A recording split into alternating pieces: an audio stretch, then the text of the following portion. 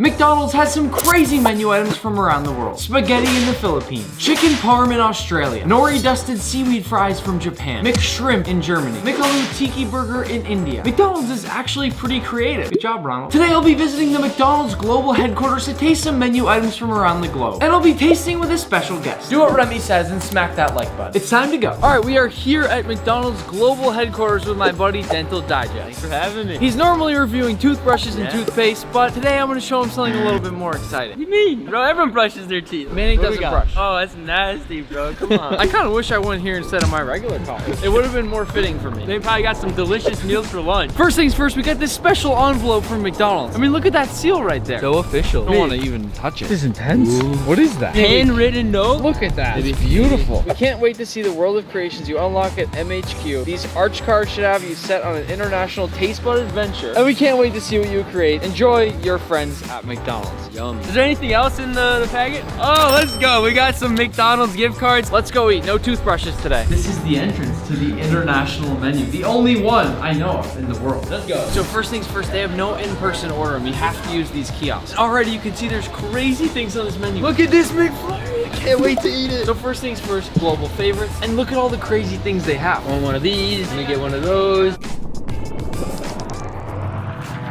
Let's see what else they got. Got some crazy menu hacks. They got some land, air, and sea. Don't know what that is, but we're getting it. We are now ready to order, and our grand total is not looking so hot. Anthony, I forgot my credit card today. I think you got them gift cards, right? McDonald's plugged us. Thank you for watching. You want to see a picture? You like toothbrushes better than food? Can't believe they like toothbrushes better than food. That's just ridiculous. What? So basically, we used so many gift cards that we fully broke the machine over there. Thank you so much. That's so much. Yeah. Wow, what do we got here? This looks so good. Where do we even start off, Nick? Oh, you're already going. What are you? All right, Nick, what country do you want to fly to first? I said we go across the globe to Hong Kong. Let's do it. What is this thing? It doesn't look like the most appetizing drink on the menu, but this is called the McFloat. Pretty good. It's pretty simple. It's basically a root beer float with Coca-Cola instead of root beer. I give it a 6 out of 10. I'm getting pretty hungry. Let's head on over to Korea for the triple onion burger. Let's see what it looks like. This has 3 different types of onions on it. Some are crispy, some are caramelized, and some are regular. Let's dive in. I don't really like onions. All right, let's do it. Ooh, I kind of like this. I might stay in Korea for a while. After the aftertaste is pretty good. Some of the onion on the bottom actually gets pretty bitter with this one. And this thing is fully loaded with just tons and tons of onions. So it's a little bit sharp. I give this a 6 out of 10. I'm with you on that. 6 out of 10? That's it? Exactly my rating? No, actually, I don't like it that much. I'm gonna give it a 4. Aren't you Italian? We should head over to Italy. Pistachio McFlurry. This thing is what I've been waiting for. This is thick. Yeah, this is thick. Look at that. Oh, wait a second. This is good. Man, bring your mouth over here. Take a big bite. It's really good. That's delectable. This is a solid 9.2 out of 10 for me. It's creamy. It tastes really natural. It tastes real for McDonald's. What do you think? I'm gonna give it a 9.8. You're giving this a 9.8 out of 10?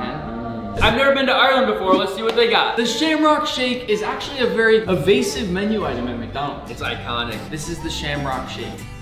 Ooh. Whoa. That's great. It's pretty simply a minty vanilla milkshake. A little too sweet after a couple sips, so I'm gonna give it like a 7.2, but other than that, it's really good. I'm going with a 6.9. 6.9, saucy. I don't see you dipping any french fries in your milkshake. What's wrong with you, bro? Man, you ever do that? Yeah, I do. Get out. Oh. You're fired. Tell us in the comments below if you should be doing that or You if have should not. to. Next, we are popping a quick flight over to the Netherlands. We're trying the home-style chicken sandwich. This has crispy chicken, bacon, onions, and 2 sauces combined into one. Let's dive in. Cheers. Whoa. They're good. That sauce is mind-blowing. Man, look at that sauce up close. It's like a caramelized onion, spicy, a little smoky. I got sweetness also. Sweet, smoky, spicy, it's hitting at all the flavors. My taste buds are going wild on this one. I'm gonna have another menu item from the Netherlands, the sweet potato fry. The Netherlands are crushing. Manny, what's in there? Uh-oh. Look at that. Pull that out, Manny. What does that look like to you? That's a normal fry. Honestly, these are like really good sweet potato fries. They're crispy, they taste super fresh. I'm like kind of shocked at the Netherlands right now. I wish we could rip through some more Dutch cuisine right now. All right, let's give Netherlands as a whole a review. Right now, for me, they're the top tier country. I'm gonna give them a 7.4. It didn't quite have enough pop. I'm gonna give it an 8.2. I enjoyed the chicken sandwich. All right, let's head over to France and grab some pastries. Whoa. This is a blueberry and cream strudel. McDonald's has some crazy menu items from around the world. Spaghetti in the Philippines, chicken parm in Australia, nori dusted seaweed fries from Japan, McShrimp in Germany, Michelin tiki burger in India. McDonald's is actually pretty creative. Good job, Ronald. Today I'll be visiting the McDonald's global headquarters to taste some menu items from around the globe. And I'll be tasting with a special guest. Do what Remy says and smack that like button. It's time to go. All right, we are here at McDonald's global headquarters with my buddy Dental Digest. Thanks for having me. He's normally reviewing toothbrushes and toothpaste, but today I'm gonna show him something a little bit more exciting. What do you mean? Bro, everyone brushes their teeth. Manny doesn't brush. Oh, that's nasty, bro. Come on. I kind of wish I went here instead of my regular car. It would have been more fitting for me. They probably got some delicious meals for lunch. First things first, we got this special envelope from McDonald's. I mean, look at that seal right there. So official. I don't want to even touch it. This is intense. Ooh. What is that? Handwritten note? Look at that. It's beautiful. We can't wait to see the world of creations you unlock at MHQ. These arch cards should have you set on an international taste bud adventure. And we can't wait to see what you create. Enjoy your friends at McDonald's. Yum. Is there anything else in the packet? Oh, let's go. We got some McDonald's gift cards. Let's go eat. No toothbrushes today. This is the entrance to the international menu. The only one I know of in the world. Let's go. So first things first, they have no in-person ordering. You have to use these kiosks. Already you can see there's crazy things on this menu. Look at this McFlurry. I can't wait to eat it. So first things first, global favorites. And look at all the crazy things they have. I want one of these. Let me get one of those. Let's see what else they got. Got some crazy menu hacks. They got some land, air, and sea. Don't know what that is, but we're getting it. We are now ready to order, and our grand total is not looking so hot. Anthony, I forgot my credit card today. I think you got them gift cards, right? McDonald's plugged us. Thank you for watching. You want to see a picture? You like toothbrushes better than food? Can't believe they like toothbrushes better than food. That's just ridiculous.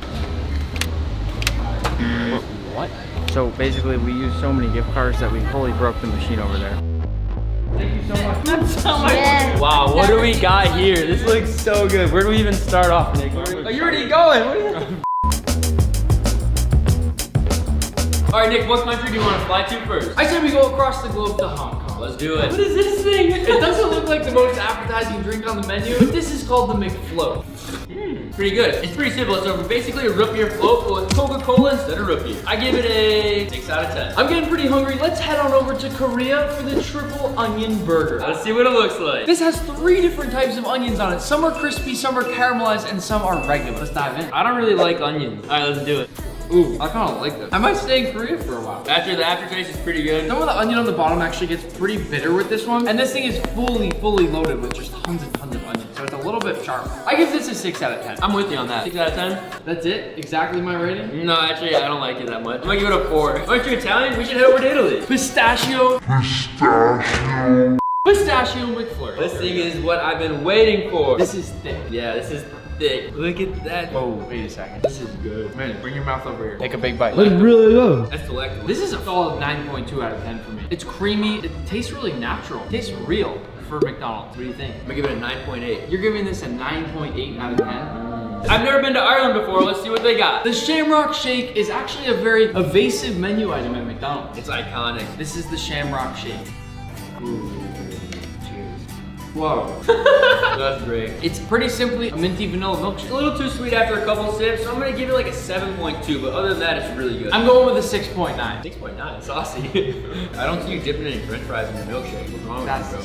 Man, you ever do that? Yeah, I do. Get out. Oh. You're fired. Tell us in the comments below if you should be doing that or You if have you should to. not. Next, we are popping a quick flight over to the Netherlands. We're trying the home-style chicken sandwich. This has crispy chicken, bacon, onions, and 2 sauces combined into one. Let's dive in. Cheers. Whoa. They're good. That sauce is mind-blowing. Man, look at that sauce up close. It's like a caramelized onion, spicy, a little smoky. I got sweetness also. Sweet, smoky, spicy, it's hitting at all the flavors. My taste buds are going wild on this one. I'm gonna have another menu item from the Netherlands, the sweet potato fry. The Netherlands are crushing. Manny, what's in there? Uh-oh. Look at that. Pull that out, Manny. What does that look like to you? That's a normal fry.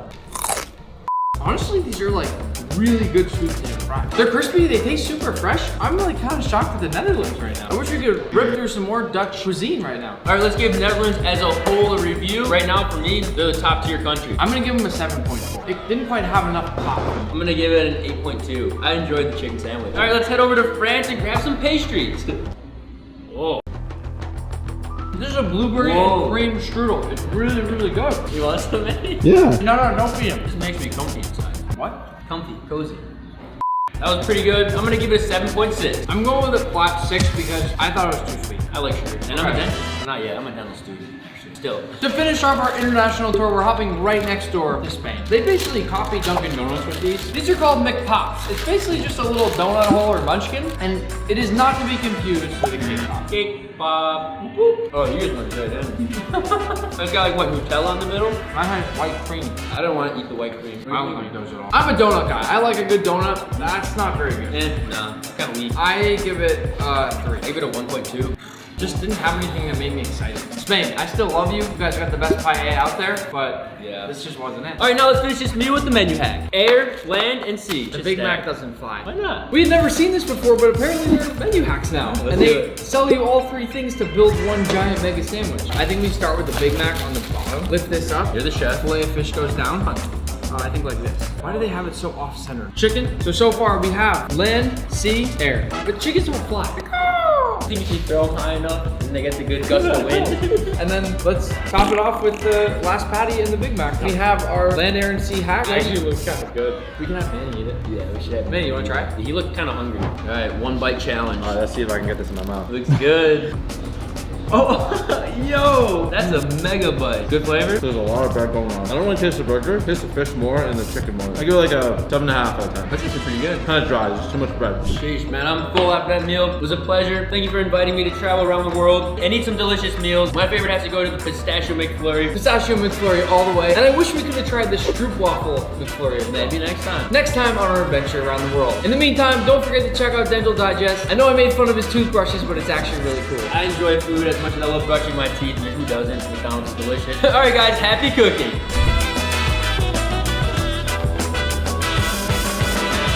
This is Mark Rober, one of the biggest YouTubers on the planet who's gotten billions of views on his science and engineering videos. But it turns out he has no idea how to cook.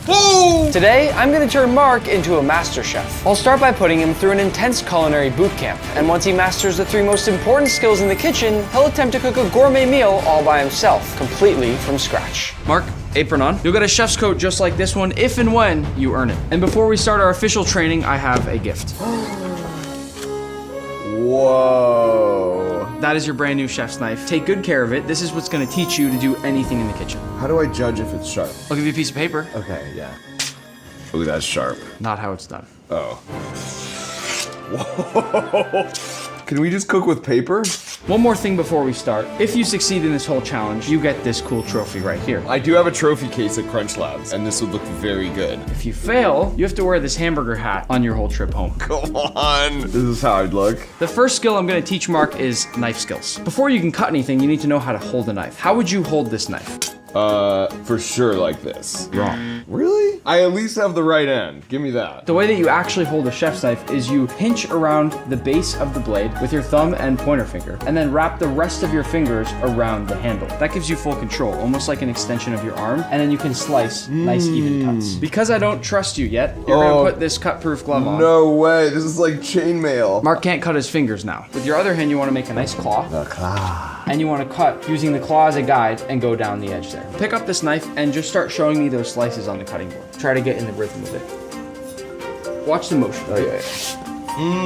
I understand. He's a quick learner. Can I do a no look, or I always need to be looking? You can do a no look. You sometimes do that? All right, let's bring in some ingredients. First up, tomatoes. Tomatoes, isn't that like the hardest thing to cut? With the first tomato, I want you to make nice, even slices. Yes, chef. You should be going forward the whole time. Oh yeah, That's yeah. how you slice. Okay. Even slices. You said that like I'm not doing them evenly. Well, are you? You know, this was the first one. We're not counting this. This is the last one. I know as chefs, you never count the first and the last. I've seen worse. Looking at these initial knife cuts, we're starting back at square one, maybe square zero. There's room for improvement, I'll give you that. If we get to the challenge later in the video, I'm not gonna be the one judging you. You're gonna be the judges. So at the end of the video, comment down below if you think Mark did a good job and if you think he became a master chef. My fate is in your capable hands. Next tomato. Get me the thinnest slice you can possibly get. This is all about precision and knife control. Whoa, okay. You're not holding the knife correctly, are you? Ish.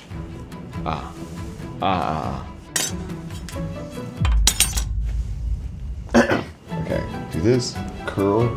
Don't stand awkwardly, relax, and just position yourself however you need to be able to cut properly. Good point. Thin, even slice. Thinner than that, I need like thin. Okay, first one doesn't count. This is nice. Oh, I can see like the cells in that thing. Already you've gone from about a 1 on a scale of 100 to maybe a 7 or an 8. Dang. Okay, so precision you've got. That's my thing. In the kitchen, I'm more of a like precise guy. That's why I don't have like the feel and the art, but like give me the numbers. You crush this exercise. When do I graduate from the glove? I feel like such a newbie with this. You'll graduate when you're ready. One time I saw you perfectly take all the rind off a watermelon, but you used sponges and you kind of cheated. Yeah. Now I want you to do it like a real chef would with a knife. Clean it off in the fewest number of cuts that you can. Wow, that's a lot. Don't stand awkwardly. Grab the knife appropriately. Relax. Relax. Here we go. This is where you need to be a little bit more forceful. Okay, yeah, I'm getting that. 1, you're going at an angle right now. Be careful. Look at the shape of the watermelon. Look at the base. If I do that though, it's not gonna be parallel to the other side. That's like 12 degrees right there. Now I'm gonna put it like this. Oh boy. Follow the rind. Okay, just follow the rind. Oh boy. Holding the knife incorrectly.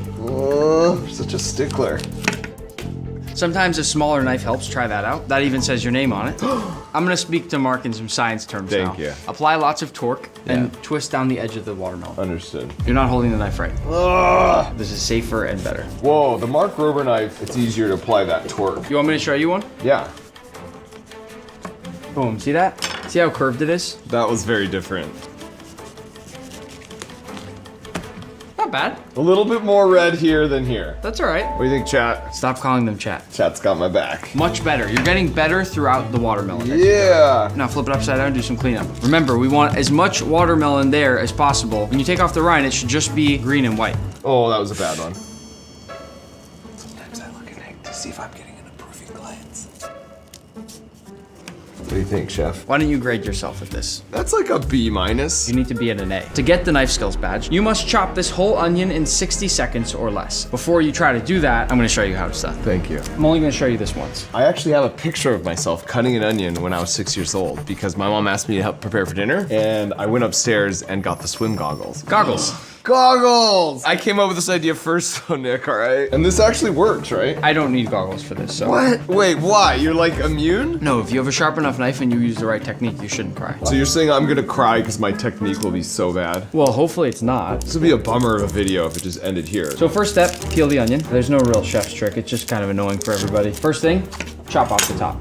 Upside down, chop it in half. What about this part? That actually is what holds the whole onion together, so we need that. This is where the claw comes in. Chop down the onion. You're not going through the whole thing. Not all the way through, 90% of the way through. If I'm being honest, you haven't done anything. Like, it just looks like an onion. Sure, okay. This is where we do the claw again. 1, 2, 3, 4, 5, 6, 7, 8, 9, 10. That is so cool. And you're just going forward. And we're left with this stub, and if you really want to chop the rest, you can just... And that's how you chop an onion, okay? No way. That's wild. Wait, the clock starts from the beginning? I mean, like from this point? For the knife skills badge, you must chop this whole onion in 60 seconds. You ready? I'm ready. 3, 2, 1, go. It's not my best start. Peel! Moving quick. Nice. Don't forget how you hold your knife. Yeah, you got it. 30 seconds left. Come on. I need a sous chef. Oh, God. I'm falling apart, chef. 10 seconds left. What? There's no way that's true. Quick, quick, quick. Woo! 5, 4, 3, 2, 1. Hands up.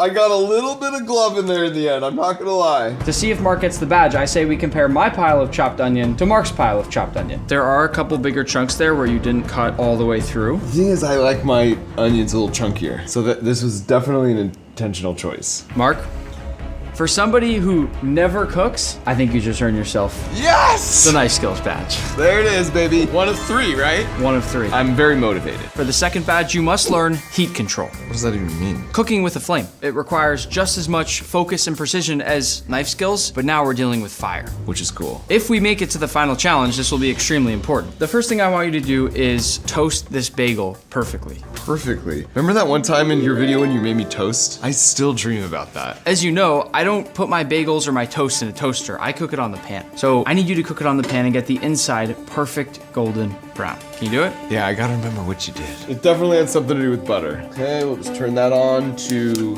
11 heat. Are you asking? No, I'm just saying, and I'm looking at your face when I do it. Maybe a little lower. Like 8 heat, I mean? 5 heat. Perfect. I'm gonna take this butter and I'll put it right on the bagel in the pan. Then I'm gonna do this like a pro, let it melt. And I just plop this in here and I move it all around. This is exactly so far how I would be doing it. This is good. I'm not kidding, when you made me that toast, that's like the top 5 culinary experiences of my life. You're being totally serious. I'm dead serious. I dream about that toast. I'm not kidding you. I'm noticing 2 things already. First, your pan is off center on the flame. Oh, this way. Right, exactly. Then, constantly be adjusting that flame as you go. You should be picking up the bagel, checking it, seeing if it gets brown anywhere, and then shifting it around at all times. You need to constantly be moving the pan, changing the heat like a DJ. You want to see a quick trick that I think you'd appreciate because of science? Yeah. So if my pan ever gets too hot, I will immediately bring it back to the sink, turn on the water. It instantly cools the pan down. That is so good. And then you're back to square one. Okay, back up to 5. There's so many variables to be thinking about when you're cooking something over heat. The other key that you have to think about that you haven't really thought enough about yet is that surface area of contact between the bagel and the pan. When people are trying to cook a steak and they don't get a proper sear, it's usually because the steak's bubbling up and there's little pockets of it that aren't touching the pan. Press down, make even contact on the whole bagel. Treat it like a really fancy steak. What I'm also noticing here and what I'm proud of Mark for is the fact that he's got chef hands already. You aren't seeming to be fazed by the heat, by the hot oil that's spotting up on you, by the butter. It's just calluses from engineering and weightlifting. You have chef hands. Heck yeah. 99% of people I meet don't have chef hands. Yeah, I bet Trahan had soft little baby Pillow hands. Yeah, they probably smelled like lavender or something. That looks golden brown. I can already tell you're really good around heat and you just perfectly nailed a golden brown bagel. So I actually feel ready to jump you to the final test for this batch. Okay, do I get to taste this? Ooh, I like the crunch. That's pretty good. It's not as good as your toast. But it's good. Wow. Wow, that's really good. Did you hear the crunch? Yeah. What is that from? Maillard reaction, if you want the real science. I do want the real science. For the heat control badge, Mark, you must make me the perfect pancake. Oh. It's gotta be fluffy, it's gotta be even golden brown across the whole thing, and it's gotta be delicious. Do you make pancakes? Do Eggos count as pancakes? They're waffles. So no. Are you ready? Oh. Are you gonna go without butter? Oh, no, I'm not gonna go without butter. I'm gonna go with about this much butter. Make the perfect pancake, that's it, right? That's it. Already, this is using more butter than I would typically. Is that like a trick to being a good chef? Yeah, chefs use a lot of butter. Do a very small amount, make sure it's perfect. And no reaction at all. On these final challenges, I can't tell you much. Choose your weapon. I'm more of a flat wide kind of guy. Trick to a good pancake, I learned when I was a kid, is you wait for the bubbles. Cool. You said cool like that's not the trick. Okay, we're not sticking, that's good. You kind of only want to flip once too, that's what I always say. I've never met anyone who flips their pancakes more than once. Okay, we're seeing the bubble action. We're just waiting for that one last section to come through. You've got to be very confident when you flip. It's got to be a clean... The other thing is, a lot of times I don't even use a spatula when I flip. I do. No way. Yeah. Do you want to see it? I'm gonna flip this without a spatula. Can we agree, regardless of how this looks, if I flip this without a spatula, I get the badge? No. Let's just be clear. If it's burnt, you don't get the badge. If it gets messy when it flips, you don't get the badge. Gosh! Until you make me the perfect pancake, you don't get the badge. So much pressure. Okay, here we go. I'm ready. 3, 2, 1. Hey! That doesn't look normal. How did you even get those patterns on there? I don't know. It's burnt. It kind of looks like an English muffin. That tasted disgusting. What was that? Try again. Cannot move forward until I get this right. This time, I'm gonna flip it earlier. I don't wanna wait for full bubbles throughout. I'm not gonna say anything. It's back to you. Okay, here we go. Okay, we're off to a great start already. I'm already turning it down to like a 4. I feel like slow and low is how you want to rock a pancake. Already, we've got great bubble formation. The pancake's a little off-center in the pan, and what I'm optimizing for is pancake placement. The pancake itself is right in the crosshair of the stove. Smart. I like how you're using your engineering skills to create the perfect pancake. You gotta play to your strengths, right? Sure. The thing about cooking is that it's actually all science. So theoretically, Mark should be a really good cook. That's true. Theoretically. Theoretically, I should be able to do this. Now sometimes, and this is an advanced move, you can do a little bit of a peek. Smart, I like that. I saw some brown. I'm ready for the flip. You are? Yep. All right, let's see. Here it is. Boom. We're good. You were a little heavy-handed on the butter on this one. I still don't know that I'd call that the perfect pancake. Third time's the charm. What are you doing different this time? I want a nice thin layer of butter. I've been a little heavy-handed on the butter. What I'm gonna do now is wipe it around, and I'm just coating the whole entire pan. I've turned the heat down, a single pour right in the middle. That's your best pour so far. That is a perfectly circular pancake, and already those bubbles are starting to form. I'm also rotating the pan a bit more in case like parts of the flame are hotter than others. It's kind of like how on your microwave it spins around, so you don't have like hot spots and cold spots. You cook with a microwave, Nick? No. Me neither. I mean, look at that. You could calibrate an instrument on the International Space Station with the circularity of this pancake. I don't even know what that means. I think it's ready to flip. This is the big moment. Come on. That's a nice, lean pancake. I like the texture. Perfectly smooth across the whole thing. You do have an attention to detail with the food, I've noticed, Nick. That really takes it to the next level. This is really good. If that's not the definition of heat control, not sure what is. It's a perfect circle. It's perfectly even in thickness, and that crust on the top is even and golden brown, which means 2 for 3, baby, we're getting there. still one left. I've heard this is the hardest of the 3. I was actually about to say that. Okay, and I made that up, I assume. Well, it is. Okay, which one is it? In order to make it to the final challenge, you need to achieve your seasoning batch, which is one of the most important things in cooking. In front of us, I've created a mad scientist flavor lab with all the different textures and flavors you find in food. There's a lot here. To start out, I want you to look at all of these categories. They're in groups of 3. Each one of these groups represents some kind of taste or some kind of texture. In order to move into the next stage of our seasoning lesson, I need you to properly identify each of these sections. I'm on it. This, that's a potato chip. This is a cornflake. And this, breadcrumbs? So I feel like this represents the texture of crispy. Nailed it. Boing. Get it out of here. Here we go. This, syrup. Ooh, I'm looking forward to this bite. The good stuff. Salt? Just kidding, it's sugar. And this looks like honey. This represents sweet. Correct. Get it out of here. Oh, these are getting harder. Okay, I think I got this one. Lemon juice, vinegar, and pickles. This is like vinegar, like acidity. Acidic. Here we go. All right. This, peanut butter. What is this gonna be? Cream? Mm-hmm. And this looks like mayonnaise. This feels like fat. Mark's getting good. You're already doing way better than Ryan Trahan with the seasoning section. He didn't know really what any of this stuff was. He thought pesto grew on trees. Everyone knows it grows in a bush. Coming up next, this is ginger? Yeah. Okay, hot sauce. Could have been ketchup, but it's hot sauce. That's pepper. I don't need to taste that. This is a high concentration of capsaicin, also known as spicy stuff. Spice. Good job, Mark. Now this is where it might start to get a little I know, bit tricky. you can tell I've gone from like what's easy. Remember, some tastes, some textures. Okay, this, I'm hoping it is what I think it is. I thought that was coconut. That was not coconut. It's not coconut. What is it? It's Parmesan cheese. There you go. This is a mushroom. I don't need to taste that. Well, I'm gonna do it anyways. This, Any guesses? soy sauce? What is that? Worcestershire. Oh, Worcestershire. So this is umami. Wow, I didn't think you'd get that. I like made that up. I don't know what umami is. I've heard people say it. That was a Hail Mary. What does umami mean? Sort of like a taste that makes you want to keep eating. I thought that was sugar. This, I know what it is because I grow it in my yard. As suspected, it smells like toothpaste. This is mint. This, I have no idea what's about to happen. Sour cream. Nope. What? Okay. Yogurt. Yeah. Last one. Cucumber. What are all those doing to you? It's like refreshing. Close. Cooling. There you go. Okay, 2 more. This looks kind of delicious. That's like coffee. Yep. Really hoping this is cocoa powder. I'm just going full send. It is cocoa powder. Why would you eat that much? I thought like Quick, Nestle Quick tastes You're gonna delicious. choke on it. Water! Taste in small amounts. The heck is this? Last one. It tastes like gross Sprite. Tonic water? Yeah. What do they do to your palate? They make it bitter. Bitter! I pulled that out. This last one should be pretty easy. This looks like it's kind of like feta or blue cheese, which I love. That's feta. Salt, I'm guessing. Hard to mess this one up. Yeah. This, the clean spoon.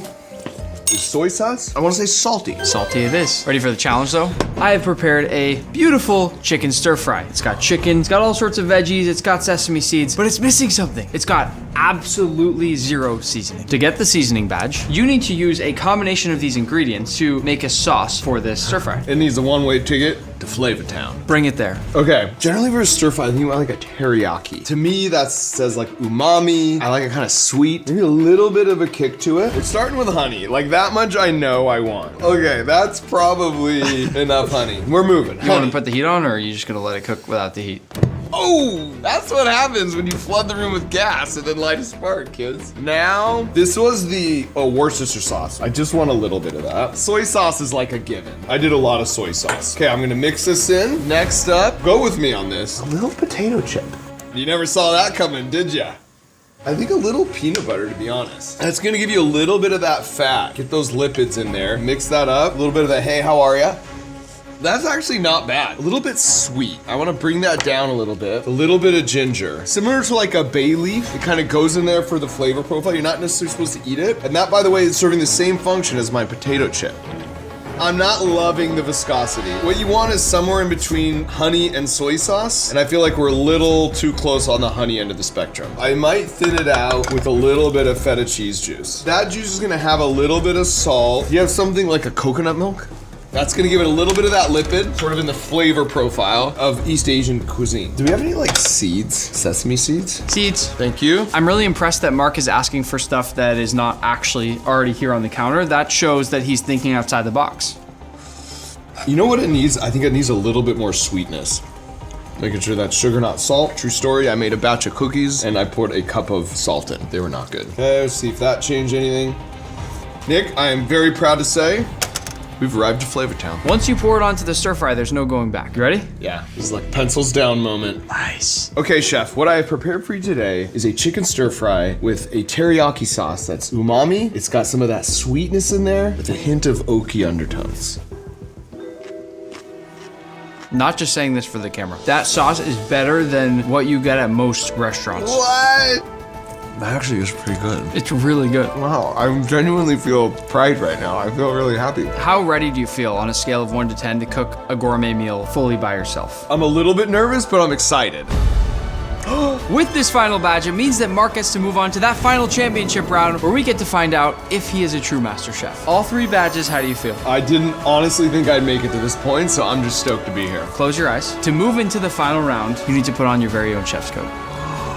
Chef Mark, what? Mark, do you have any idea what we're making? I have no idea. I picked a recipe that, whether most of you know it or not, is filled with lots and lots of science. The perfect burger and fries. I love burgers and fries. Have you ever made one? Not fries, a very simple burger. Today, you're gonna attempt to make a gourmet burger and fries entirely from scratch, except for the buns. There's no way you'd make the buns from scratch in time. You have great buns, Nick. This won't be easy. You'll have 1 hour, and if you don't finish, then we'll just judge you on whatever you make. I'm not just saying this, but the work I had to do to earn those 3 badges means I'm entering this with like some level of confidence. In this video, I'm tasting and ranking every color of food to find out which one is the best. And at the end of each round, I'll unlock a mystery box to reveal the rarest colored foods from all around the world.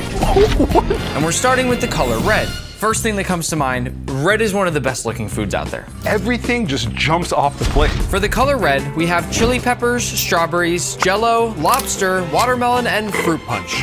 I'm gonna start Jell-O. Look at how good that little Jell-O cube looks. Cherry, best Jell-O flavor, by the way. Whoa. Oh! Watermelon, my favorite fruit. It's good. It's good. It's good. The other red fruit we have is this beautiful red strawberry. And think about it, red has the most fruits of any color. Good. That is fresh. Yeah. So juicy. I want to go into the luxury food item here. A beautiful steamed lobster tail. Now, lobsters themselves aren't red, but when you cook them, they turn that bright, beautiful red-orange color, and the tail is beautiful, vibrant red. And it's also the best part of the lobster. Just remember, we have to give every single color of food a ranking on a tier list, because the goal at the end of this video is to tell everyone watching which color food is best. The one thing I definitely don't want to taste are the chilies. Yeah, and what makes it even better is that some of these are the spiciest peppers in the world. I'm gonna grab 1 sweet and 1 spicy. Let's play pepper roulette. Oh, come on. With my luck, I'm gonna get the worst one. Pick. Bam. Uh-oh. What? Show it, show it. Oh, come on, man. I got the spicy one. 3, 2, 1. Oh, it's delicious. It's a sweet bell pepper. It's beautiful. Nick, Are you good? no. That's really spicy. Have some fruit punch. You'll be fine. Before making any decisions, we should check out our red mystery box. Yeah, what? Our first rare mystery box food is saffron, the spice that's more expensive than gold. That looks so cool. There are many different ways to enjoy saffron, but one of the best ways is actually to make it as a tea. Look how vibrant the color is gonna be. At first, it's a little more yellow. You wait a few minutes, it turns bright, beautiful red. But I don't think we should make people wait. So. Cheers. Oh, that's delicious. So good. It tastes like you're drinking a flower. Look, it went from yellow to orange. Well, that works great, because our next color is orange. But before we get there, we both agree red food deserves B tier. Moving on to orange, we've got mac and cheese, bell peppers, Doritos, orange slices, salmon, and orange juice. This tray hurts my eyes. It hurts to look at this. It's very bright. It's too much. It's too much orange. It's like, all right, I'm gonna go in with the mac and cheese because it's one of my favorites. Of course. That is so cheesy. Oh my gosh. That's fake cheese overload, but it's good. Come on. Wash it down with a bell pepper. That to me is the best orange color that there is. Yeah, and it's natural. What's definitely not natural, Doritos. But it's so good. So good. Yeah. Fun fact about orange is that it's the color food with the most food coloring. 4 out of the 6 items in this tray often have food coloring. Even salmon? Yeah, I'll put a clip on the screen, but this salmon here was probably gray, and they dyed it to make it look orange and perfect. No way. That seems wrong. The orange slices bring me back to soccer practice. Soccer practice? Yeah. What, your mom would bring you orange slices? All the moms would bring orange slices, come on. My mom would forget to pick me up. I know you love sashimi. Oh, yeah. I'm gonna go for some orange juice. That's the stuff right there. I gotta say, even though that's probably food colored, it tastes good. You know what I'm also thinking about is orange is the color of the whole snack aisle at the supermarket. Cheetos, Ruffles. Goldfish, Doritos, everything. It's all orange, but they're all fake orange. I know, but I love it. I still love it. All right, let's bring the mystery box in. The mystery food for orange is a rare Japanese muskmelon. Oh, I've heard about these. They're expensive, How expensive? really expensive. You might need to split it with me. What? Shockingly, even just one of these melons can cost thousands of dollars. And farmers can only grow one of these per vine. They cut off all the rest so that every bit of the plant's energy goes into this one fruit. So it's like a ultra powered melon. Yeah, and as you can see, the outside's not orange, which must mean, wow, check out that inside. Wow. Isn't that beautiful? Yeah. So because all the focus went into this melon, Yeah. is it gonna taste 100 times better? Give it a try. All right. Wow. It's so good. It's the best melon I've ever had. It's sweeter and more melon flavor than you could ever imagine a melon being. Orange was a fun one. Orange food is going straight to A tier. And we still have an entire spectrum of colors to taste, including gold, black, clear, and rainbow. But next up is yellow, where we have cheese, corn, buttered popcorn, scrambled eggs, banana, and lemonade. Yellow feels like the happy color. I was about to say that. It's very bright, warm, welcoming. Just gets me excited. Let's just go for it. I'm gonna go in with the cheese. I'm gonna go banana. Everyone watching, do you open your banana from this side or this side? If you open from this side, you're crazy. I'm gonna be honest, I used to open from this side, and now I've learned that you just pinch the top and you peel down really easily. Some aged Swiss cheese. Delicious. I like that these are all simple, whole foods, you know? How's the corn? Corn's great. Who doesn't love corn? And this popcorn is delicious, and it's not regular popcorn, it's buttered popcorn, which makes me think now, all the different butters, all the different cheeses, eggs, yellow's the dairy color. Can you eat the eggs? Because I really don't like scrambled eggs. Scrambled eggs are amazing. I love the smell. I love the taste. I love the look of them. And what's not to love about some fresh squeezed lemonade? I used to have a really good lemonade stand when I was a kid. I crushed it. Really? No, the only person that came was the woman across the street. Try it. That is some good lemonade. Solid meal so far. Let's go get the mystery box. It's time. And this mystery box is... Ta-da! What is that? Is that a mini cheese wheel? Nah, I'm just kidding. Guys, come on in. Why would I have a baby cheese wheel? What's going on? Who are these guys? What? Oh my goodness! You got a parm wheel? This is an 80-pound wheel of Parmesan cheese. We shipped this straight from Italy. Wow. Start putting the wedges in. This is definitely the most amazing yellow food I can think of. It is iconic. Pop! Wow. Woo. Oh my. Give that a try. It smells so good. It's also such a beautiful shade of yellow. It almost matches your shirt. Kind of does. Delicious cheese, by the way. I gotta say, Yeah. yellow was fun. The parm wheel, just a showstopper. I agree. Are we thinking the same thing? I think we agree yellow food gets A tier. Moving on to green, we've got broccoli, green apple, pesto pasta, avocado, cucumbers, and matcha. Green is the vegetable color. It's my favorite color, actually. Do you like vegetables? I love vegetables. I love cucumbers. It was actually hard to think of green foods that weren't vegetables for this. Really? Even the pesto pasta is basil. Oh, that's actually really good. Well, yeah, of course, it's pesto pasta. It's beautiful, it's delicious. The looks and the taste are both up here. Also, eating green makes me feel healthy. I feel like green is the color of food that most people lie about eating enough of. Good point. Now eat your broccoli. Oh, man. It's actually not bad. Is the green food all gonna taste pretty similar though? No. Cucumbers are very different from a broccoli, Nick. Is there anybody that doesn't love avocado? I'm loving how much variety actually we're getting among this green food. We've got soft and creamy with the avocado. We've got bright and refreshing with the cucumber. Herby and cheesy with the pesto. Simple and healthy with the broccoli. And sour and tart with the green apple. I love a good green apple. That's a good bite sound, but let's see if I can do better. Ooh. That's a good apple crunch right there. Try the matcha. But I don't love matcha. I know, but try it. You gotta take everything into account. Still don't like matcha. It tastes like chalk. I like matcha. It tastes like sweet seaweed. Ooh. Let's go ahead and bring out that rare mystery box. Oh, here we go. What we've got here is an emu egg. I've never had this before. Look at that. Have you ever seen one? Never seen one Oh, before. look at it going into the smoke. The reason I love emu eggs so much is because I feel like they look like dinosaur eggs. Yeah. Does it taste like a regular egg? Yeah, I'll crack it open. Check out how big the yolk is. What? Ugh. I mean, yeah, it looks cool, but that can't taste good. I know the egg's not green, but there was a book I read as a kid where they made green eggs. So I figured we might as well see what happens, right? I mean, green eggs and ham from Dr. Seuss? Let's put a couple drops in. Kind of cool. I can't believe it's working. Here we go. Ooh. I don't love the slimy texture. Cover it up for a minute. Ready? Ooh.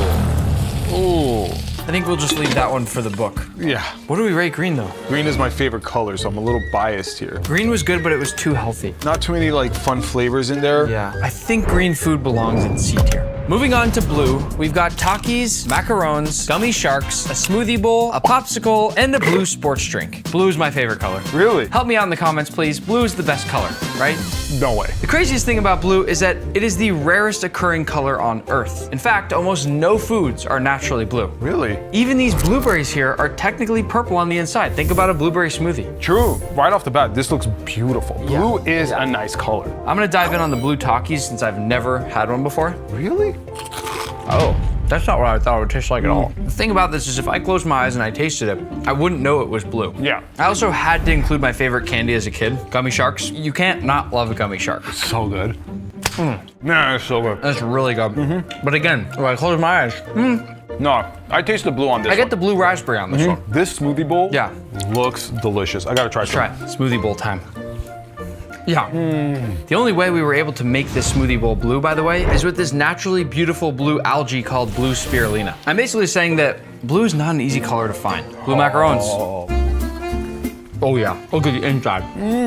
This probably food coloring again, Yeah, it doesn't taste blue at all. right? I do love a good popsicle. I can taste the blue in that one. Yeah, 100%. I mean, yeah. Let me get some of that.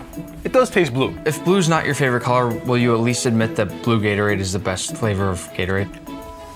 100%. I'm really unsure of what blue's gonna get. It's my favorite color, but so far, I really don't love the food. Yeah, it all comes down to the rare mystery box item. I've actually got a special guest bringing this mystery box in. Captain Kurt, come on in. What? What is this? I'll give you a hint. What? It's 1 in a million. Thank you. What? What is this? This is probably our coolest rare food yet. We have got an ultra rare blue lobster. These things exist? They do, but only 1 in every 2 million lobsters is blue. I've never seen a blue lobster in my life. It's incredible. This is beautiful. Now, here's the thing. Never in a million years would I ever cook a blue lobster. If I did, I don't think Captain Kurt would be friends with me anymore. Yeah, that's probably true. So this guy here is gonna go back to the aquarium where he came from, and we already had lobster earlier in the video, and he would taste the exact same anyways as any other lobster, so. That's true, yeah. I was not impressed with blue, but that lobster blew me away. No pun intended. I think blue would have been an arguable F tier without that lobster. I agree. With the lobster, it saved it. I think it's fair to say blue food gets C tier. Next is purple, where we have purple cauliflower, an ube brownie, sea urchin, purple potato, purple corn chips, and butterfly tea. Purple is my least favorite color. I could not disagree more. I'm not excited at all. I'm really excited. Purple cauliflower? No one would eat this. People are gonna think this is completely fake. I mean, it's beautiful. I'll cut it open so you know it's not AI. Whoa, that looks crazy. Does purple cauliflower taste any different from regular? Oh, it's really good. Look at that cross section of my bite. It does look beautiful. But you know what? I'm a desserts guy, so I gotta try that ube brownie. So delicious. Is it? I'm gonna open one of these sea urchins. If you know me, you know that sea urchin is my second favorite food behind, you know what it is, Pat? Sushi. Rotisserie chicken. Right. Ooh.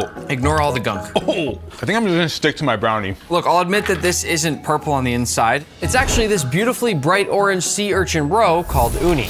So technically this could also belong in orange. It's a little bit weird for me. But look how beautiful that is. Take one of these little bites. You know what? Okay, Nope, fine. You don't have to. That's actually not bad. It's the best thing ever. It's sweet, buttery, ocean flavored. Can we count that? Is that purple? Listen, yeah, the outside is purple. All right, I'm gonna try the ube brownie. It's so good. Yeah. This brownie, by the way, totally natural color. It's a purple yam from the Philippines. It's got this natural cookies and cream flavor. Yeah. Purple potatoes also one of my all-time favorites. I've never seen a purple potato before. Ever seen a purple potato? I just get regular potatoes. It's like a sweet potato. It's exactly like a sweet potato. What drink is this? Before you try the drink, let me show you how that became purple. This is called butterfly pea flower tea. That's totally natural, exactly what it looks like. But it's blue. But if you squeeze some lemon in there, watch what happens. What? Just wait. Yeah. What? Look at that. How? That's like magic. That is why this one, to me, counts as a purple food. Why does it turn purple? Because of science. Oh, cheers. That is good. It's refreshing. What could the mystery box item possibly be? I'm melted. Open it up, Pat. Here we go. Whoa. Whoa. What? Is it alive? I don't think so. Oh, don't. Hey, man. What are you doing? Is this something alive? Does that look alive? Okay. What is this thing? This is called a star apple. It's from the Caribbean, and if you cut it open, it resembles the shape of a star. That is vibrant. Look at that purple color on them. On the edge there? It's amazing. How is this naturally happening? This one is super purple. Some people call it a milk fruit because it has this sort of sweet and milky flavor. It's very, very milky. And be really careful because the skin is toxic. What? Why are we eating this thing? They're really expensive, so we figured if we're gonna ship them, we might as well ship a bunch. How much you guys get? We got a lot. Oh my goodness, dude. Wait up. I love star apple. But it's not even that sweet though. It's not that good. It's not that good. The look of it is cool, Really cool. but the taste of it is whatever. I hate to say this, but I think purple food is gonna get a D tier. Wait, can I do this? Fine. Purple food is getting an F tier. Next up, we've got the color pink, where we have cotton candy, a donut, bubblegum, wagyu, fatty tuna, and pink lemonade. This one looks insane. It's actually, I think, one of the most beautiful food colors. It is, yeah. And you'll notice a lot of uncooked proteins are pink, like the ones I'm holding here, plus shrimp, ham, all sorts of others. Why don't I get you a slice of wagyu sashimi? You're just gonna give me raw meat? Yeah, it's fine. Look at that. How could you not want to eat that? The marbling is beautiful on it. Wow, it melts in your mouth because of the fat. You get this beautiful, rich, and beefy flavor. How can you beat that? My favorite cut of sushi, toro. This fish here is kind of the wagyu of the sea, and this is about as pink as any natural food will ever get. That is heavenly. All right, we got through the proteins. Can we go to the fun stuff? Yeah, I think we move over to the donut now. Oh yes, my favorite. Perfect Homer Simpson style pink donut. How can it get better? Bubblegum. These ones here are my favorite. Very classic, but Yeah. when I was a kid, I would take this out of its casing. I would just eat it like this. No. The whole thing? Get out of my video. I'll let you stay in the video if you can blow a bigger bubble than I can with this one normal piece of gum that I have. Oh.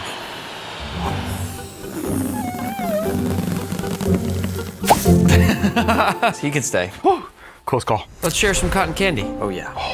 I still can't believe cotton candy is made by spinning sugar into really small little strings. I like putting my cotton candy into a little compressed cube like this. But now you just have a sugar cube. It's called cotton candy for a reason. It's crunchy, look. Isn't that cool? No. Let's finish it off with pink lemonade. If you didn't know, pink lemonade is often just lemonade with a little cranberry juice to make it pink. I prefer pink lemonade over normal lemonade. I agree. I think it's a better tasting drink. I don't know if it's just the color. I'm not sure about the rating yet. It could be A, it could be S. It's all gonna come down to the rare pink food. Our pink rare food is pink finger limes. What are those? Only one of the coolest citrus fruits ever. I've never had this before. Finger limes are also known as caviar limes, and you'll see why in just a moment. I'll open it up. Ready? Yeah. What? What is this? They're grown in Australia, so they weren't that easy to get. Listen. And all of the flavor in there is just the flavor of lime. I could have this forever. Yeah, but look at this. Look at how pink this one Yeah. is. That It's the looks- coolest food ever. Can't believe how crunchy they are. Pat, I gotta say, Don't do it, Nick. I'm gonna do it. Don't do it. I think pink food just made it into S tier. Moving on to gold, we've got a croissant, fried chicken, cupcakes, honeycomb, French fries, and apple juice. Gold is the color of fried and baked foods. They look amazing. Everything just pops. I mean, look at this croissant. I'm gonna go for a fry Whoa! It's stuffed. Look at that. with gold filling. Those are very crispy French fries. I'm gonna go for the fried chicken though.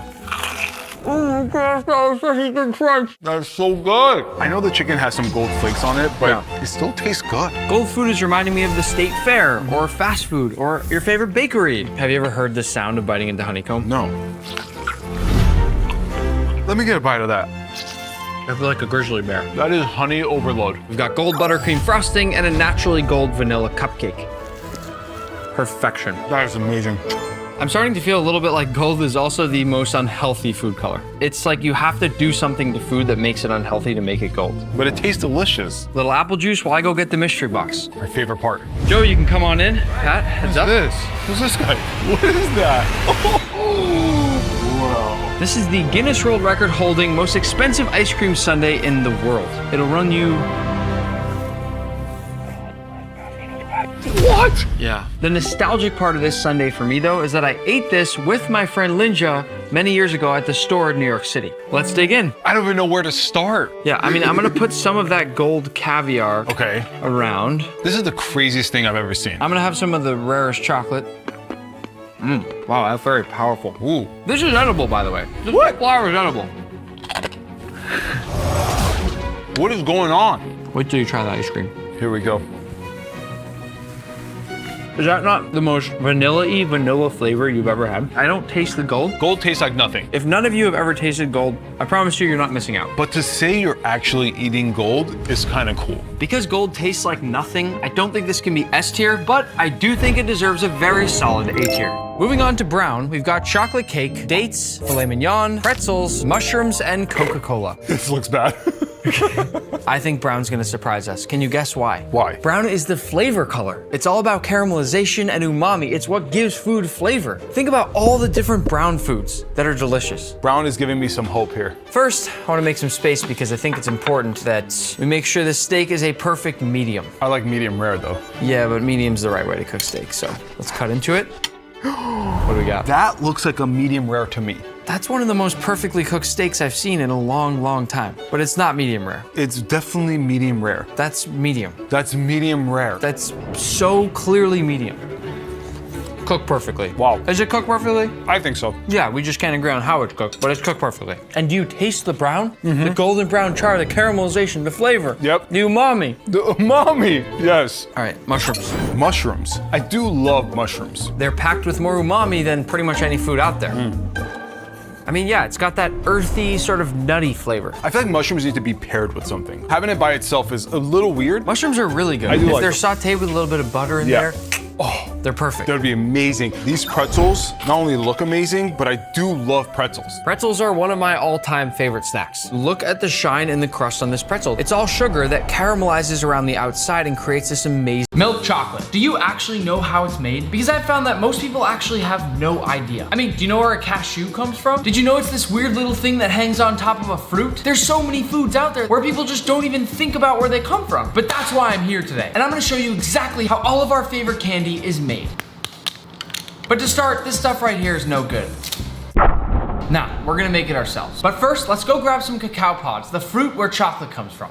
Oh, one thing we forgot to mention, we're actually flying all the way to Ecuador to pick up the cacao pods ourselves. We do it big here, so I'll see you in Ecuador.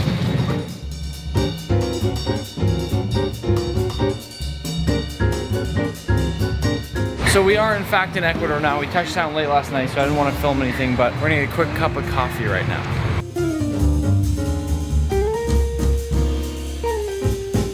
Here we have the humita. The humita is like a Mexican tamal. Okay. It's made with corn and with cheese. It's sweet and it's very common to have it here for breakfast or for lunch. Wow. I usually have it for breakfast, for lunch, for dinner, and for a late night time. I love it so much. Quick little last stop for some coconut water, then we're at the cacao farm. And how long till the cacao farm? 15 minutes. We're almost there. Perfect. Okay. Let's drink some coconut water. Wow, that's awesome. Oh, thank you. Thank you so much.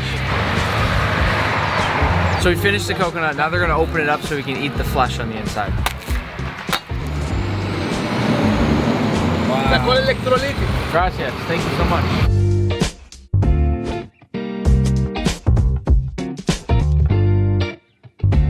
This reminds me more of me, and then right there is Manny. It's messed up. Start with the flour. You hit this small pot. It's 1 week. So this is the stage 1. We have 6 stages. This is stage 1. This is stage 2. Over there, if you can take a picture, you see the stage 3 and 4 and 5. Every day we harvest in the morning, and Wow. now you see the size. This is 50 m, 50 m, 51. Traes un machete aquí? Can I open it? Sure, but it's difficult. Look. Not like that. Oh. Is that okay? Nico, man, take a picture. Yeah. You see? Now you can taste it. For you, Nick, Manny. here you have the pulp, you have the bean, and you have the husk. From the husk today, we prepare the flour. The pulp, it can be the pulp, freeze pulp, or aseptic pulp. Yeah. And from the pulp, we can take the liquid and make the juice, okay? And inside we have the bean. So good. Yeah. You see the bean? If it's not fermented, it's purple. So when we talk about the ruby, now you can understand the color, it's natural. As you continue to grow, you get those massive, big, thick boys back there. That's cool. We're here right now in Ecuador, like we said. We started out in Boston, gonna make some milk chocolate. But this year is my good buddy Odette, who isn't fair to say you're Willy Brenner. Wonka. You're basically say. Willy Wonka, right? Yeah. The reincarnated Willy Wonka. Exactly. I actually have a picture here. I Is there lost a my hair, I resemblance? got older. Do you see any resemblance? Well, Anything here? I lost my hair during like, I mean, they told me that cacao actually grows your hair, but I don't know, I ate too much probably. He is the modern day Willy Wonka. You didn't believe me that chocolate doesn't grow on trees. The chocolate is a fruit. I wanted to take you here to the farm in Ecuador where we can really see there's no chocolate bar on a tree. It's a fruit, actually an unbelievable fruit, delicious. We're It's going to beautiful. describe it. So many colors. You know, always what's weird to me is that this looks ripe, but it's not yet. You're going to see when it does it's look ripe. ripe. I would think it's ripe. But in the middle of the process of ripening, then it's becoming red and yellow. There are different varieties of cacao. You know that Criollo, or here in Ecuador they call it Arriba Nacional. It's a very, very expensive cacao. Look different than this one. For that also many different types of chocolate, flavors, nuances of the taste. Anything you need to know about chocolate, he's your guy.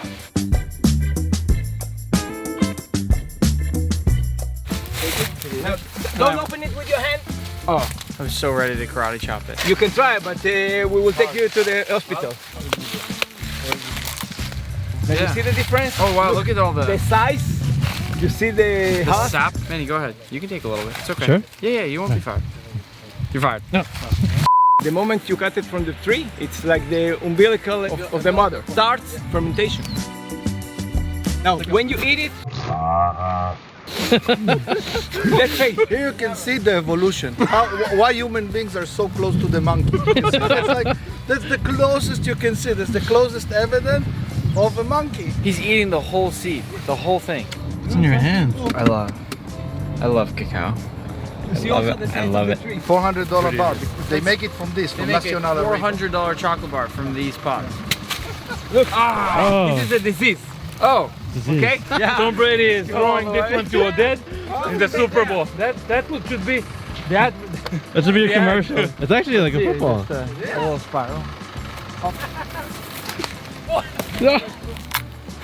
The flavor of this is, I can't even begin to describe it. Right off the trees, it's like a little bit gooey, but it's almost like a carbonated taste and texture with like citrusy, sweet, almost a little lemony. I don't even know how to describe it, but it's incredible. Look at that. Amazing. Crazy to think that this turns into chocolate, right?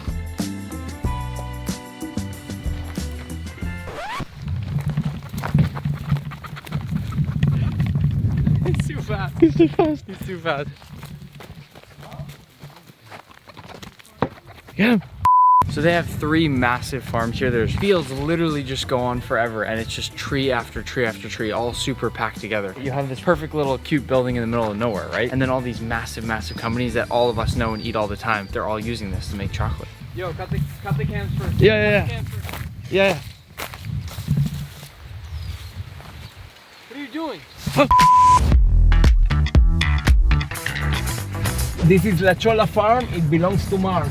This is where M&Ms come from. Yeah. Look at that entrance sign right there. Biggest cacao pod ever. So if you look back right behind me, this is a whole water reservoir. Oftentimes if the guy that runs the whole city, town's water isn't paid, he'll just go and turn off the switch. He'll just turn off the knob, and then you're stuck with that water. So they have all these backup supplies. Now we're gonna see that second stage of the process where they're fermenting and they're drying, because that's when you're getting closer to the actual final product that we all know, chocolate. So the way they keep the trees going, because they're harvesting 25,000 pods or more a day on each farm, right? Here you can see this is an old tree. This is 20 years old right here, okay? And you have all these pods and they're still small, but they're growing. And then you already have the second one that they're having grow off the side of it. And what they'll eventually do, this is brand new, what they'll eventually do is they'll chop this tree off after they harvest all the pods off the tree, right? And then they'll pull this one up, and this will be the new tree. And then a new one will come out of this tree and keep going. So that's the way they keep the cycle going, which is really, really cool. So we finally made it to the drying process here. And now it smells like chocolate, and here's where we're gonna get closer and closer to chocolate. Look at this, all chocolate. Oh wow, they smell really fermented. Wow. Look right down here.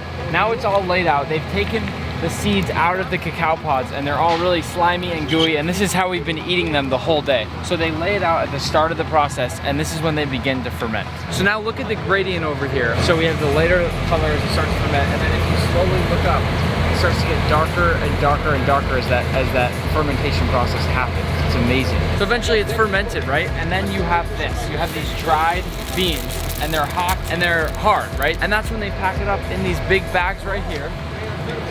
And this is what would get shipped to a factory like Mars that's gonna go ahead and take these and make chocolate out of it. So that's that process. And you can see that if I pick up a couple of these here and I crack this one open just like this, inside here I'm gonna have cacao nibs, which you may have seen on top of a smoothie or something like that. But this ground into a fine paste is what would eventually make a chocolate bar. Crazy, right? He pretty much goes back and forth and moves the cacao around. Big team guy. That's amazing.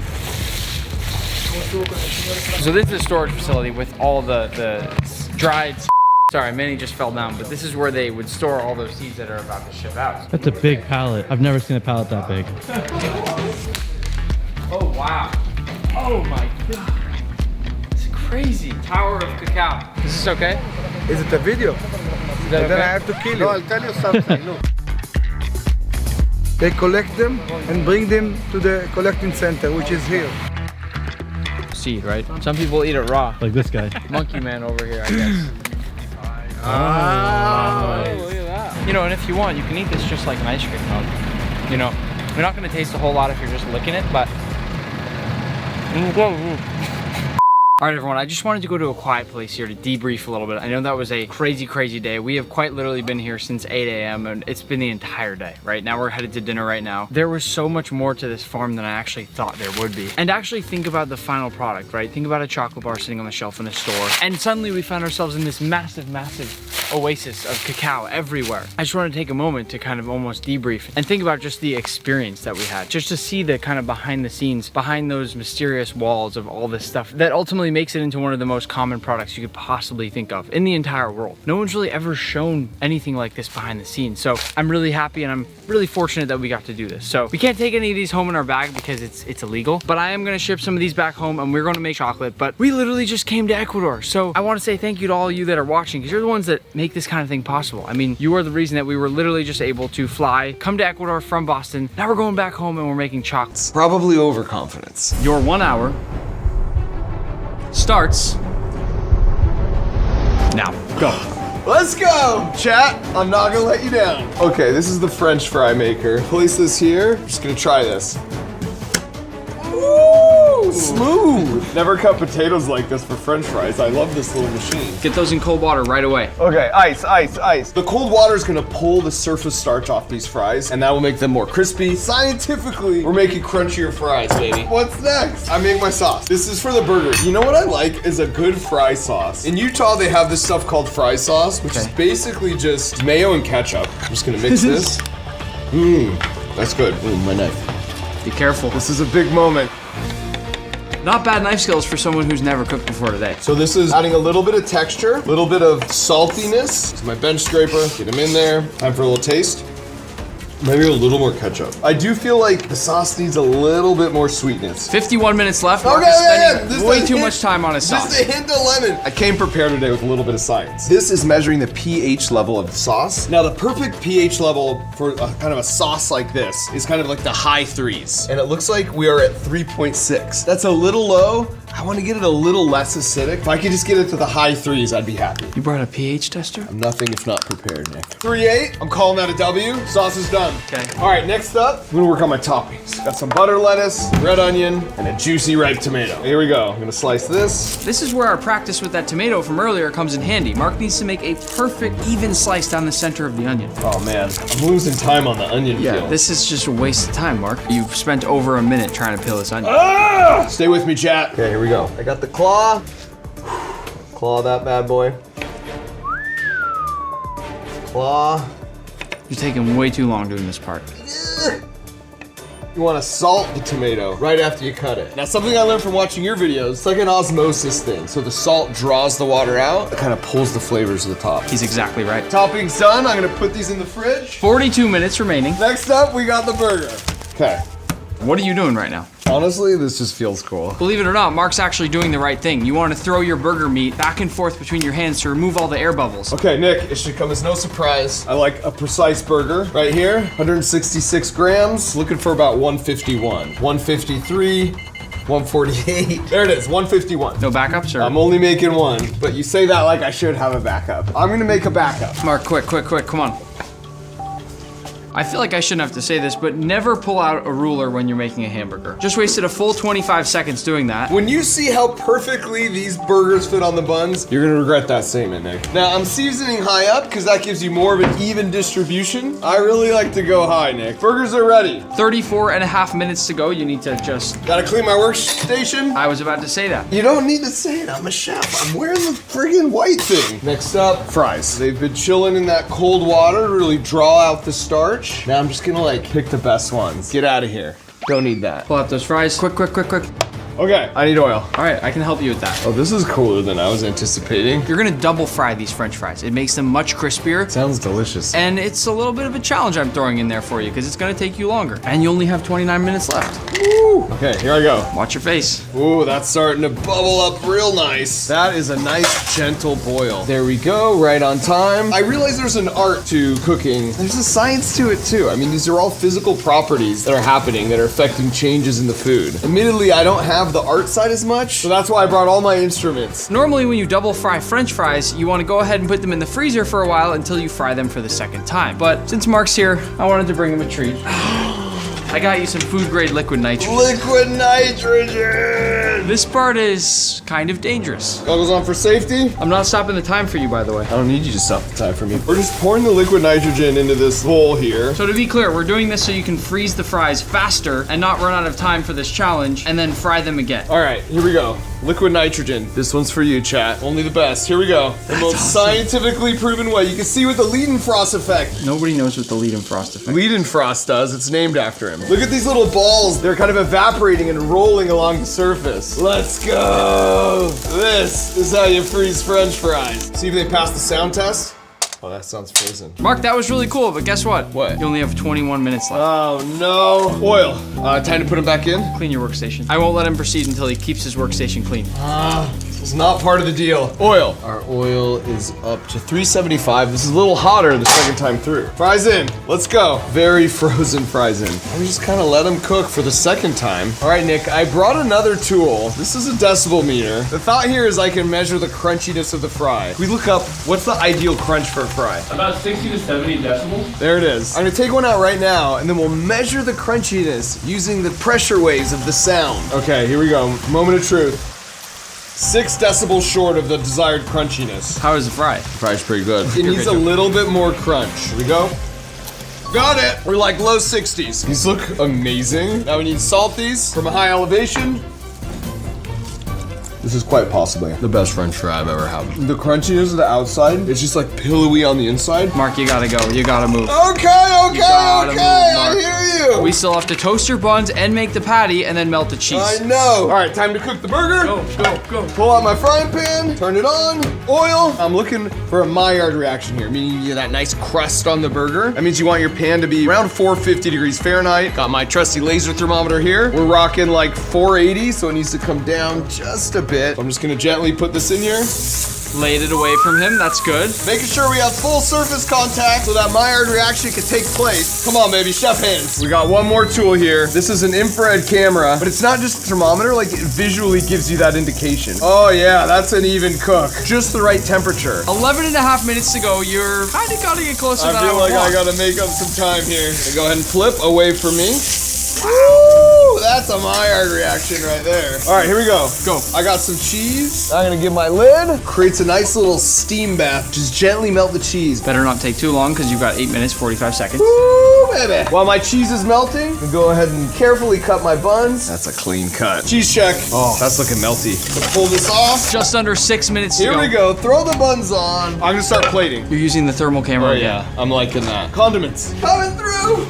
A little bit of sauce on the bottom bun. 2 layers of lettuce. My burger. Where's my burger? Find the burger. Find the burger. Where's the Find the burger. I'm looking. It's right there. Oh, I missed that. 30 seconds remaining. Next up is the onion, lightly salted tomato, sauce on top. Quick. You're forgetting that one. there. Fries! You're forgetting one big thing. 10, 9, 8, 7, 6, 5, 4, 3, 2, 1. Done. Round of applause for Mark. Come on. Let's go. Thank you. This truly, I'm not lying, it was like the best thing I've ever made. Nothing I've made has ever looked this good. Unfortunately, I'm not the judge. So for everybody watching, Mark, why don't you describe your dish one last time before they comment down below their judgments? We got a beautiful burger with an artisanal bun, all the classic toppings, special sauce, and then some double fried French fries with my proprietary seasoning blend. Go comment down below if you think Mark Rober is now a master chef. The moment of truth. That's really, really good. I think I'm gonna cry.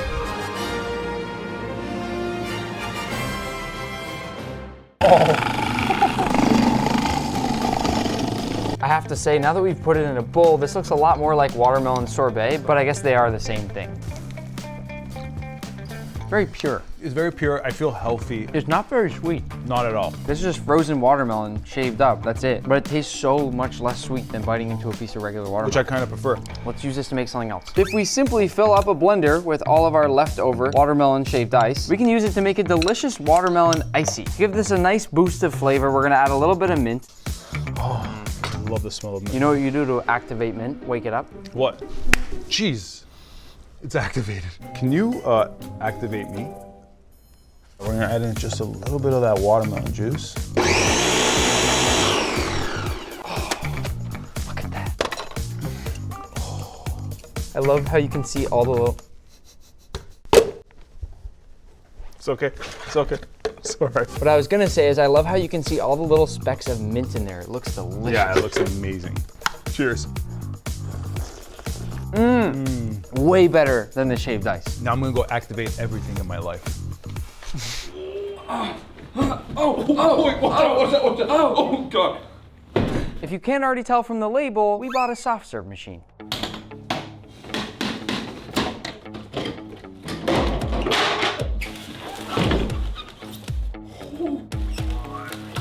You got it? I don't got it anymore. I gotta put this down.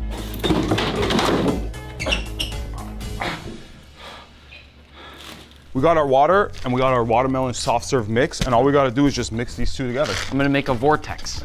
Oh, look at that. Look at the color change. It smells like watermelon bubblegum. Yeah. I'm gonna transfer the liquid. Oh.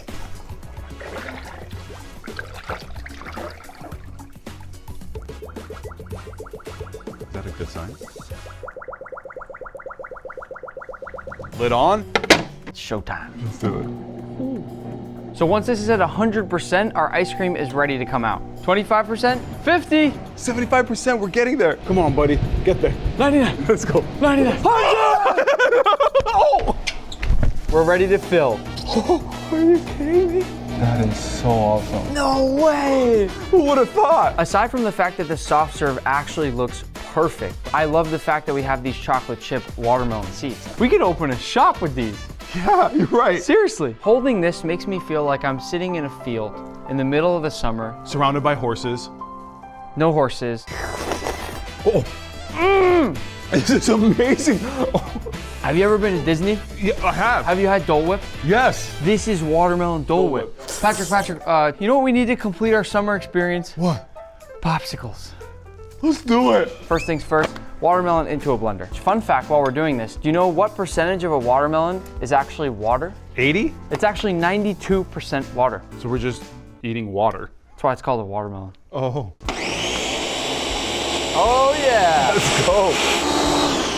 All right. We're gonna go ahead and fill up our popsicle mold. About 3/4 of the way full. We need to leave room for the rest of the watermelon popsicles because they're gonna be green, so it looks like a watermelon. This is literally the easiest and best thing to make for the summer. I totally agree. Anything with watermelon, you can't go wrong. Can't. We're gonna get fancy. We're gonna put some mini baby chocolate chips in there for the watermelon seeds. That's awesome. Now at this point, we wanna freeze these for a little bit and then stick the popsicle sticks in. The next layer, which is gonna represent that little white part between the watermelon rind and the actual watermelon, is some coconut milk. And finally, we have the perfect watermelon pop.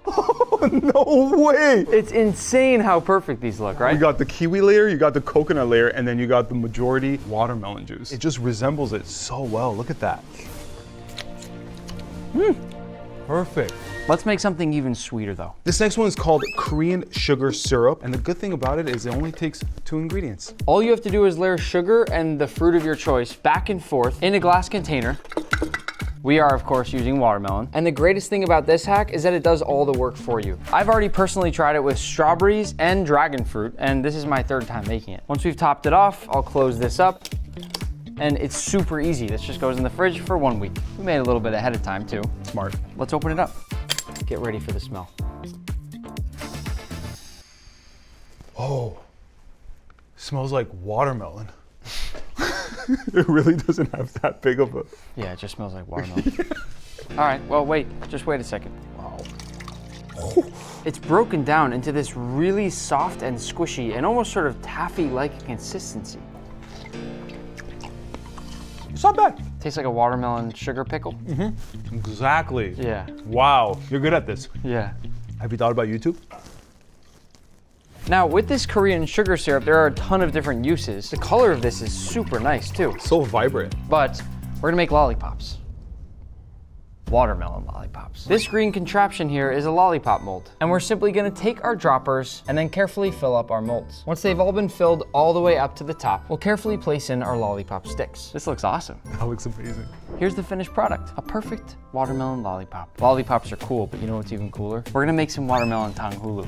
Ooh. I've made tanghulu so many times now that I don't even measure anymore. I just add a bunch of sugar and a little bit of water into a pot, and then we'll cook this down into our tanghulu liquid. Once our sugar reaches that perfect temperature, it's time to dip. I have this little method where I tilt the pan to the side like this. Gives you extra dipping space. Smart. All we have to do is take our watermelon cubes and carefully dip that into our sugar and straight into our ice bath. We'll know we've done this properly if we have a perfect, beautiful, shiny glazed layer on the outside of our watermelon cubes. Cheers. Can I have yours?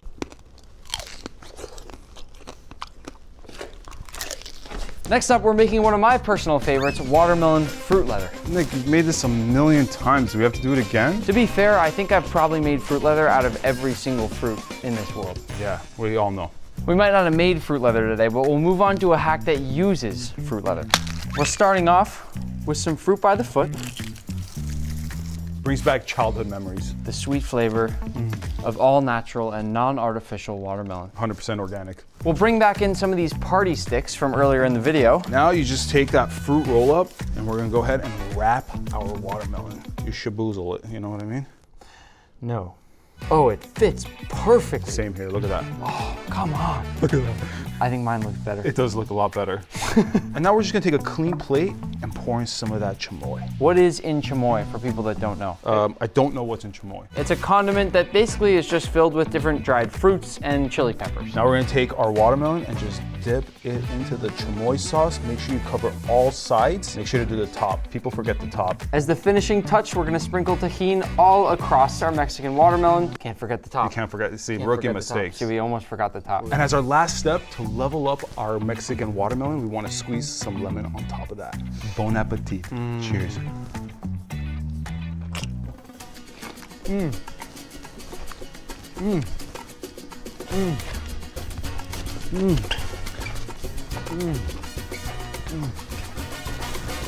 Let's make 2 more.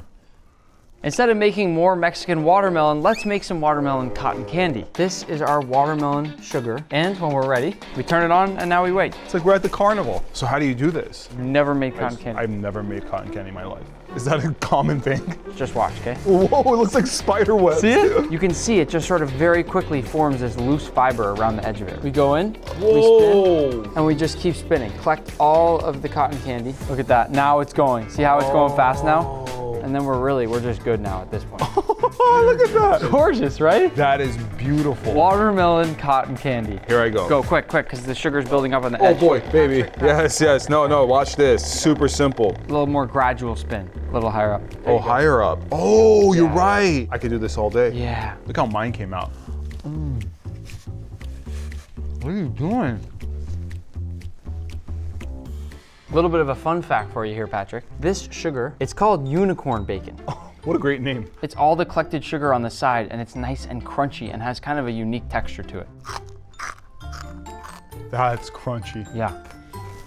This is as good as the cotton candy.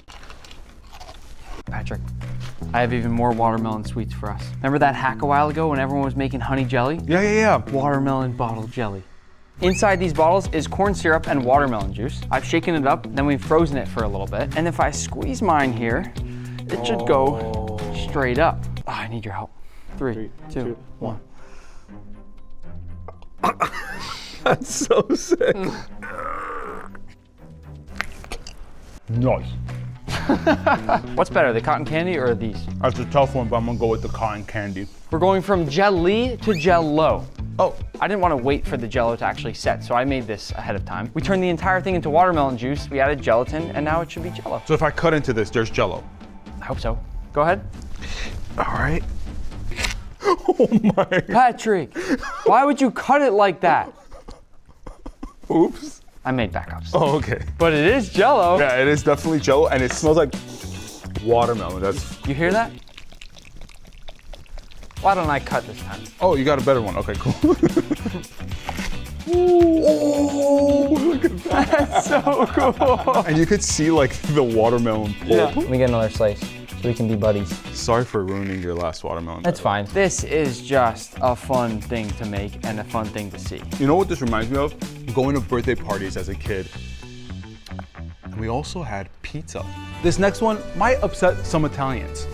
We're making watermelon pizza. So we're just gonna cut out a thick slice out of our watermelon. Just be careful when doing it. Don't do it like Nick. I'll place that on top of the pizza pan. Start off with the pizza sauce. Spread it right around, not too much, but not too little either. Fun fact, I used to work at Domino's Pizza when I was younger. So he knows how to make a good pie. Next up, we'll go on with some low moisture mozzarella cheese. And of course, we can't forget about the pepperonis. I like it when it's a little more spread, kind of you know, haphazardly. Yeah, well, at Domino's, a medium pizza had 28 pepperonis. I want to argue with you on the placement and how much you put here, but I'm not going it's to amazing. because you worked at Domino's. Thank so I'm not you. going to. We're gonna finish this off with some fresh mint as opposed to basil. Mint works so much better with a watermelon. Gorgeous. And as a finishing touch, I'm gonna go in with some salt. And a tiny little drizzle of olive oil.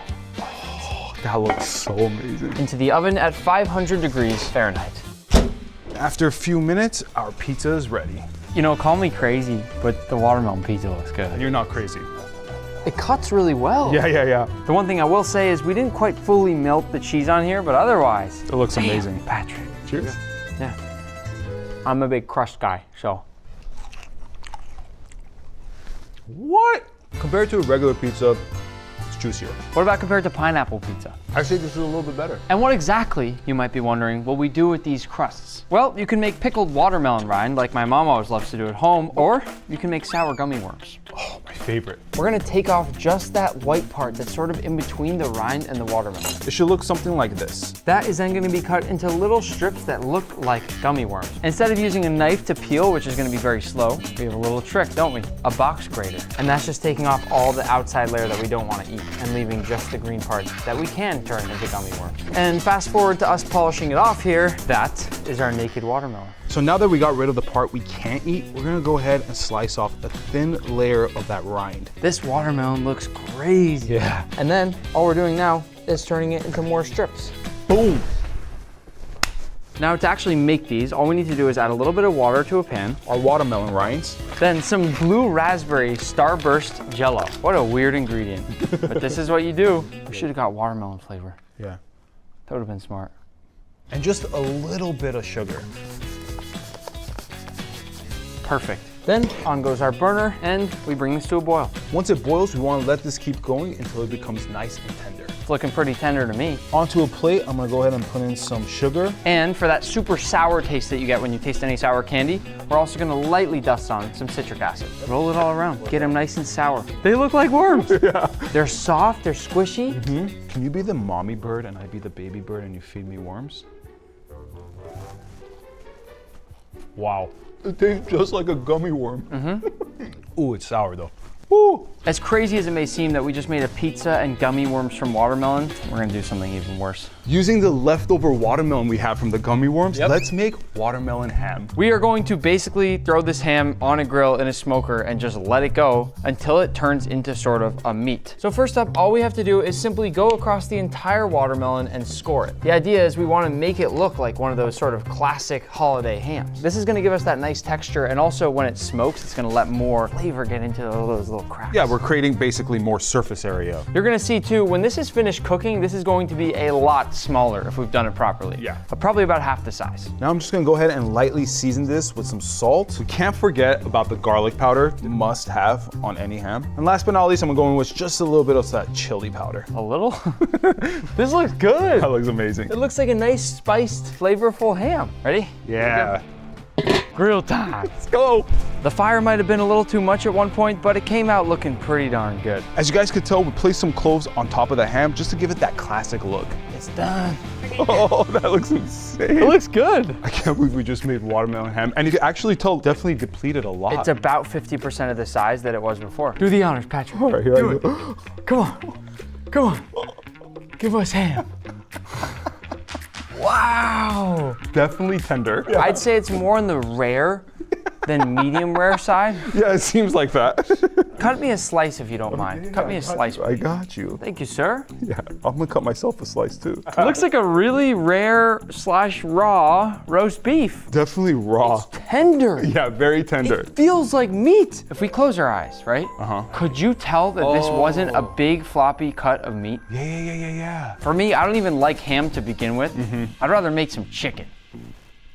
Chicken? We're gonna make what's called the chicken in a watermelon. And believe it or not, this recipe was actually first posted by the New York Times as an April Fool's joke. That's a good joke. Yeah, but now we're doing it for real. I'm gonna start off giving this a nice massage while Nick pours over that marinade. Really massage that in there. Get all that marinade in every nook and cranny. Once it's marinated, Right I'm gonna there. go ahead and put this in 1/2 of that watermelon. This is crazy. This is crazy. A little bit of extra marinade on top, just for good measure. Gently close it all up. It fits perfectly. I think we're ready to bake. Let's do it. Into the oven we go. A few hours later, our chicken should be done. The juice that came out on this Is insane. And the kitchen smells amazing. It smells fantastic. Oh, you see that steam? Oh my goodness. It's been stewing inside this thing. There's so much liquid. It smells so good.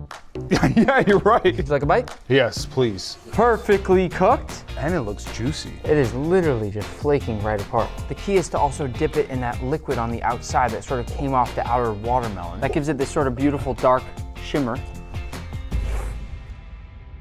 That is amazing. Oh! It just slid off. Look at that meat. It is fall apart tender. This is a big win, Patrick. Before we find out how many rubber bands it takes to explode a watermelon, we need to celebrate a little bit. Let's start our celebration with some watermelon cupcakes. Super easy to make, by the way. Only a couple ingredients. This goes in to our cupcake wrapper. Then whipped cream. Nice and slowly around the cupcake. Doop. Oh, that's beautiful. Now we're gonna top it off with some watermelon seeds or just chocolate chips. And I gotta say, these cupcakes look pretty good. Well, not yours, but this one looks pretty good. Hey. I feel bad enough that yours looks like that I'm just gonna let you take a good bite of mine. Thank you. Go ahead, be gentle. Look at that cross section. Whipped cream, watermelon. Amazing. You can't get any better than that. Or can you? Wait right here. One more surprise before we do the coolest stuff of the entire day. This is insane. It's a watermelon cake. We've got some pineapple on there, some strawberries, some blackberries, and raspberries. This is so beautiful. I would have this at my wedding. Oh, you got a watermelon knife. Perfect. Let's take a nice clean slice out of the side. Da, da, da, da, da, da, da. Just watermelon though. We know what this is gonna taste like. Yeah. We don't know what the carbonated watermelon is gonna taste like. As you probably remember, our carbonated watermelon has been sitting in the background this entire video, and now it's time to taste it. Moment of truth. Part of the reason we're wearing our safety goggles is because, as you can see, there's been quite a bit of pressure that's built up around the edge of this cooler, and we don't want any explosions in our face. Hopefully not.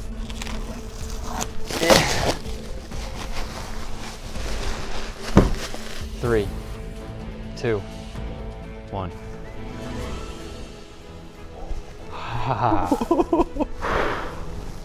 No way. It's sizzling. Cheers. It's pretty cool, right? That's awesome. Like more carbonated than a drink. Yeah. It's so carbonated. Listen to my mouth. We've tested out a lot of things in this video. We did just about every single watermelon experiment that we could possibly think of. But there's just one question left. How many rubber bands does it take to explode a watermelon? Let's find out. One, two, three. We gotta go faster than this. 6, 9. 14. Ow! Should we just fast forward? Yeah, let's not bore the people. That's fast forward. Oh, okay. 487, 489. 1 second. Okay, we gotta keep going. 492. 499. 500. 501. Oh! 503. 504. 505. Oh! Nope. I'm freaking out. Oh my god. 517. 528. 531. That's 531 rubber bands, and it still hasn't done much. It's curved. It's curved. Yeah. I see it. It is I see officially it. curved. I could feel stuff. Ah! And liftoff.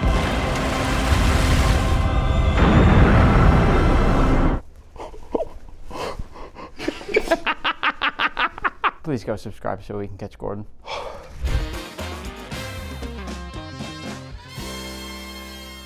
In this video, we'll be trying a $10 steak from Walmart, a $10,000 steak from Japan, and everything in between. But we're starting here at the dollar store where we're gonna try to find our $1 steak. Where is the steak section here? We found the frozen section. Could be back here. That is meatloaf. Oh, here they are. Ribeye steak.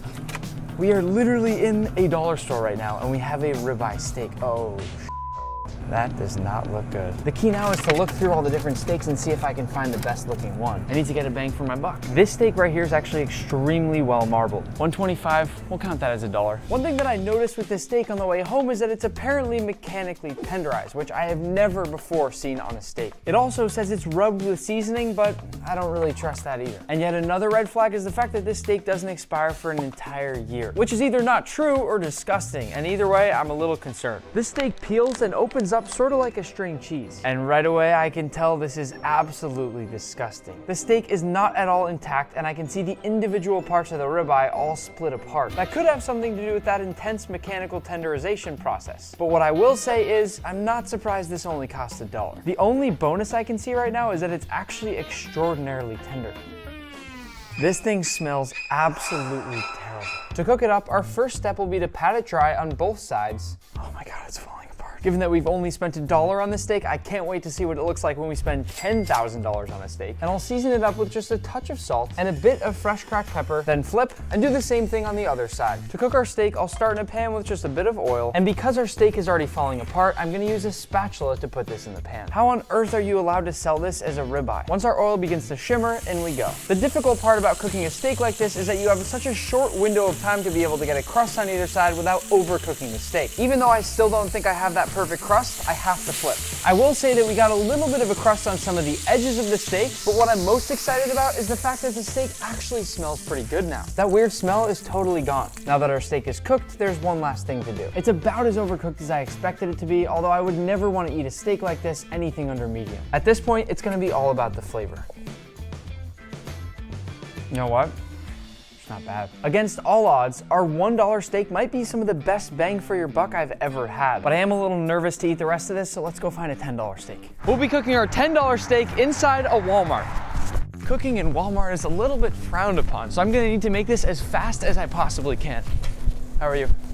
First, we need our steak. Now the key here is finding a steak that's as close to $10 as possible. $23 for all the ribeyes. T-bone also looks great, but $16.60. That's out of my budget. There must be a steak in here somewhere that's $10. New York strip, $14, $12.80. Huh? $9.99. This is our steak. Now the only thing left, seasonings. All right. I think I just passed it. I have some very exciting news. Osmo is gonna be in Walmart for a limited time, so go make sure you grab some before it's gone. Given we're at Walmart and there are shoppers running all around, I have to cook this steak as fast as possible before I get kicked out. The good thing is I've come prepared.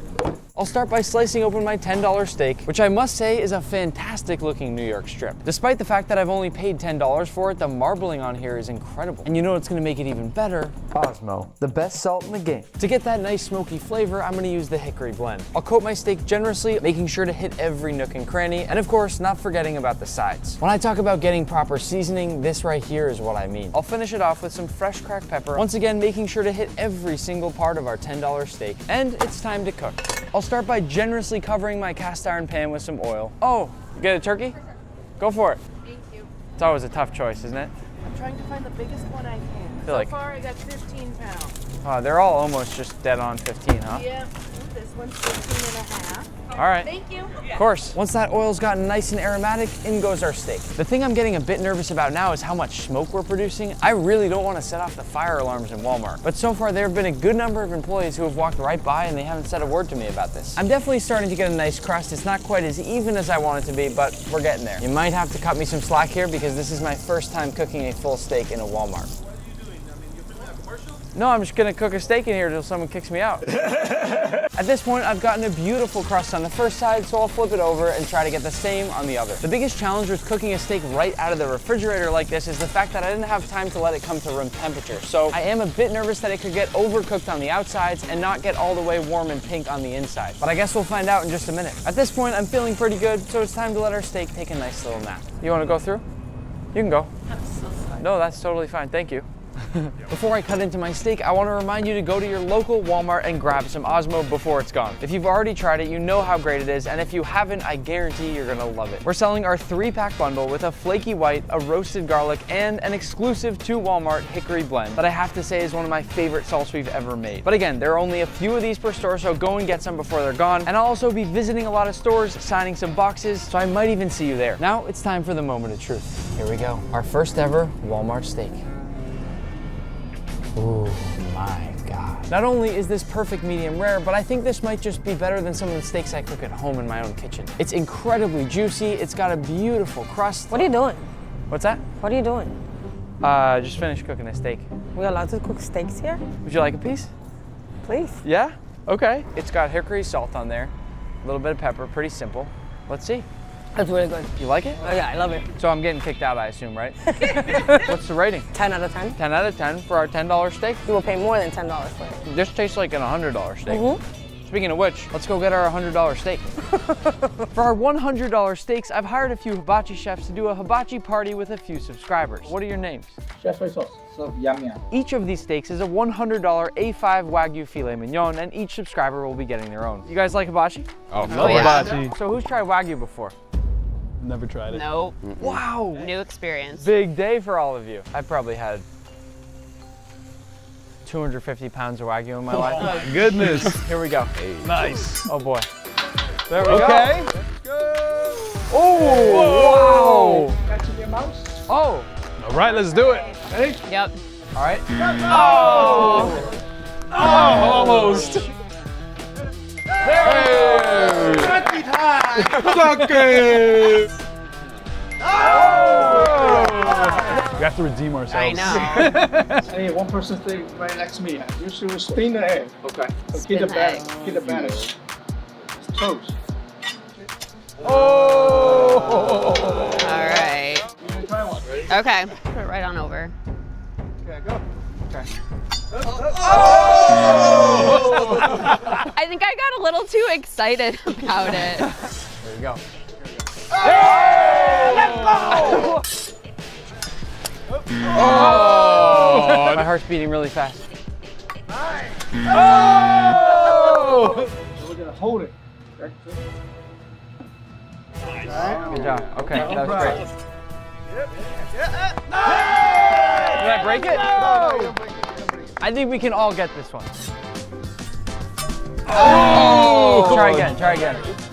Oh. You'll get it, you'll get it. Oh. All right, let's see.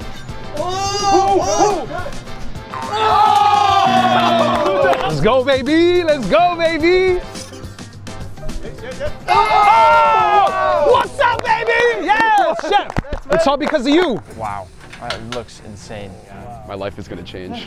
Thank you very much. This honestly is like the best looking steak I've ever seen in my life. Would you like to start us out? Yes, please. Go ahead.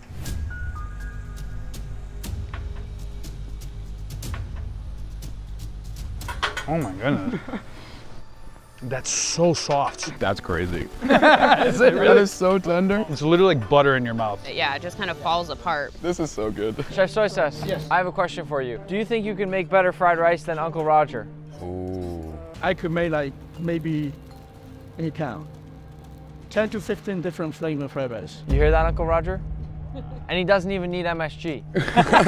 This $100 steak is incredible. You know, guys, I just realized I'm actually late for a $1,000 steak, so I gotta take off. Will you guys split my plate? Yeah, sure. Absolutely. Thanks, guys. Yeah, see you.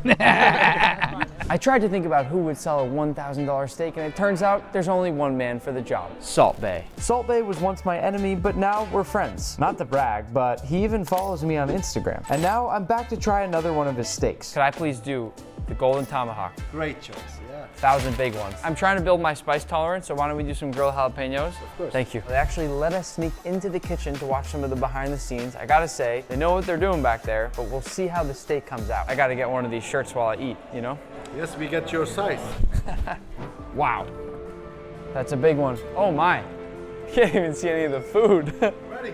Yeah, I think so. Here we go. Oh yeah. I can already tell it's perfectly cooked. Oh, hey. There we go.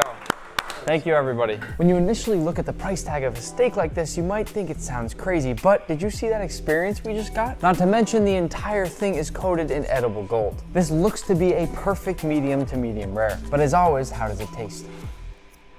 Oh my God. This steak is crazy tender. It is really that tender that you can cut it with a spoon. This right here costs more than all 3 steaks we've had earlier in this video, but I think it just might be worth it.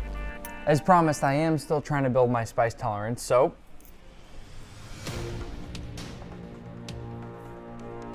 That is the spiciest jalapeno I've ever had. Oh my God. I need milk. Oh my God. The steak is crazy good though. Thank you so much. Thank you for having us. And thank you for the shirt. Of course. After a bit of tax, we're just over $1,000. Worth it. Let's go try a $10,000 steak. For our $10,000 steak, I've brought in my friend, Chef James Kent, who has 3 Michelin stars and is gonna be helping us make the best dish I think I'll ever taste today. That's what I like to hear. When you reached out to me, like, what do you want to cook? I'm like, this is the dish I want to cook. This is it. I was lost in Long Island and we were really hungry. Okay. And we went to a steakhouse and we had a steak Oscar. And it's a tenderloin with hollandaise, warm crab, and it was fucking delicious. So we have this $7,500 bone-in A5 Wagyu ribeye, this $750 live king crab, and a $500 tin of caviar. So you have all the best ingredients in the world in front of you. You tell me if you need me to be your sous chef? I think first thing we have to cook this. So we're gonna broil it in the back. Takes like good 7-8 minutes. So this guy right here. So next up, the meat. So this is the shoulder side, is like the more rib end side. This is the loin that runs through, and this is the cap that is really the best piece of meat. This is such a serious steak. And it cuts almost like a stick of butter. You feel the fat in your hands. It's like jamon iberico, it just melts the second you touch it. Wagyu is not something you could really eat a lot of. 10 of you watching could split this one piece and be very happy, maybe 20 plus. This is gonna be just such a delicious piece of meat. We should probably cut it one more time. Okay. Uh-oh. Uh-oh, Timer. crab? Let's go, Chef. Let's go, let's go. Look at that. Dunk him right in there. So while that crab rests, we're gonna trim this down just a little bit more because we need to get this cooking. So the way that I would do this, you know, like this hunk of fat goes away. Like, you could use this if you want to like render it and brush on top of it. Like you use this stuff. Every new piece you cut, you get this sort of new marbling when you get such a big piece of Wagyu like this. It's like a little art piece inside of every slice that you're making. You're going for the heart of this whole thing to get the best piece you can, right? Yeah. This is the funniest thing to me today, that these are our scraps. Yeah, these are the scraps. Goes in the bin. This is the one though, right there. That's the one. This is the holy grail of the cow. Yeah, this is the money. So with this, you don't want to do too much. Like literally just salt. Not even black pepper. Grill time. Grill time? Oh baby, that looks good. We should talk about the smell of this thing right here for a second, how incredible this piece of meat smells. Oh my God. I mean, that just looks crazy. See, so like the flare up is fat burning. So you saw all that fat that was in the beef. That is rendering and that is like spilling out into the flame. So that steak is cooking in the oven. We're gonna let that finish while we break down the king crab. So at this point, it should be cooled off, right? Yeah, so it's ice cold. Woo. Oh boy, look at that. All that you eat are the legs. Yep. This is all trash. Like you wouldn't eat this stuff. You can eat anything, man. You know, think of if you were like naked and afraid and like lost in the woods. Like We've all been there, right? I haven't usually been naked and afraid with a king crab though. That is fair too. It's crazy to me that this video started out with a $1 steak from the dollar store, and just wait till you see what the final dish is gonna look like from what he's doing right now. I'm excited, man. I'm hungry. So there's a little feather bone that runs through the length of this that you need to be careful to take out. And this is a lot of money, so you don't want to damage any of the meat. And the way that I think about it too, when like my cooks mess up a piece of fish, man, that fish gave its life for us to eat. Like you have to pay respect to these animals, you know? Yeah. So you see that feather bone? So this runs the length of the interior of the leg. And this is not fun to eat. So you're left with this gorgeous, gorgeous piece. You let ingredients speak for themselves. Yeah. See, getting 3 Michelin stars, it's not that hard. Man, right? it's a lot of work. This is what I always call the moment of truth, and it looks Look at that. Pretty damn perfect, right? I don't want to hear anybody in the comments telling us this is raw, because this is perfection. Okay, onto the plate. King crab, just to make it look perfect. Wow, oh my God. Just some nice whipped hollandaise. Sturgeon caviar, royal ossetto, and it's a really beautiful pearl, look at that. So this is how we put it over the top, right? Like literally and figuratively, look at that. Oh, we got chives. This is the little bit of vegetable on the plate. And then you are in business. So now it's healthy. Now it's healthy. This right here is the $10,000 steak. This is a big step up from the $1, $10, $100, $1,000. This one right here is the one. This is the one. You gotta get the perfect bite, right? Caviar. Of all the rest that I'm gonna play for you right now, it has a little bit of everything that I love about Linja in there. Let's make homemade pasta. Get out of my video, Nick! Crack 12 eggs, keep the yolks. Then pour out your flour, make a nice grater. A nice pour in your yolks, mix it into the flour until you have a nice dough. Need faster! I'm sorry, Linja. I didn't mean to yell at you before. Cut the dough into quarters, and they should be nice triangles. Flour the board and roll out the dough. Make Nick bring in the mixer and make him make pasta sheets. It should be 1 Linja length long. Cut it into fettuccine and finally cook it in your sauce. Here's Henry, my chive plant. Serve and top with chives. Cheers. That's what I'm talking about. This now brings us to number 2, which is collabs with other creators. Linja and I sort of ended up becoming known as a package deal. I always like to look at me and Linja as sort of similar to The Rock and Kevin Hart. we just made such a great pair. So we ended up doing so many different collabs with people, and I think eventually they just realized that Linja and I were gonna be together a lot of the time. And it was because we had so much fun together and because we worked so well together. And that brings me now all the way to number 1, which is the little things.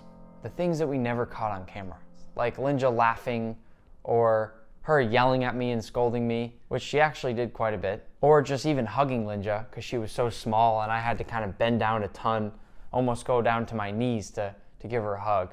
Just the little things. If I had them all, I'd probably share some of them, but I don't. I just have the memories.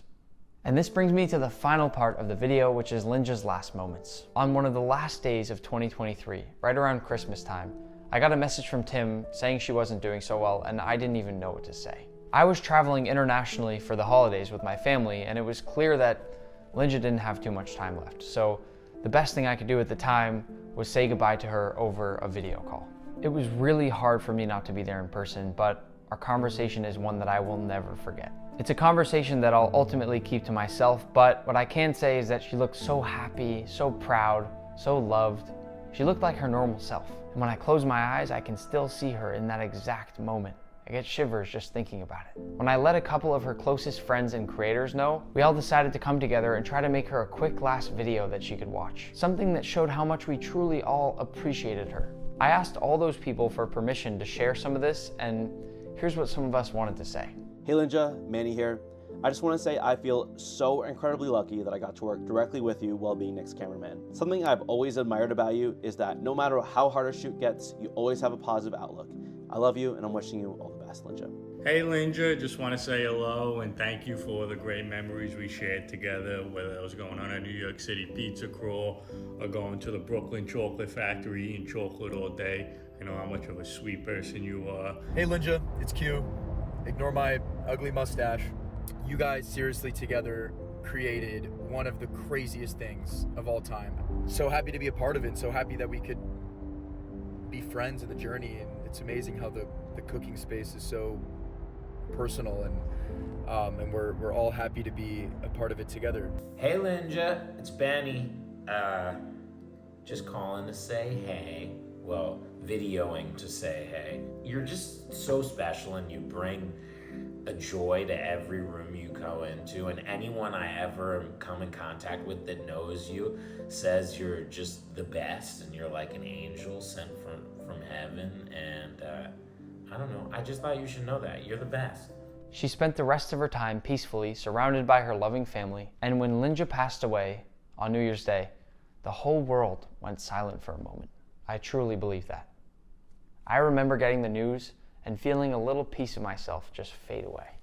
Once Tim broke the news to the public on Linja's accounts, everybody on the internet was heartbroken. I saw the biggest streamers in the world react to her death. I saw so many incredible comments from fans that I actually screenshotted a bunch of them to share with you here. One of them said, "Cancer always seems to take the best people the world has to offer." Another talked about how if this person hadn't found out she had cancer, they would have never known because she kept it so well hidden. And a similar one talked about how she'd been battling cancer for her entire online career, which is incredible and true. And the last one, for some reason of all the comments out there, made me tear up the most. Talked about how, as time went on, her content was more and more about traveling the world because she seemed like she knew something was coming and she wanted to see the world before that happened.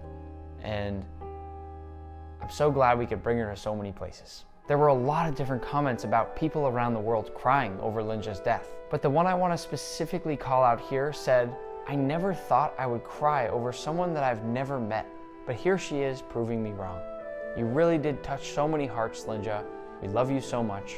Rest in peace." It is crazy to think about the fact that you can get to know somebody so well through just a screen that you're that hurt by their passing. And the last section of comments talked about how she was the internet's favorite grandma. And it made me really happy to see that everybody agreed on this fact. This one comment that said they felt like they lost another grandmother, that one's pretty real. But I want to finish this comment discussion with one last final comment that said she wouldn't want us to be sad.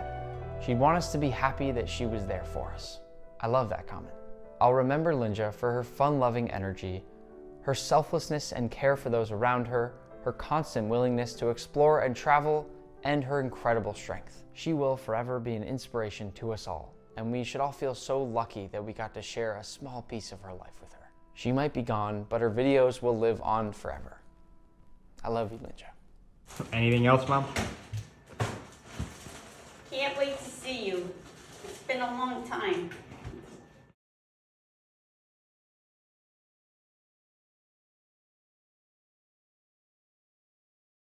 Little circles. That looks insane. You want to try? Yeah, can I try? Caviar is usually expensive, but if you want to make it at home, I guess this is an affordable option right here. And the coolest thing is you can make caviar with every fruit you could possibly think of. It's just a little bit of science. To finish the caviar, we're gonna strain out all the oil. And once we give it a quick rinse, we're left with these beautiful watermelon pearls. Now, as for how we use this watermelon caviar, it's time to make a bit of watermelon sushi. What? It turns out you can turn watermelon into something that looks exactly like tuna. Oh, that looks insane. It also came with a seafood container. Looking at this is almost unbelievable. It is remarkably similar to fish. It also smells like tuna, which is mind-blowing. This was marinated in a bunch of Japanese ingredients for several days. That's how it achieves this soft and floppy, almost fish-like consistency that we have here. But if you look closely enough, you can still tell it's watermelon. Yeah, all the seeds are still there. So to make a few pieces of nigiri, I'm just gonna slice this fish at an angle, just as the Japanese sushi chefs do. That's insane how much this looks like tuna. Vegans rejoice. I'll do a nice clean slice through the fish, and it's funny, as much as it looks like tuna, it still cuts sort of like watermelon. Yeah. You see the white stuff in there? Like, Yeah, it's it looks almost like- like the muscle or the fibers inside of a fish. To make our nigiri now, grab a piece of fish, then wet your hand a little bit, grab a little bit of sushi rice. You wanna be nice and gentle with it so it doesn't compress too much and there's still air between all the grains of rice. And you sort of touch down the inside of the fish itself. Go ahead and lay that across the top of your nigiri. And just like that, you have a beautiful piece of tuna nigiri. To finish these off, we have to put some watermelon caviar on top. I can't believe you could do something like this. This is 100% watermelon and rice. I don't think anyone's gonna believe you. It looks too real. Let's see if it tastes too real. Wait a second. This tastes like sushi. I'm not even joking right now. This tastes like sushi. Yeah. Because of that marinade. Yeah. We did something unbelievable here, Patrick. A blue watermelon would be even more unbelievable. Oh, yeah. Let's check on it. Yeah. Take your guess. Did it work? I'm gonna say yes. I'm gonna say no. Close your eyes. Please be blue, please be blue, please be blue, please be blue. No! This right here is the world's only piece of blue watermelon. That is blue! And even though that hack didn't work, luckily we have another one called the watermelon windmill. The way it's supposed to work is we run this tool all the way across the watermelon and it's supposed to cut out perfect watermelon squares. No way! Wait, that's crazy. So perfect, look at that. For not having to do any work. I know, this is effortless. I gotta say, I think this device is probably cooler than the slicer that we used earlier on the midnight watermelon. Yeah, I agree. Once we're left with all these nice little watermelon cubes, we're gonna do two different things with them. First up are these watermelon feta skewers. Maybe you've thrown them on the grill at some point at home, but even though they may look simple, they are delicious. And as a finishing touch, we're gonna go ahead and garnish this with some fresh mint. This is definitely nice, but the other way to use the cubes, I find to be a lot more creative. Another use for the cubes that we got are watermelon ice cubes. And we're gonna quickly move on to actually use these ice cubes for something. We'll take it to the next level by making fruit-infused water. Go ahead and toss in our ice cubes. Coming. Oh! So what you do is you go like this. Whoa! All we do now is fill it to the top with water, then close our lid, and we're left with this amazing watermelon-infused water. Wait, why don't we just make watermelon juice? The way this works is actually simple. We're gonna cut a hole on top of the watermelon, just big enough to fit in our immersion blender. And once it's loose, we're gonna go ahead and remove the top. And that hole should be just big enough that we can fit this immersion blender into the top. It's perfect. Oh my goodness, dude. All you really have to do is just spin the immersion blender around and it turns everything inside this watermelon into juice. Whew. Now that our entire watermelon has been juiced, we'll pour this in. Oh my God. And now that our watermelon is hollow, it's time for the next hack. We're basically gonna turn this watermelon into a drink dispenser. And once I make the perfect hole, I'm gonna go ahead and insert the spout. And then on the other end, I'm gonna come with this little screw on the inside so it holds it in place. How does it feel? Now we can actually put back in the juice. Perfect, perfect. And we can place it in the lid. That's so awesome. And here it is, our delicious watermelon tap. But we still haven't even done the most exciting part.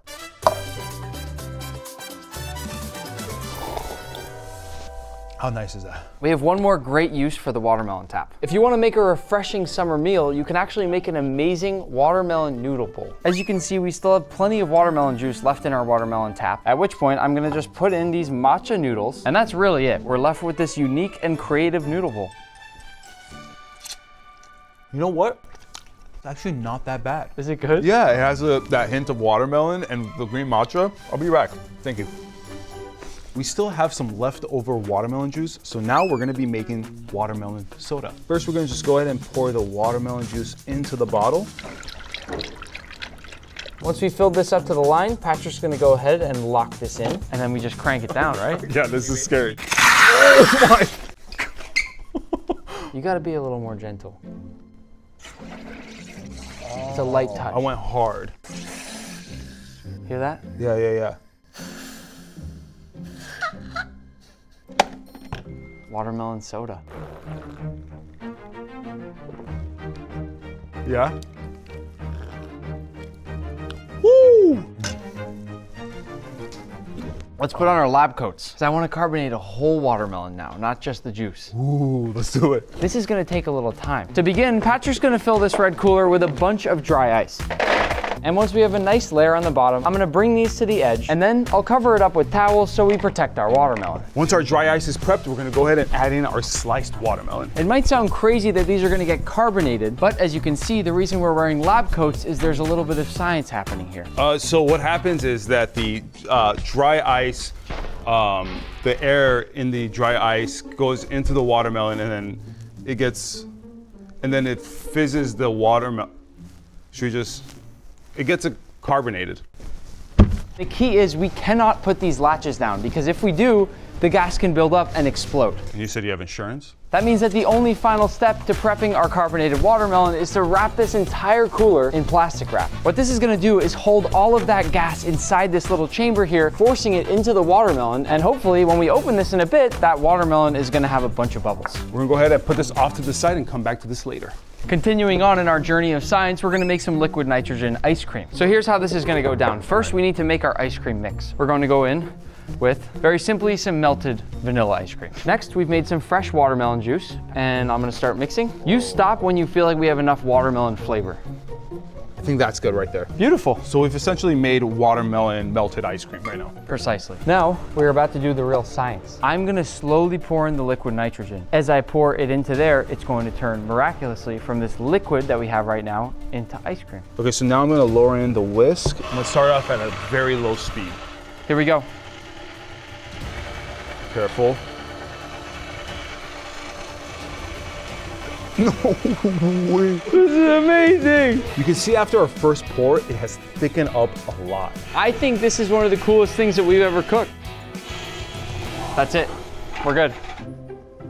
That's nuts. I mean, if that's not ice cream, I don't know what is. It's been a pleasure doing science with you, Patrick. It's the best. We even did it in a heart shape for all the subscribers since we love them so much. I think it tastes better off the whisk.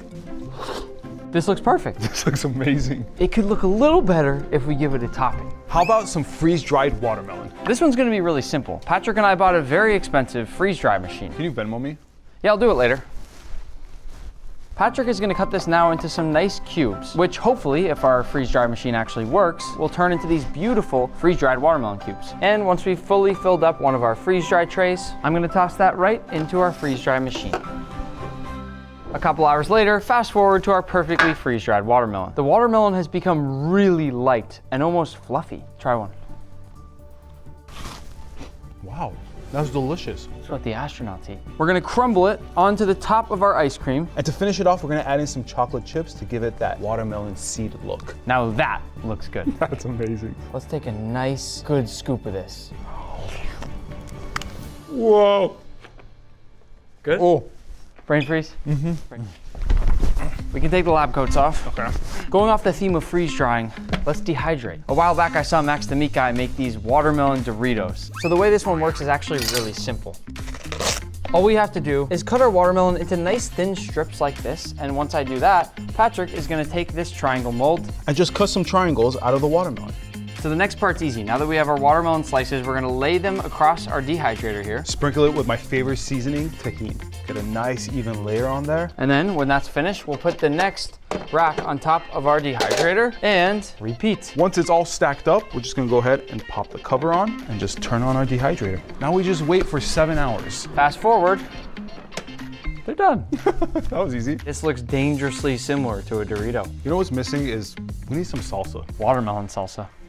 First thing I'm gonna do is go ahead and throw in some mint leaves. And I'll follow that with a little bit of chopped red onion. Every good salsa comes with some jalapenos. And you can't miss out on the cilantro, although I know it might taste like soap to some of you.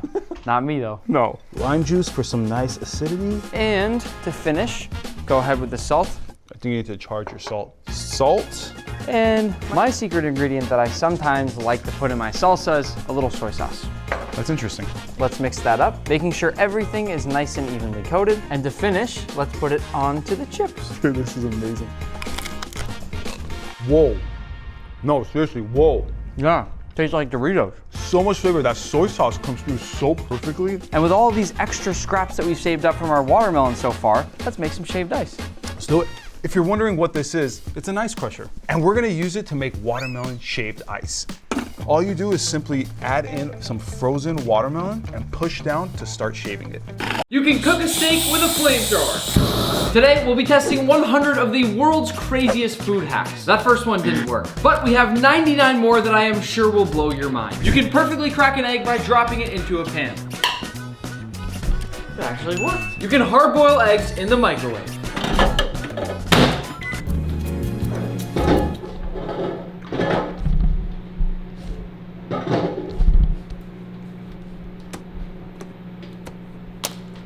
It's in the microwave for 6 minutes and we're about 4 minutes in. I guess we wait. Ooh. Ooh. Ooh.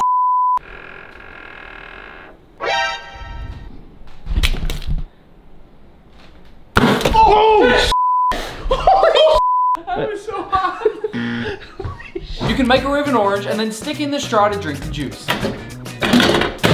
Break the microwave? Oh no. Stop. We'll roll it around first, stick in a straw. I don't love hot orange juice, but it seems like this works. You can microwave lemons to get more juice. One will go in the microwave and one won't. Here's our microwave lemon, and here's our non-microwave. And this one's already dripping. Squeeze. Wow. Juicy. You can get beet juice off your hands using lemon juice. I do hate when I'm cooking beets and soap won't get it off my hands, so I'll rub my hand generously with beet, and let's find out if this works. Ah, it's still hot from the microwave. But I have to say, it's working perfectly. Apparently, there's a proper way to break Toblerone.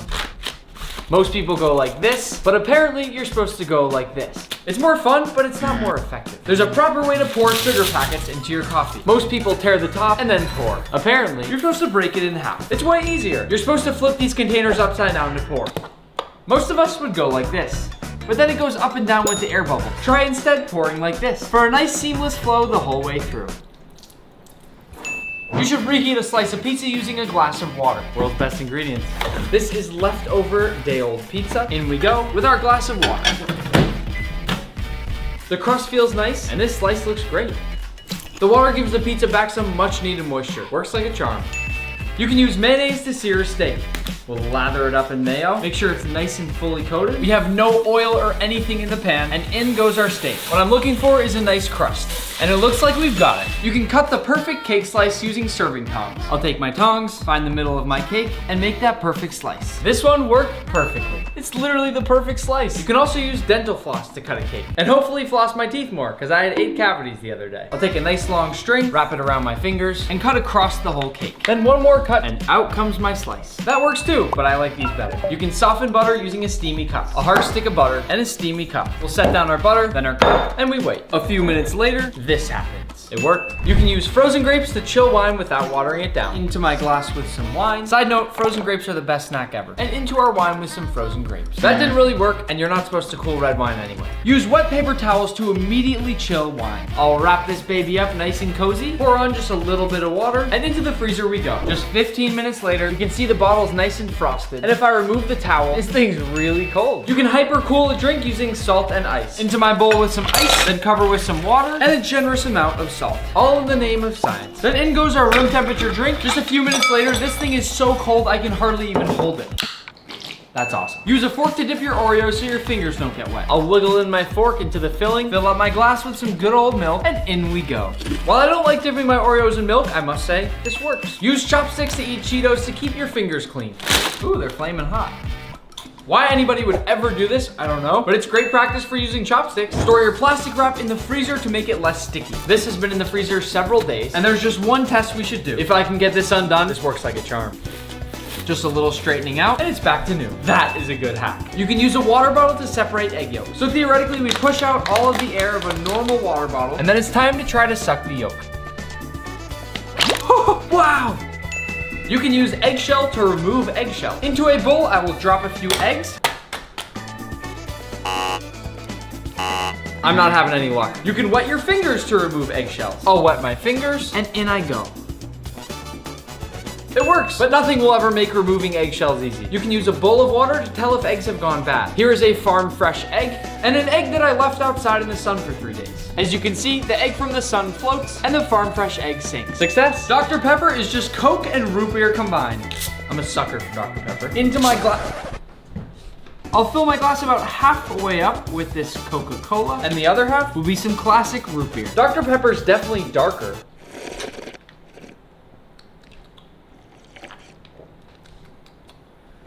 You can roast garlic in the microwave. I'll slice off the head of my garlic, drop it in a bowl, hit it with just a little bit of oil, tiny bit of seasoning, then in we go for 8 minutes. While that's going, you can peel garlic by shaking it in a glass. First, we'll lightly crush down our big head of garlic, drop it into our glass, and then just shake. This is a lifesaver in the kitchen. Whoa, it worked! Roasted garlic in the microwave. You can disguise the end pieces of bread when making a sandwich. This is one of those ones that I am never gonna believe, but I'm gonna try it anyway. I'm gonna make my favorite sandwich from when I was a kid for this one. The theory here is that if we rub the sandwich on the end sides with our fillings, such as peanut butter and fluff in my case, you can ultimately create a sandwich where nobody actually knows that they're eating the end pieces. You tell me, Manny, would that fool you? Oh, would it actually? No. Why the did you say yes?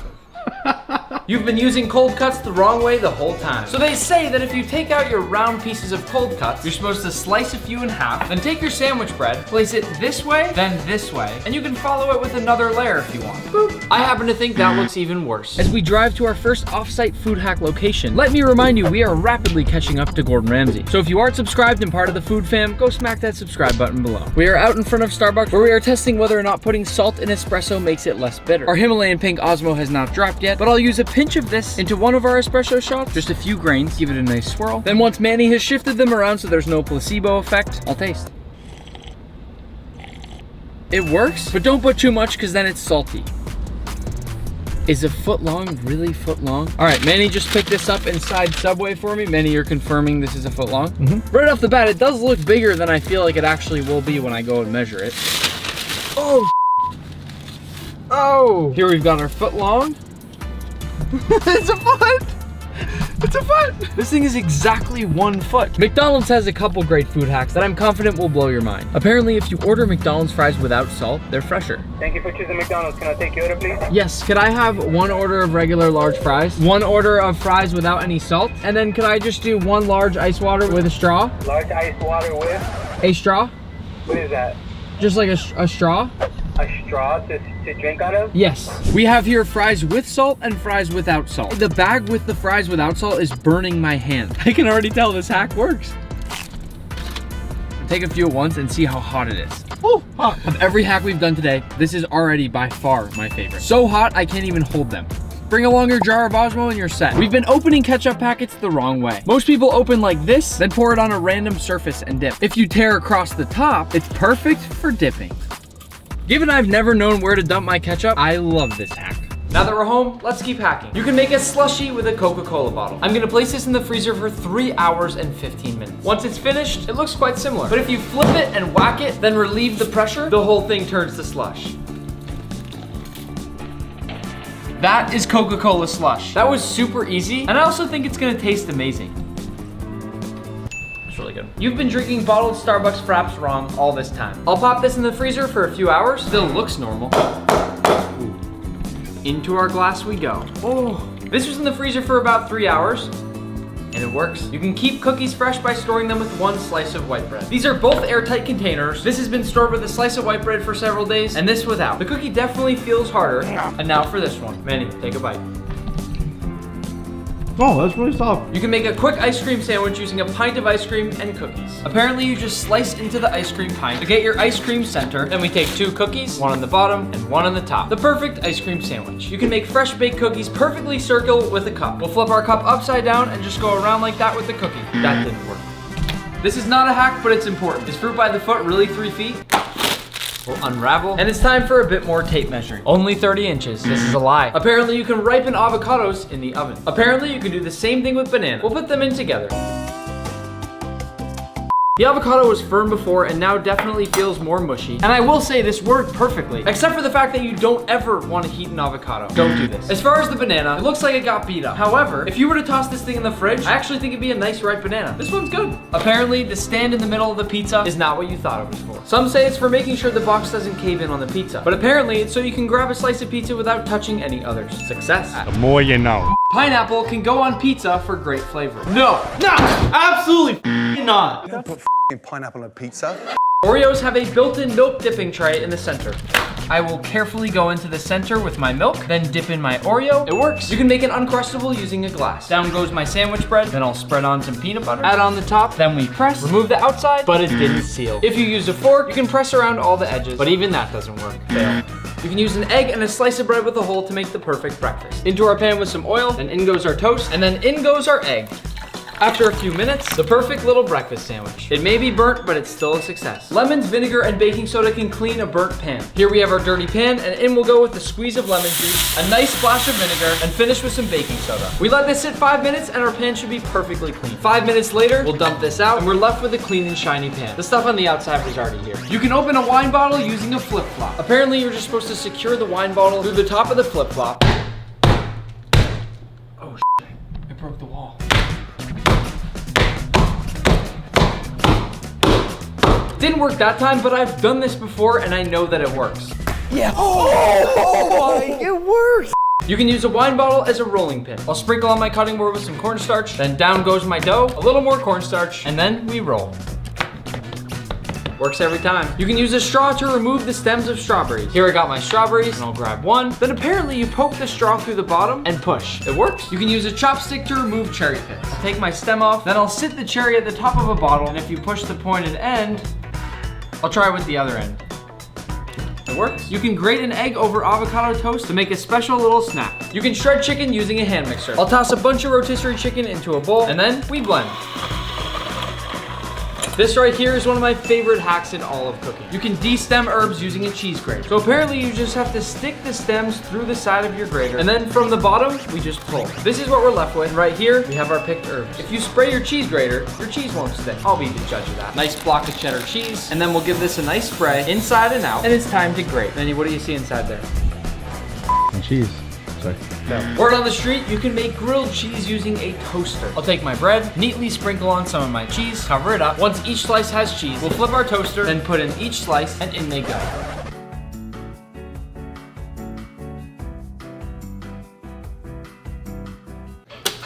That just doesn't seem passable to me, so I'm gonna say no. You can shuck corn using a microwave. Into the microwave these go for 4 to 5 minutes. And while we wait, I'll show you how to shuck corn with no mess. We'll take a bun pan. I don't know how to say that. Bunt. Place down our corn right in the center and gently and carefully chop down the side. Now, all of that corn falls right down into the middle of our pan, leaving us eventually with a nice clean cob and a bunch of corn. Once our corn is nice and hot, just chop off the end, and then I'm supposed to just squeeze. Easy shucked corn, and it's cooked too. If you freeze an onion before you cut it, you won't cry. It's too frozen to even cut. Inconclusive. If you put a piece of bread in your mouth while you cut an onion, you won't cry. Vinny, you sure this is real? Yeah. Are you guys messing with me? No. This is on like reality shows. Okay. So much onion juice in my eyeballs. Told you. You can make hash browns using a waffle iron. I'll open it up, give it a little spray, then in go my potatoes. Season with just a little pinch of salt, then we close it down. After just a few minutes, here's our hash brown, but let's see if it holds together. Success. Manny, taste test. Yeah. Wait, that's actually really good. You can peel kiwis using a spoon. Chop off one end, then flip and chop off the other. Then go right along the side with your spoon and slowly and gently spin. Then out should pop a nice clean kiwi. You can peel a mango using a glass. If you're using a glass made of glass like I am, put it very slowly. Take off one big slice, then slide your mango up against the side of your glass, and this part should be clean while you have the perfect slice of mango. It works. You can turn a mango into a hedgehog. We'll slice off the other end of our mango, then make nice cuts through the mango in a crosshatch pattern, then flip it out. Does it look like a hedgehog? Yeah, is that so difficult to believe? You can revive a stale loaf of bread using water. Here we have a stale loaf of bread, and over it I'll pour just a little water, then into the oven it goes. These were sliced from the same loaf. This one here didn't get water, and this one did. Listen. Now for our non-watered bread, success. What are you? An idiot sandwich.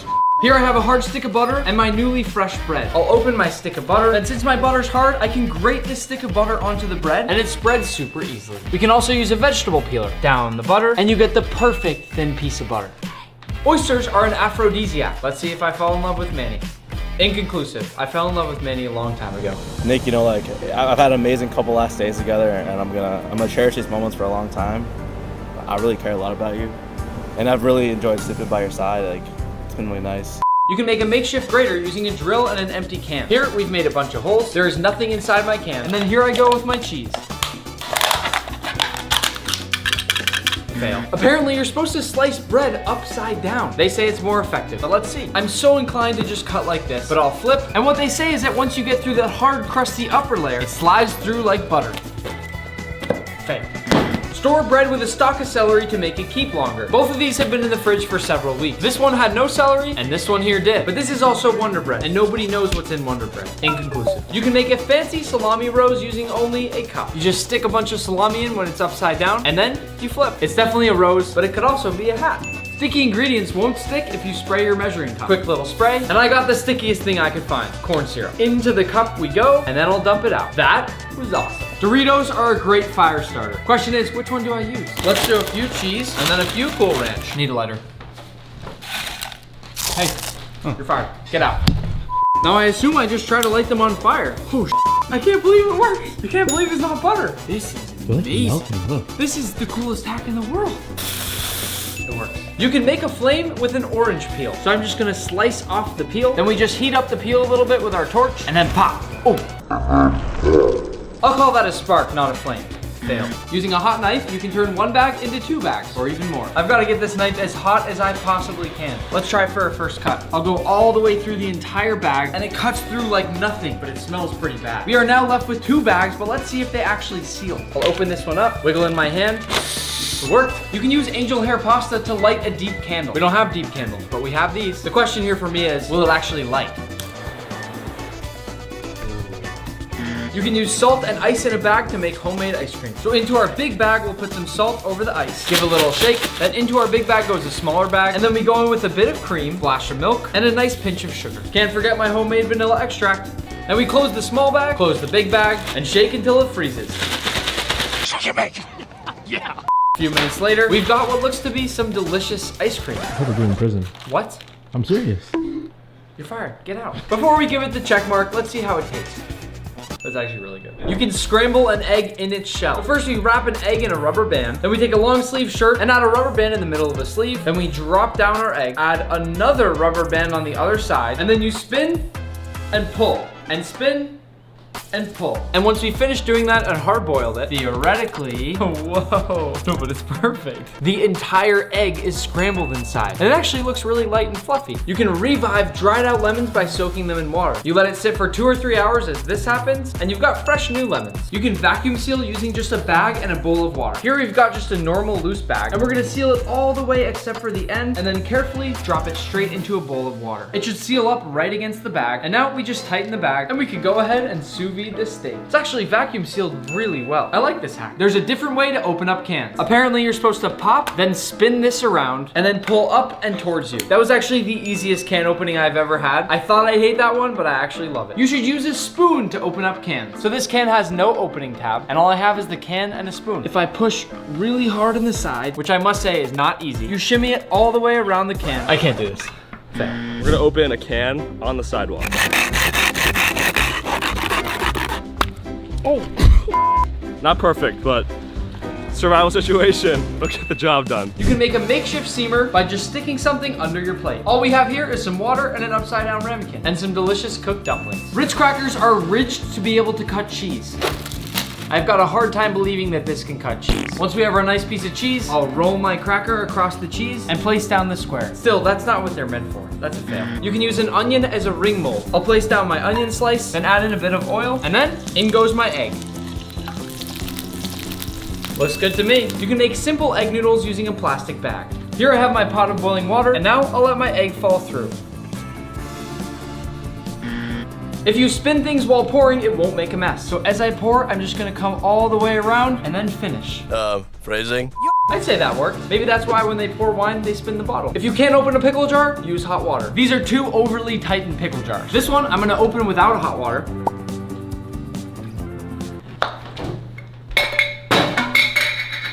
And for this one, I'll dip the lid in hot water. You can also rinse it in there, same thing. And then we open. Ooh.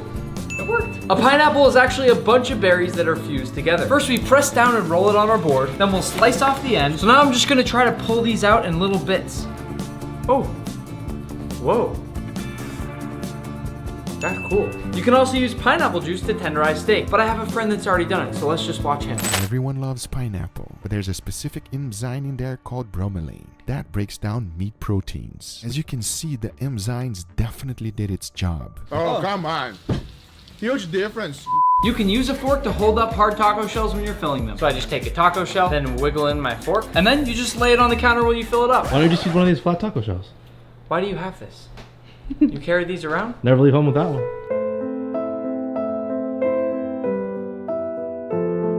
You can peel tomatoes easily using boiling water. I'm first gonna try to peel this tomato that has not been boiled. As you can see, it is nearly impossible. You'll just mangle the tomato if you even try. And in here, we've just boiled it for a minute, and the skin peels right off. You hardly even have to do anything. And then you can eat it just like an apple. You can go both ways with a peeler instead of just one, and it's faster. Lots of people just go like this, but if you go back and forth, it's a lot quicker. Success. If your soup is too salty, you can use a potato to absorb some of the salt. Here I have 2 pots of boiling water, and into this one I'll put a bunch of salt, and the same exact amount in this other, and in goes our potato. We'll let these simmer for a few minutes. First, I'll try my non-potato water. It's disgusting. And then my potato water. It works. Potato, along with many starches, soak up a lot of salt. If you crumple up parchment paper, it makes it a lot easier to lay it flat on a baking sheet. This is always the biggest pain in the ass. So I'll crumple it into one big ball, then open it right back up and press it flat into my tray. Best hack ever. Lemon juice on an apple will prevent it from browning. This apple here had no lemon, and this one did. If you're in the mood for some arts and crafts, you can turn an old pizza box into a leftovers pizza box. After some handy knife work and folding, eventually you can end up with something like this, which we can open up, put a few slices of pizza inside, and then close it up. And that's 100 food hacks. From the daddy.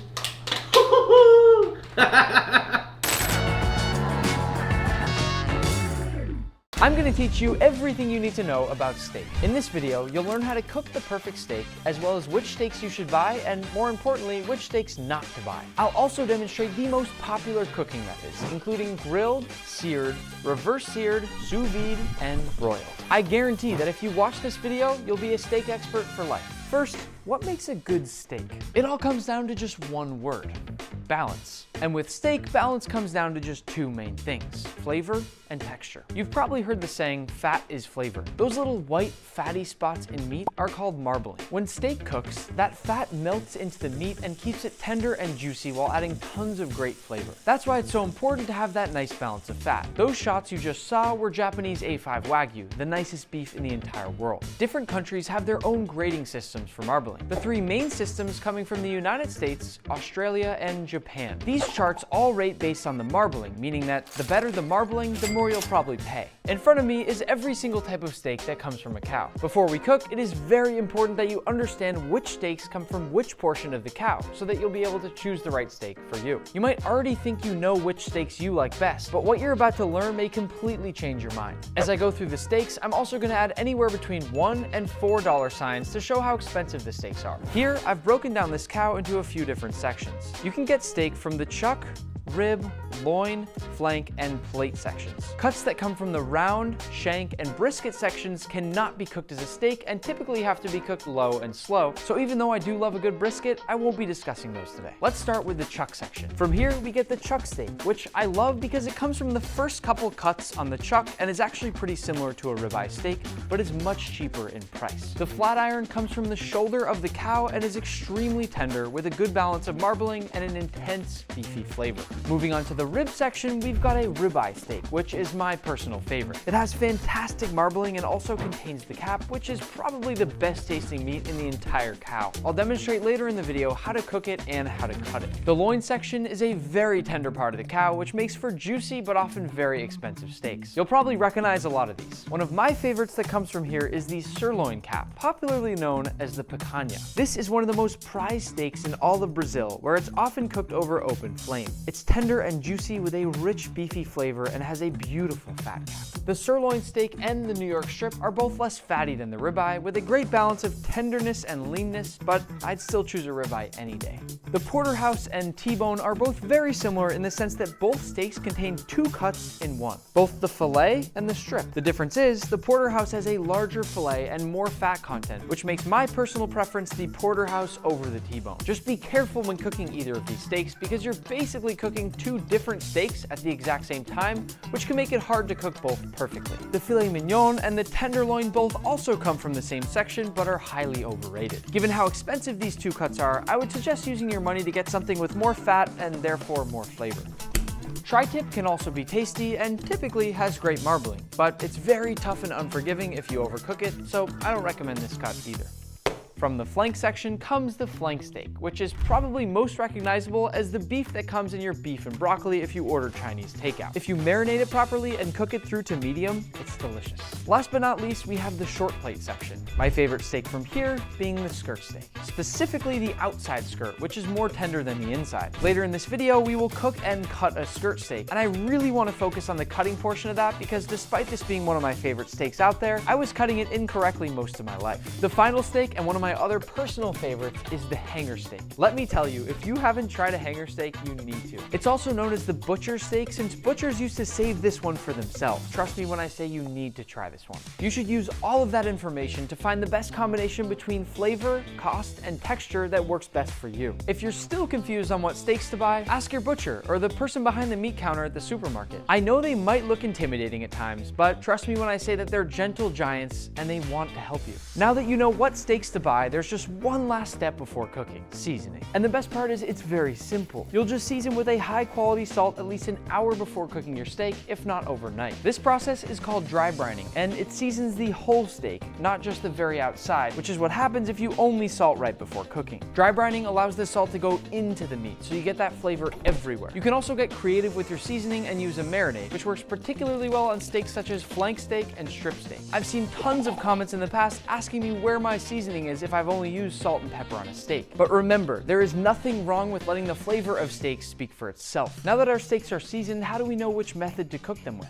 There are plenty to choose from, but we'll do the best and most popular: grilling, searing, reverse searing, sous vide, and broiling. And the best way to decide how to cook your steak comes down to one simple factor: thickness. The focus here is cooking it evenly, all the way through to the center while still getting that nice crust on the outside. We're going to start with the most popular way to cook a steak: grilling. And as always, I'm looking for maximum flavor, so I'm going to start with the best charcoal you can get anywhere in the world. This is called binchotan charcoal. I will warn you, it's probably going to be the most expensive wood you ever buy, but it'll also probably be the best flavor you ever get. Once we've added this charcoal to our chimney starter, I'm going to go ahead and use my little trick of using Doritos as a fire starter, because believe it or not, Doritos light extremely well. I'll start by lighting our Doritos on fire, and once they're going, I'll place my charcoal on top. We'll let this go until our charcoal is fully on fire, at which point we want to let that die down to get these nice red, white, hot coals. It's hot enough now that I'm ready to pour that charcoal into the grill, and just look at that incredible glow that we've gotten. Since we've already dry brined each of these steaks with salt, I'm going to go ahead and finish them off now with some pepper. You can save fresh cracked pepper for last minute just before you grill. Because this is probably too long for our grill, I'm also going to go ahead and slice it in half. As you can see from the two steaks here, one is very thick and and one is very thin. And as we talked about earlier, we're gonna cook these in slightly different ways. With the skirt steak, it's extremely thin, so we'll wanna sear it as quickly as possible. Once again, the goal here with cooking this thin steak is to cook it high and fast. We wanna get that crust without overcooking it. The ribeye will be a different story. Because this charcoal is so hot, we're already ready to flip.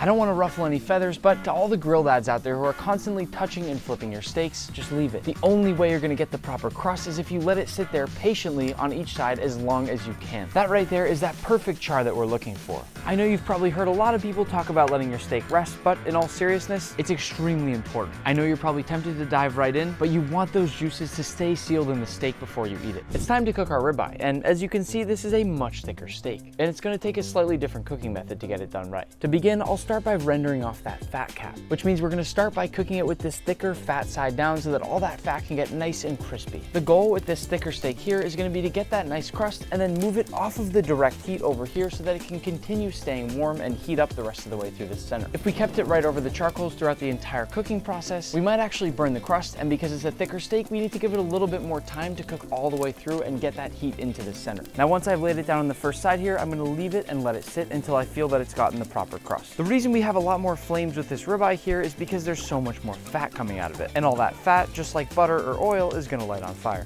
I think it's already time to flip. Now that we've gotten a crust on both sides, I'm going to slide it over here to cook the rest of the way through. We've gotten a beautiful char in this ribeye, which means tons and tons of flavor. Now that it's over indirect heat, or not right over the coals anymore, I'm going to cover it up so that all of that heat can go ahead and cook it the rest of the way through, almost like a makeshift oven. While our ribeye finishes cooking, it's time to go ahead and cut one of our skirt steaks. When looking at it at first glance, it might seem like you should cut it down the width, but the reason that's incorrect is because that's cutting with the grain, and anytime we slice a steak, we want to cut against the grain. If you simply look at the direction that the fibers are going in, you can pretty easily tell that this grain goes along the width, which means we actually want to slice across the length of the steak. I'm going to cut it in half so we have an easy piece to work with, and then begin slicing. This right here is perfectly cooked skirt steak, and as you can see, because I've cut against the grain, it's extremely soft and pull apart tender. Now that we've sliced all our skirt steak, I have one last tip for you. Even though we let it rest for about 10 minutes, we still have plenty of juices left on the board, and what I like to do is take all of my steak and drag it through all of those.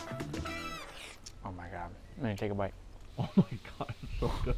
When it comes to searing, I actually sometimes prefer that method over grilling because I love the crust that you can get when searing a steak. But we can also add some incredible flavor here through butter basting, which I'll show you shortly. For this method, we'll be using a hanger steak. My preferred pan for searing a steak is a cast iron because it can get extremely hot and holds that heat very evenly. You'll want to begin by starting with some oil that can get to a nice high smoke point. I like to add a little more oil in my pan than most people do because I like that crust to get a little bit higher up on the steak. If you look carefully at any steak, there are quite a few crevices that will be in there, and adding more oil is going to make sure that the oil goes up and inside those crevices and gets everything nice and crispy. Once your oil is smoking hot, make sure you go ahead and lay that steak away from you. Immediately, you're also going to want to press that steak down to make sure everything is touching the pan. If it bulges up, that's when you get these big, ugly gray spots, and you're not going to get a good, even crust. Once my steak is in, I'll slightly turn down the heat so it doesn't burn, and once I've peeked on the underside of the steak and it appears to have a nice crust, we'll go ahead and flip.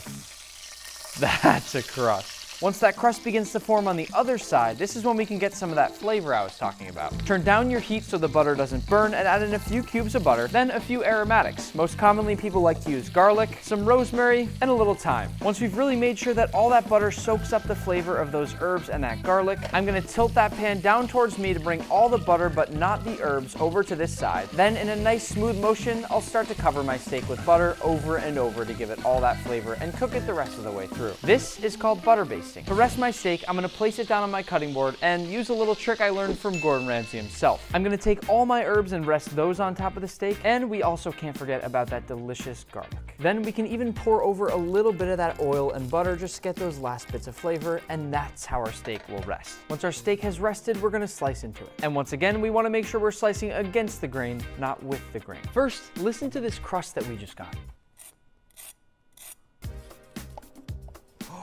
What you're looking at here is why we rest our steaks. All that juice gets trapped inside, whereas if we were to cut into it right away, that wouldn't happen. I gotta feed my camera guy first. May I take a bite?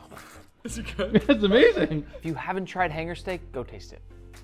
We'll move on to the reverse sear method. I'll be demonstrating this method with a porterhouse, and like I said, we have 2 different steaks here, so I want to make sure we're getting them to the proper temperatures. These temperature probes will help us simultaneously monitor both parts of the steak, given there are 2 different cuts. For a long time, I'd heard of this term and had absolutely no idea what it was, but it's actually very simple. Instead of trying to get the crust right away, we're going to put this on a cold pan into the oven and cook it until the internal temperature reads about 125 or 130 Fahrenheit. It's time to take out our steak and finish it with a sear because, as you can see, we need a nice crust. I want you to understand that this steak right here is already cooked perfectly. Similar to sous vide, which we'll do shortly, it just doesn't yet have a crust, and we want a bit of a higher internal temperature. We'll go into our pan with a bit of high heat oil, and because this has a fat cap just like that ribeye that we grilled, we're gonna go ahead and start fat side down. If you don't render off the fat like this, it's basically inedible. But if you cook it to a nice golden brown like this, it's delicious. Once we've rendered off that fat cap, we can lay down our steak, once again laying away from us so we don't get hit with oil. Once we've gotten a nice crust, it's time to flip. One reason lots of people like to reverse sear is they believe that by putting the steak in the oven, it really dries it out and gives you a nicer crust. The same thing that happens when you dry brine your steak. Once we've gotten a crust on both sides, our steak is done. And after letting it take a nice nap, I'll place it back on my cutting board and it's time to slice. I'll start by slicing the fillet right off the bone, and it should cleanly come right out. Then I'll cut down the other side of the bone to get the strip, and I can already tell we've cooked this steak perfectly. And now we get a nice taste of filet mignon. I know I said it's overrated, but I didn't say it wasn't good. And a delicious New York strip. Nailed it. Once you've cooked one of these steaks, you can certainly see why it's called a T-bone. Moving on to one of my favorite methods to cook a steak, we'll be doing this picanha sous vide. I'll lay it fat side down and then begin slicing this into nice thick steaks. You might notice that right now we're slicing with the grain instead of against the grain, and that's because once we cook this later as a steak, we'll be able to slice it against the grain before we eat it. With picanha, we want to focus on the flavor, so we're only going to hit it with a touch of salt. Sous vide is when you vacuum seal your food in a bag and then cook it in a precisely regulated water bath. The steak is cooked in its own juices and should come out extremely tender. You'll probably want to get a nice vacuum sealer like this one because the goal is to make sure you get all the air out of that bag and get a nice tight seal. And it's a satisfying and extremely easy process. This is a circulator that's going to keep our water at the same temperature the entire time our steak cooks. Some people could call it lazy, but the reality is it's going to cook the steak to the perfect temperature every single time. The only thing we don't get from sous vide is that nice crust on the outside of our steak. So we're going to set the temperature a little bit below what we want it to end up at, so that when our steak has reached that internal temperature that we want, we can sear it off, which will bring it up a few degrees, get us that nice crust, and get us to the perfect temperature that we're looking for. As you'll notice, the steak is pretty floppy and mushy and doesn't really have much color to it. But remember, this steak is cooked to a perfect medium rare right now. You can eat it and be totally fine. It just lacks any texture. And that's why we need to get that crust. Because there's so much fat on my picanha, I'm gonna start by just rendering off that fat on the top. We might actually get enough oil out of this thing to sear the rest of the steak without even having to add anything. As I cook this, I'm gonna move it around the pan, pressing on all corners and sides to really melt down all that fat. Once our fat cap looks like this, it's time to sear our steak.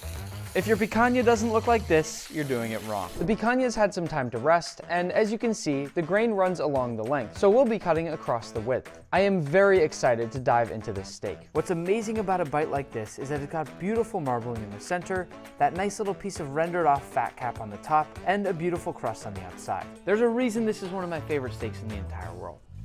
The final method we'll test today is broiling, and for that we're going to be using this chuck steak. Buying a chuck steak is going to get you something very similar to a ribeye without that steep cost. I've talked today about making a simple marinade for your steak, and we're going to make one now. I'll add some lemon zest, lemon juice, a few cloves of garlic, a few Calabrian chilies, some rosemary, and olive oil. Once we've blended it up, I'll finish it with just a touch of salt and a bit of black pepper. Ideally, we would have marinated this steak overnight, but since we didn't get to do it ahead of time, I have another great trick for you. I'll place my steak into this food saver container, then pour over that marinade, fully covering the steak with all this deliciousness. Then I'll add back on this lid, make sure it's nice and tightly sealed, and using this machine we used earlier, I'm gonna go ahead and marinate. And what we're doing here now is called rapid infusion. What we're doing is sucking out all of that air and speeding up the marination process by forcing that flavor into our steak. I'll let this sit for about 15 minutes to let all that flavor do its thing, and then we're ready to broil. At this point, our flavor should be pretty infused, so I'm gonna release the pressure and open it up.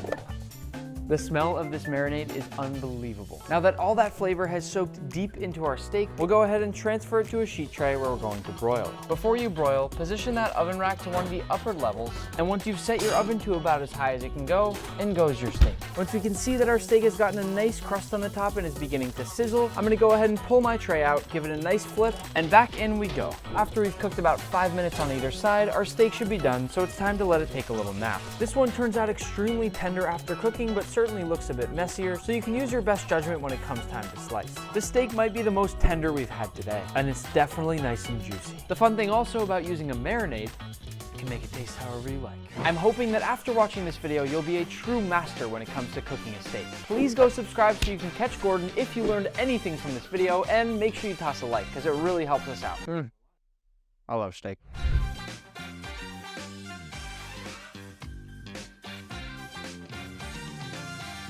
Some restaurants are so exclusive that you have a higher chance of winning the lottery than eating there. Like this restaurant in Dubai that's literally in an aquarium, or this one in Denmark that takes 7 hours and has 50 courses. And in this video, I'm traveling the world to visit some of these restaurants, with each one becoming more and more exclusive as the video goes on. But we're starting in Mumbai at the best restaurant in all of India. This is Mask. It's been the #1 restaurant in India for 3 years in a row, and we'll be trying their creative 10-course tasting menu. At every restaurant I visit in this video, I'm also gonna have a guest. Hi, this is Carrie Minati, and I love food. You ready to eat at the best restaurant in India? Let's go, man. Carrie's doing the vegetarian menu for this, Yeah. and I'm doing the other one so we can see both types of food. This is our first course. This course is our version of Pani Puri. Pani Puri is the most famous street snack from India. For you, we've garnished it with red fire ants from Chhattisgarh. Sorry, say it again. Red fire ants from Chhattisgarh.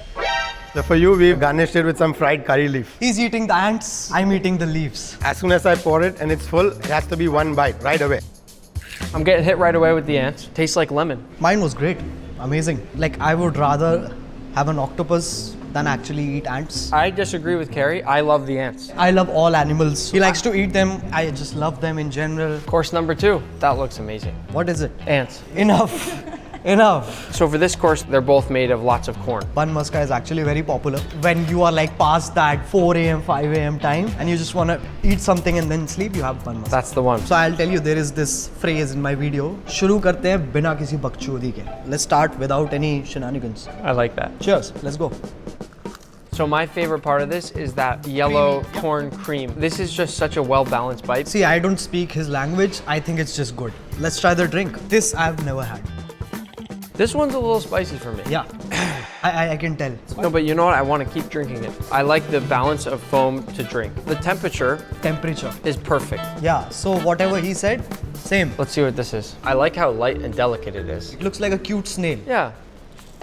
I like the other one better because I like things that have like such different temperatures. It's fun to try something that you've never had before. Yeah. Ready for round 3?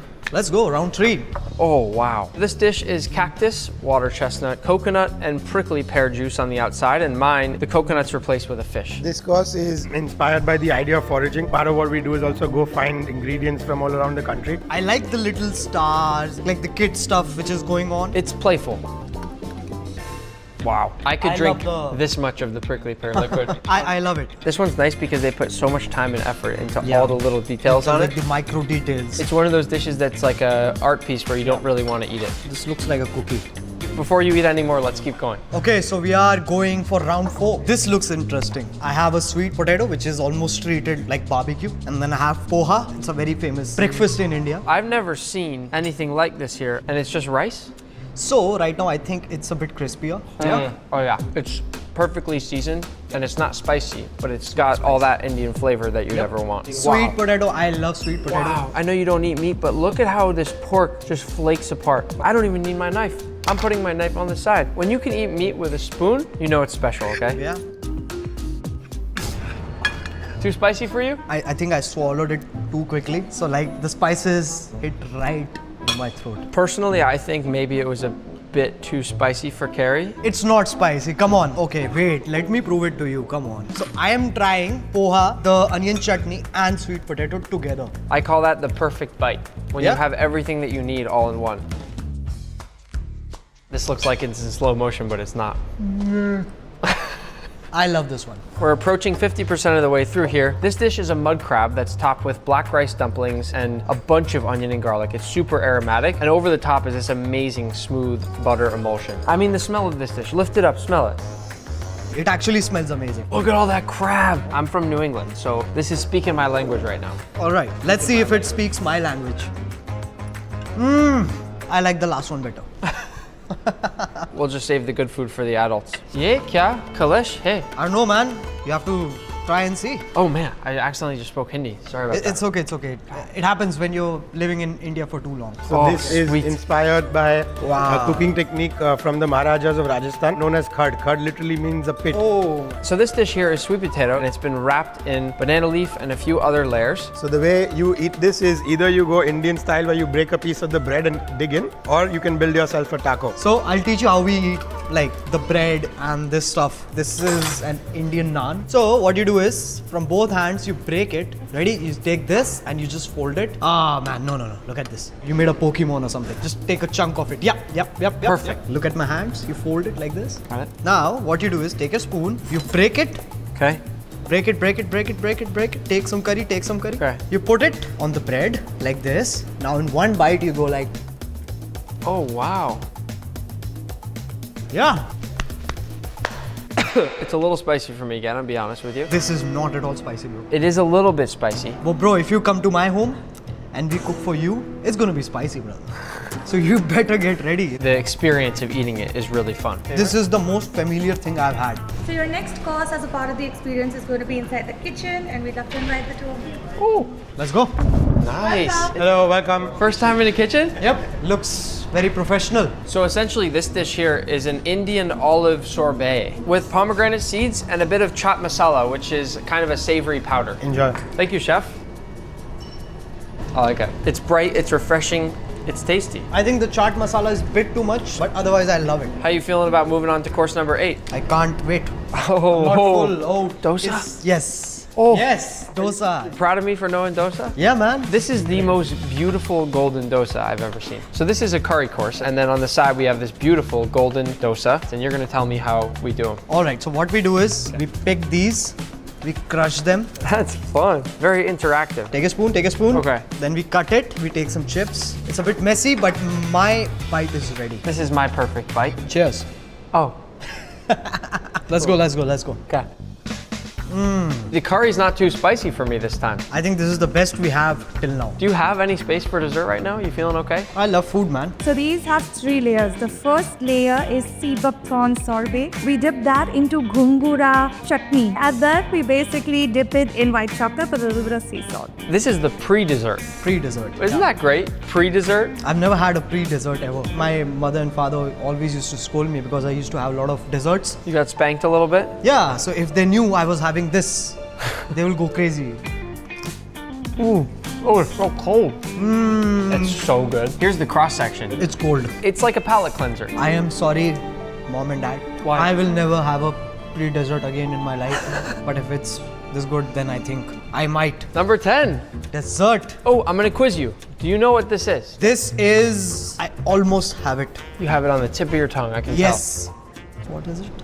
Cacao. What this really is a cacao. It is a cacao pot. I nailed it. This dessert is a dried cacao shell that's filled with a cashew and cacao nib base, and then some custard apple and milk chocolate mousse on the top. When you're at home, do you always go like, this is a brown bread and it's like perfectly textured? Sometimes you just gotta eat. Then let's just eat. Let's just eat. So, what's fun about Bro, I am just gonna go. I'm just gonna go, man. Can this man not just eat? This is a beautifully layered dessert. Look at that spoonful of all the different textures and different things that I'm getting there. On a serious note, this is really, really good. Why is it good? It's just good, man. I don't know why it's good. After eating with Kerry today, I sort of feel like he might become the next big food critic. I learned a lot of stuff. Like, I'm not full here, I think, but I'm full here. Can you guess which country I'm going to next? Japan. Dubai. Have fun, Habibi.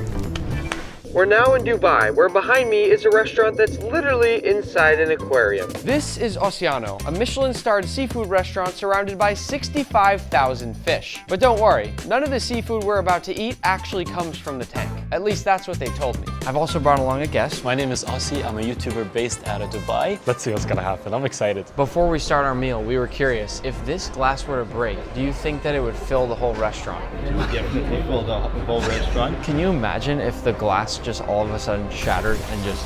I don't want to imagine that. So the first dish is a spirulina meringue with some prawn tartare basically in the middle.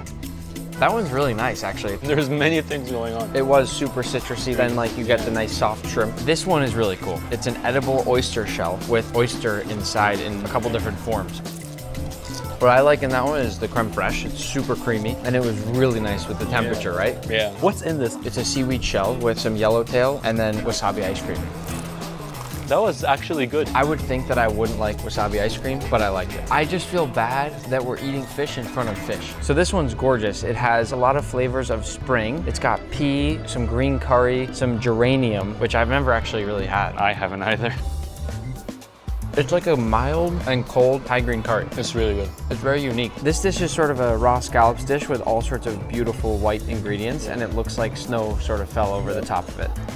Every bite is totally different. The dish is kind of like a bit of a journey. My first bite tasted like flowers. My second bite tasted creamy. My fourth one was really acidic. That fish has been sitting there the entire meal. That one, right? Oh, he's coming closer. Let's name him. Habibi. That's cool. So this dish just has a ton of different things on it. There's so many different elements to it. In the middle is an ice cream that we're supposed to use to eat with every other bite. But my favorite part, honestly, is this octopus. The octopus is holding this little pastry that's filled with some cheese.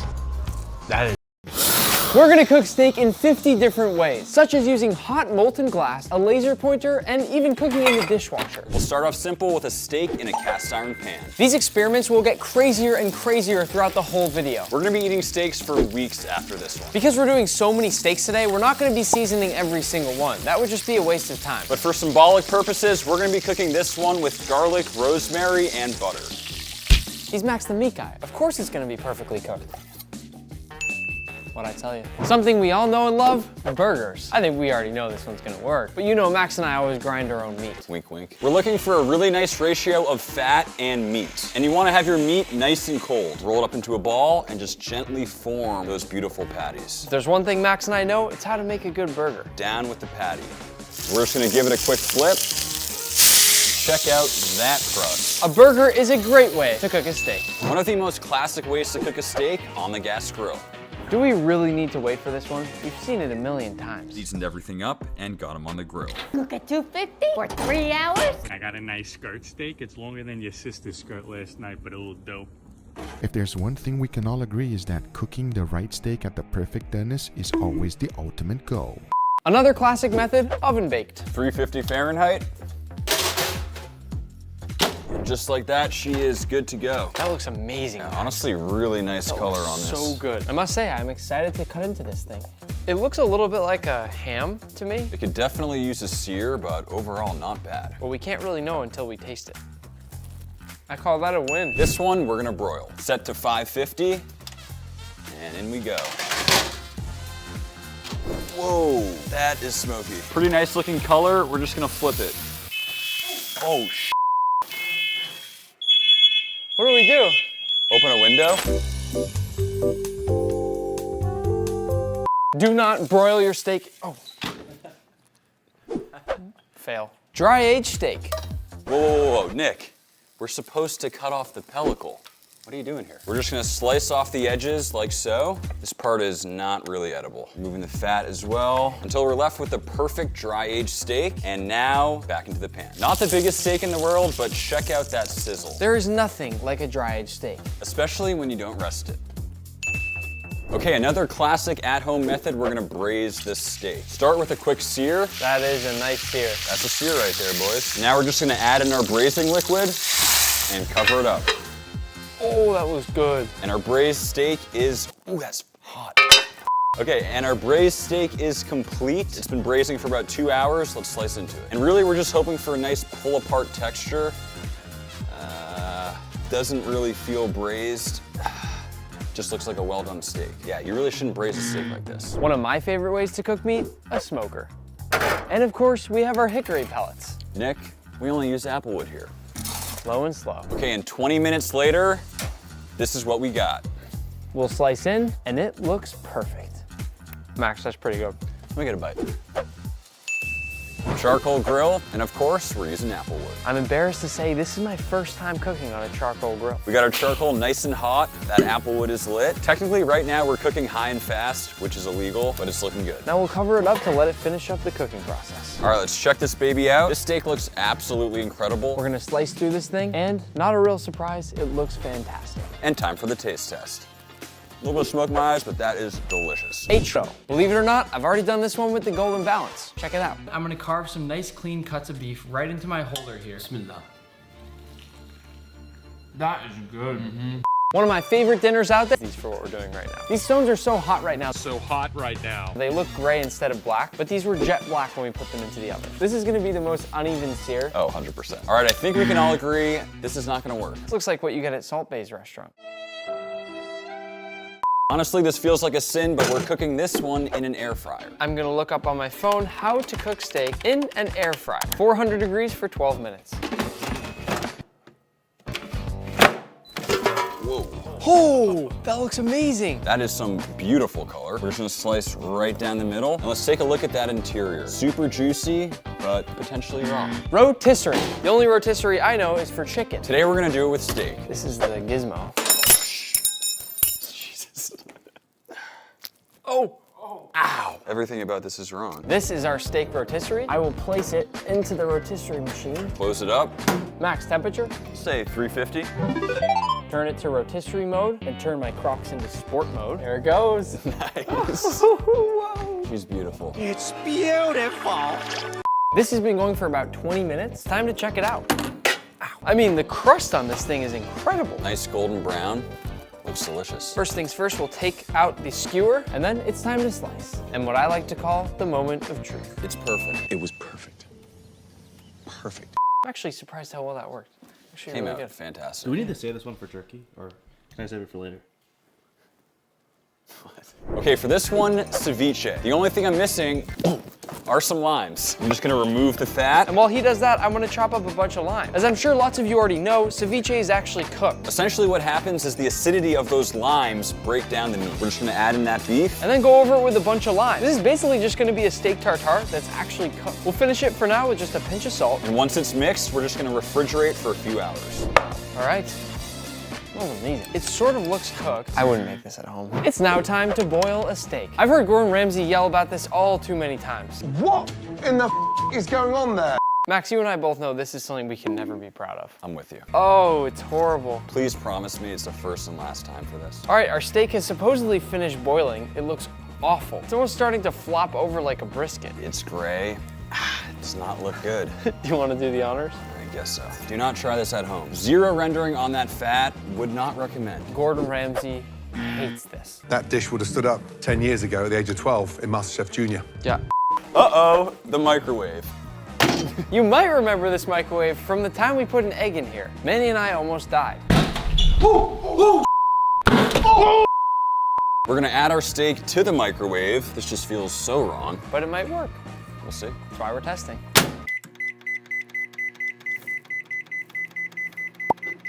We're about 3.5 minutes in. I hear sizzling. Let's check it. Oh, it's disgusting. Oh.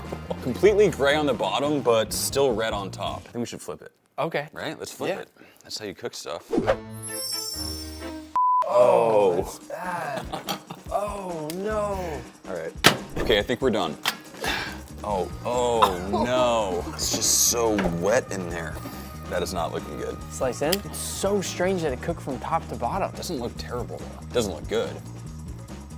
That is absolutely gross.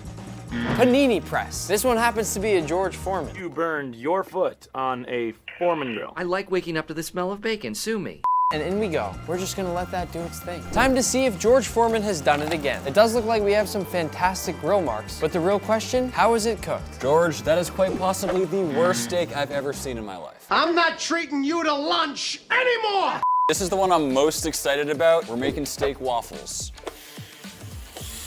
Hey kids, breakfast is ready. Dad, you made steak waffles again?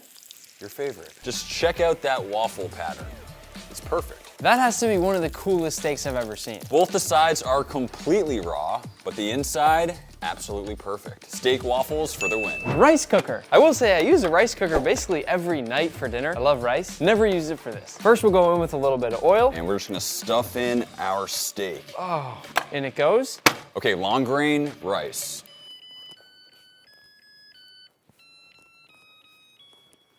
You should be ashamed of yourself. It's funny. Be ashamed of yourself. We just let this go for a full cycle that you would cook rice on. Oh my. Immediate no. Probably one of the least smart ideas of the day, toaster. This one's quite simple. Drop them in.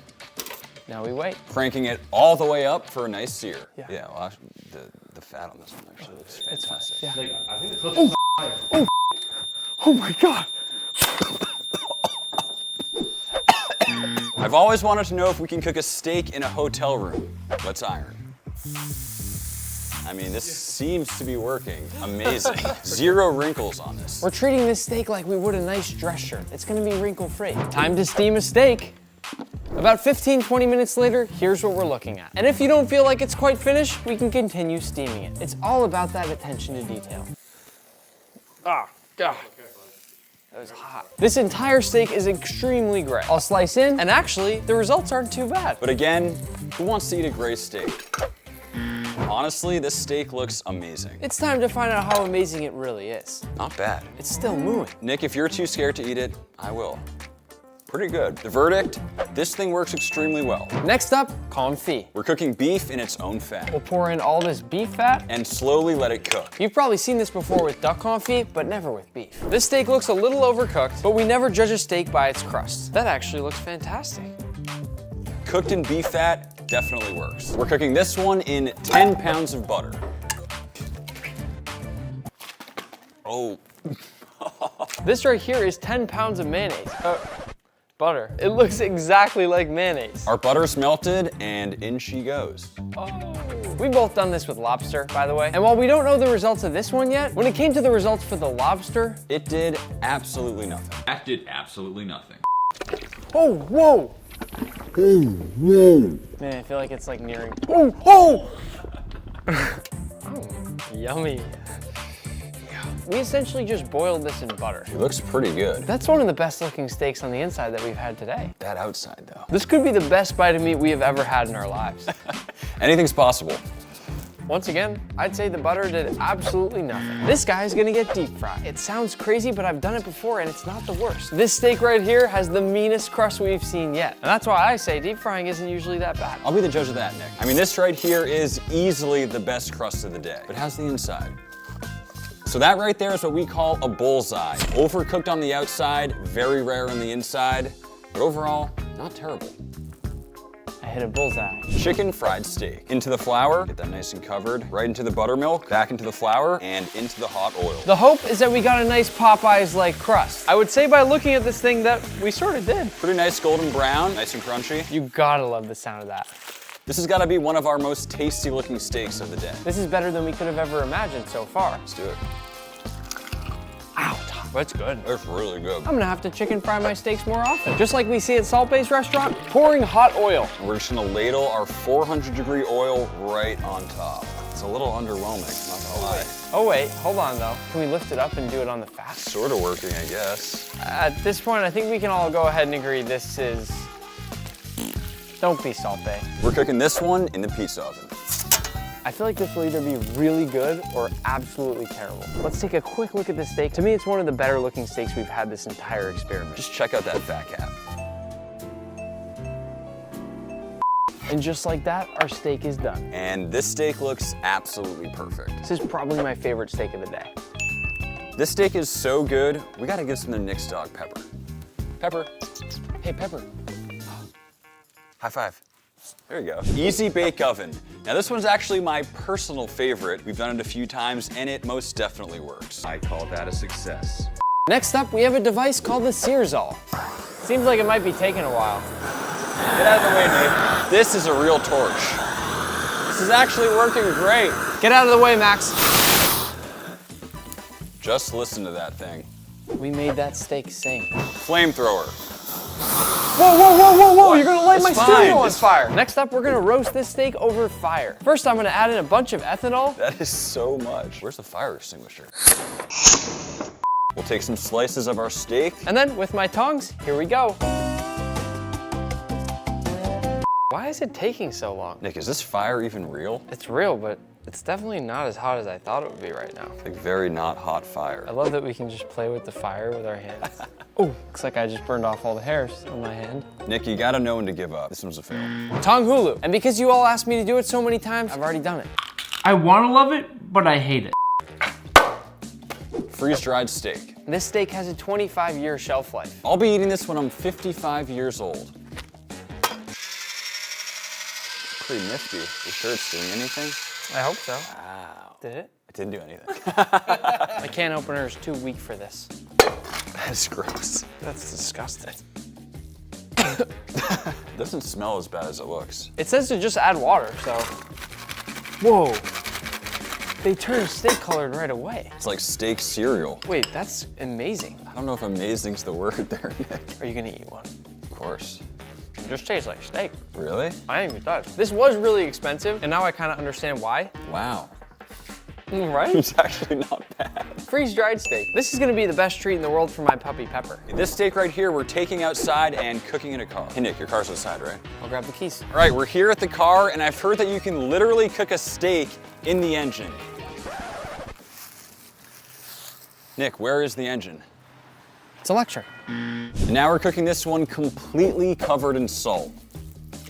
We want a nice wet sand type consistency, and we're just gonna mix it all together. Kind of feels like snow. Okay, we're just gonna lay down our first layer of salt. We're just gonna spread it out nice and evenly and just place down that beautiful steak, and we're just gonna completely cover it with salt. Pack that baby in nice and tight, and we go. What? Oh, because that roller's gone. Dude, what is going on with this?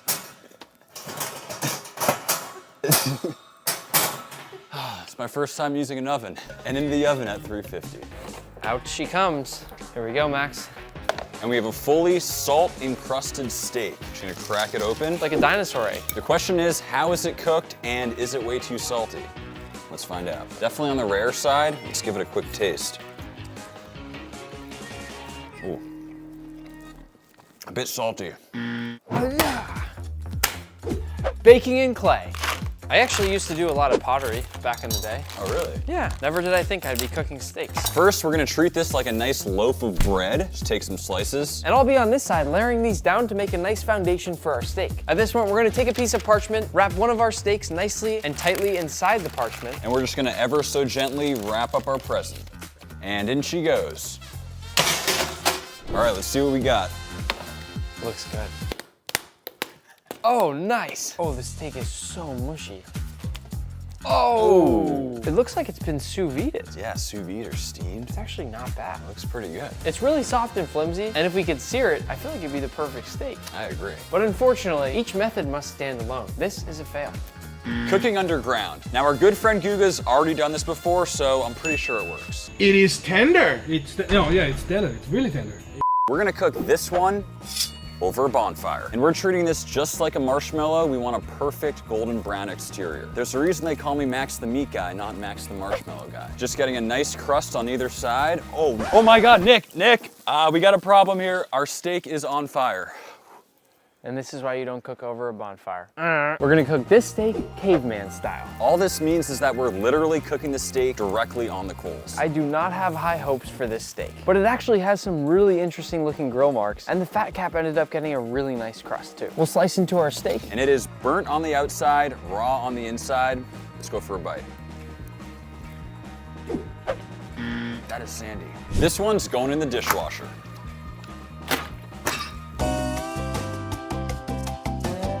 The cycle has just finished. She's looking good. And we're just opening up our bag, and there's our steak. And just check out how much juice got released. I have a feeling this is gonna be perfect. Just slice into it. I'd say not bad. It's like not for a dishwasher. Dead on. I don't want to hurt anybody's feelings, but this dishwasher might be a better cook than all of us. Once again, this was an exact normal cycle of my dishwasher. My first dishwasher cooked steak. Probably one of the best steaks we've cooked all day. Yeah, it's perfect. She's a 2-for-1, dishwasher and oven. What we have here is called a curling iron, and girls use it for their hair. We have it on turbo mode right now, so it is extremely hot. I'm just gonna hang out here for a little bit and let it cook. I mean, it smells good, but the question is, what happens when I click this lever? 3, 2, 2.5. Oh wait, I went up instead of down. It should have been 1.5. Open. Oh, God. That is horrible, Nick. That Why? looks like a fingernail, but the sear. I mean, it's cooked all the way through, both sides. Are you gonna eat that? I'm not eating that. You gotta eat it. I'm not eating You gotta that. eat it. I can't. You want it, Manny? You're not gonna waste Try a food. piece. Try a bite. Smacking it. This isn't gonna work, but my friend Lewis actually did it on a chicken a while back. It's done! It's cooked! Oh my God! And if it works with the chicken, why wouldn't it work with steak? Laser pointer. I'm wearing these goggles because this laser is so powerful it can make you go blind. Nick, why are you wearing a gas mask? For safety. Now, typically this is used for camping to light fires. Let's see how it does on a steak. Doing my best not to stare at it. Oh, listen, it is sizzling the fat. The steak is currently cooking, so this might take some time, but it's currently cooking. So as you can see, it's actually starting to render that fat on the steak. But as cool as this is, it would probably take us over a week to cook this thing. So unfortunately, it's a no. Cooking with dry ice. This is called cryogenic cooking. Theoretically, you can cook with really hot temperatures, and they say you can also cook with really cold temperatures. Keyword, theoretically. If you listen really carefully. It's sizzling away. It's my hope that those little crackling sounds you're hearing are the sounds of this steak cooking. It's been 15 minutes, let's check it out. It's either a nice crust or it's completely frozen, and I have no idea which. Don't try this at home. We're gonna cook our final steak over hot molten glass. Oh my God. That is so much more smoke and fire than I thought we were gonna have. Smells great. Whoa. Holy sh**. This glass is 2100 degrees, which is literally twice as hot as a normal grill, if not 3 times. We're already done rendering off the fat. Don't forget to go check out Max's channel and go subscribe. Maybe we were a little bit too harsh about the fire alarm steak. I feel like that's got some nice color to it. Well done, but decent. Cream now? I think I could eat 100 of these. I'm just going to pick up, it looks like an olive. It's an olive. It's a good olive. Whoa, what the heck? That was like a blast of pistachios. I'm a little confused on this dish. I'm super confused. This one was so creative that it was almost too creative. This reminds me of when you cooked on a book in MasterChef. It was cool, but I don't know how it tastes. Is Habibi still there? We should definitely feed Habibi something. Habibi, come. This plate is huge. So inside the dish is cod, and on top there's some sesame, garlic, sea grapes. Oh, wow. It's such a unique consistency. Almost a little gelatinous. I wonder if there are any cod in the tank. Yeah, that wouldn't be very fun. You describe this one. I'll try. He said something about lobster and something about tapioca pearls, but to me it looks like a coffee. Like a cappuccino? Yeah. It looks really foamy and frothy. I will agree with you on that for sure. Oh, it's like a really nice seafood broth. Yeah, it's good. It almost tastes like if you took a lot of the different fish in here, put them in a big pot and just let it boil down. That is evil, but sure. Langoustines. It's like the older brother of shrimp. This one comes with a really nice looking broth around it. I like the meat, but the sauce you don't like? No. You know what that is? It's a lime leaf that's used a lot in Thai cuisine, and it's very strong. It is very strong. I actually really like it. If you just try the langoustine on its own, it's very sweet and soft, right? This is my second favorite. This one's a Mexican-inspired dish. There's some lobster with a few different peppers and spices there, but then it's all wrapped up in a tortilla that we can pick up and eat like a taco. Also, it's blue lobster. Let's see.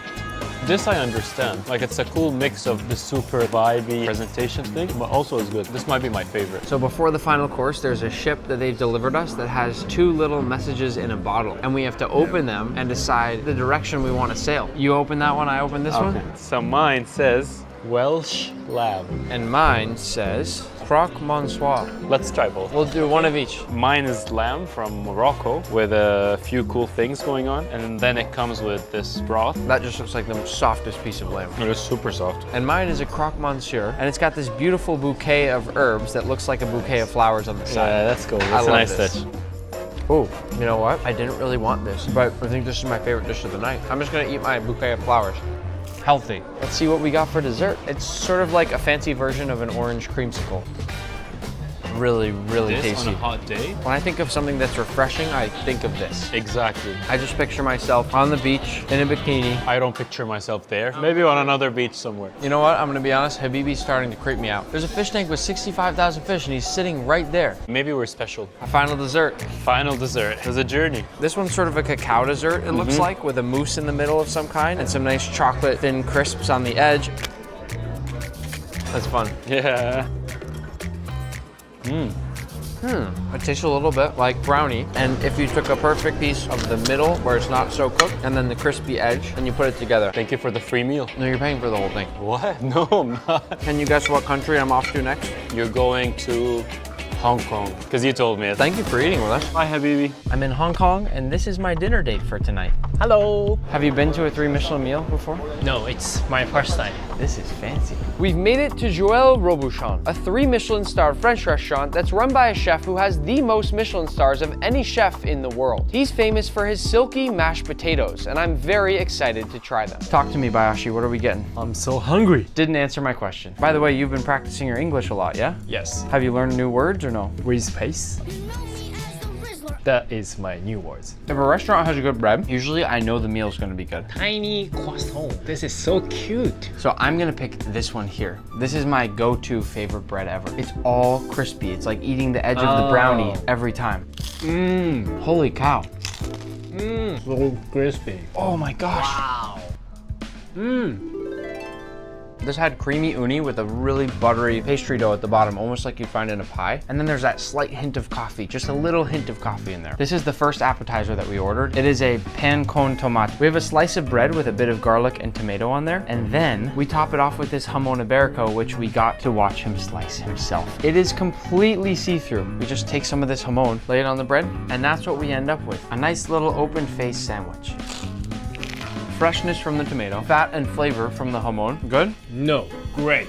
This is one of the most stunning dishes I have ever seen in my entire life. This is the head chef's signature dish. It's a caviar with king crab under it, a bit of gold leaf, and also a lobster gel on the bottom.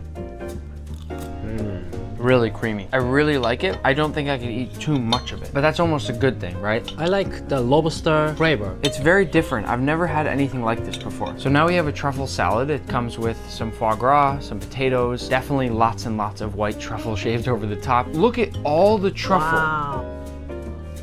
So many flavors in here. It's like the fanciest salad you've ever had. What we have here is a langoustine ravioli that's been topped with a foie gras sauce, some Savoy cabbage in the middle there, and then it's been dusted all over with some black truffle. Looks amazing. Bayashi, there's so much langoustine on the inside there.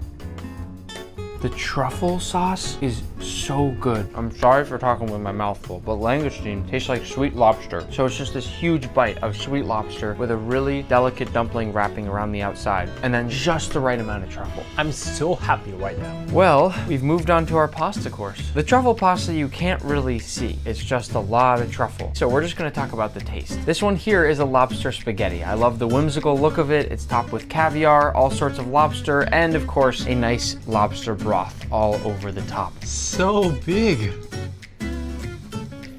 Unreal. It's perfect al dente. It is. We have just a little more food coming, and then it's time for dessert. In front of us is a miso marinated cod with black garlic mayonnaise, a wild matsutake mushroom, and a tempura crisp along the side. It's very soft. The sauce is very nice. So good. The fish is flaky and buttery. And for the mushroom, it tastes like normal mushroom, not special. Our final savory course is a quail with chestnuts and foie gras. If you look closely, you can actually see that the top half of each piece is foie gras and the bottom half is that quail. And underneath there's a beautiful looking sauce. Perhaps more importantly, on the side are Joël's famous mashed potatoes. They're supposed to be the silkiest and smoothest mashed potatoes you'll ever taste. That is delicious. I can't wait. I need to try these mashed potatoes. Look how smooth it is when you take a scoop out. It's almost like it's softer than my actual mouth. It's so smooth, it looks a lot like frosting even. It is so much butter though. True. There's one person that works here. One person. And the only thing they do every day is make mashed potatoes. Time for dessert. One dessert for me, and I got one dessert for you. Oh wait, yours looks cooler. I wanna switch now. Ready? 3, 2, 1. Ooh. Oh, cracked like an egg. These are totally different desserts, right? This passion fruit one though looks stunning. Passion fruit is one of my favorite fruits, and what they've done here is made this elegant dessert that looks exactly like a passion fruit, even though it's not one. It's amazing. How was your first 3 Michelin star meal? So happy. Can you guess where I'm going next? Japan. That's right. I'm excited for this next restaurant for 2 reasons. First of all, it's in one of my favorite cities in the world, Tokyo. But second, just wait till you see the restaurant.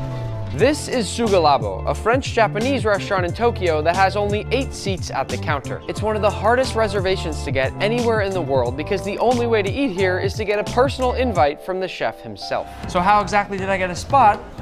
My friend Minami. Hello. She works for a company called Plan Japan, and they helped me get my spot here tonight. But can you just explain, how hard is it to eat at this restaurant? It's basically impossible. So I got pretty lucky with this reservation tonight. Also, because I'm a guest tonight, I don't have a guest at this restaurant, and so Minami's gonna help me film a little bit. That's right. Let's eat. This is the menu, but since we're about to eat all the food, you guys can read this on your own time. One cool thing about eating in Japan is usually the restaurant and counter is so small that the head chef is cooking for you every time. Whereas back home in the United States, there's a lot of times where the head chef isn't there more than once every couple months. There are only 8 seats at this counter, and look how many chefs there are in front of us right now. First up is this little salmon roast snack. Oh my God, that was amazing. The chef just said that this next dish has potato that's been aged for 1 year in the snow in Japan. Oh my God.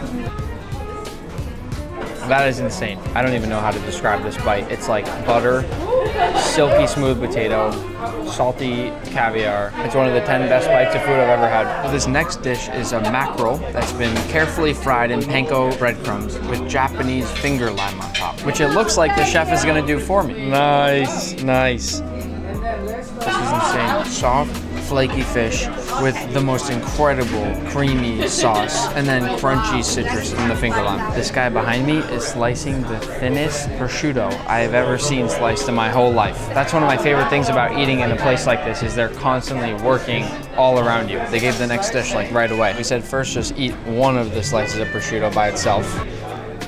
So this one's like a delicately wrapped rice ball with prosciutto and some chestnuts. Just looks like a little log. Whoa, this is unbelievable. The chestnuts are all kind of ground up. It's like super light and fluffy. So far, this is top 10 meals of my life, but we'll see if that goes up or down as the meal continues. What are those? Are those carrots? Why are they red? Because carrot is red. This dish is a carrot mousse with Hokkaido sea urchin, which is in northern Japan, and then a consomme, which is sort of like a jelly. If I shake it, you can see it jiggles around a little bit. It's not a liquid. Let's taste. That's the best tasting carrot I've ever had. The carrot and the sea urchin go so well together. And it's not just because they're both orange. If I could lick the bowl clean, I would. This next dish is a Japanese fish that's only available this time of year. And with it is a Japanese eggplant that's peeled so well that it almost looks like a kiwi on the outside. And this sauce is made from the liver of the fish. I'm gonna start by dipping my fish in the sauce. The chef said that the sauce would be bitter. It is a little bitter. Let me get a bite with the eggplant. That right there is a perfect bite. A little bit of everything. So much better and so much more balanced with the eggplant. But this dish is special because you can only get it this time of year. Different, but delicious. One of the other cool things about eating at a counter in Japan is that the chef usually shows you the ingredients before he makes every dish. And this giant pile of greens right here is Japanese parsley. In this video, we're gonna show you 50 ways to use a watermelon, with the methods getting crazier and crazier as the video moves on. And at the end, we're even gonna find out how many rubber bands it takes to explode a watermelon. We're gonna start out simple with a classic slice. But that's kind of boring. If you want a more exciting way to cut your watermelon, you could try this Pringles hack. Basically, you just take the top off and empty the chips out. And while he's doing that, I'm gonna go ahead and cut off both ends of our watermelon here. Take your Pringles can and just go ahead and press that right into the middle of the watermelon. And push all the way down. Oh! Whoa. That's so cool. Now we'll shake out our watermelon core. Do the honors. You know, I thought this would be such a stupid hack. Me too. But it went so crazy online, so we had to try it. And this is what we're left with. Cheers. These next few watermelons we're gonna show you are extremely rare. This one here is called a midnight watermelon. As you can see, when you compare it to a regular watermelon, there's really no pattern on this one at all. The skin on the outside is super dark. But Nick, as you know, it's what's on the inside that counts. Throughout the day, we're gonna just test out random tools that we bought online that work with watermelons, and that's why we're gonna slice into it. Ready? Yeah. Are we doing it the wrong way? No. No.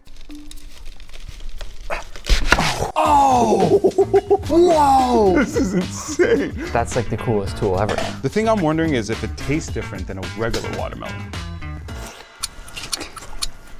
It tastes exactly the same. Just as rare as that midnight watermelon is this yellow watermelon. These are extremely hard to get. The flesh on the inside should be completely yellow. Oh, that's insane! It's not just yellow, it's like vibrant, beautiful yellow. This is crazy. Tastes like regular watermelon. I'm so disappointed. I thought it was gonna taste like a pineapple. If the yellow watermelon blew your mind, wait till you see the orange watermelon. I know it doesn't look like much on the outside, but theoretically, when we cut into this thing, it should be a beautiful, vibrant orange. I'll believe it when I see it. Here we go. It's orange. It looks like the sun. The sun's not orange. Isn't it?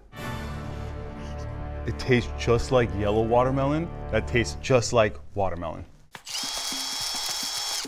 Blue watermelon. We want to try to see if we can make a blue watermelon. We've done orange, we've done yellow, we've done red. But we haven't done blue yet. Drill some holes.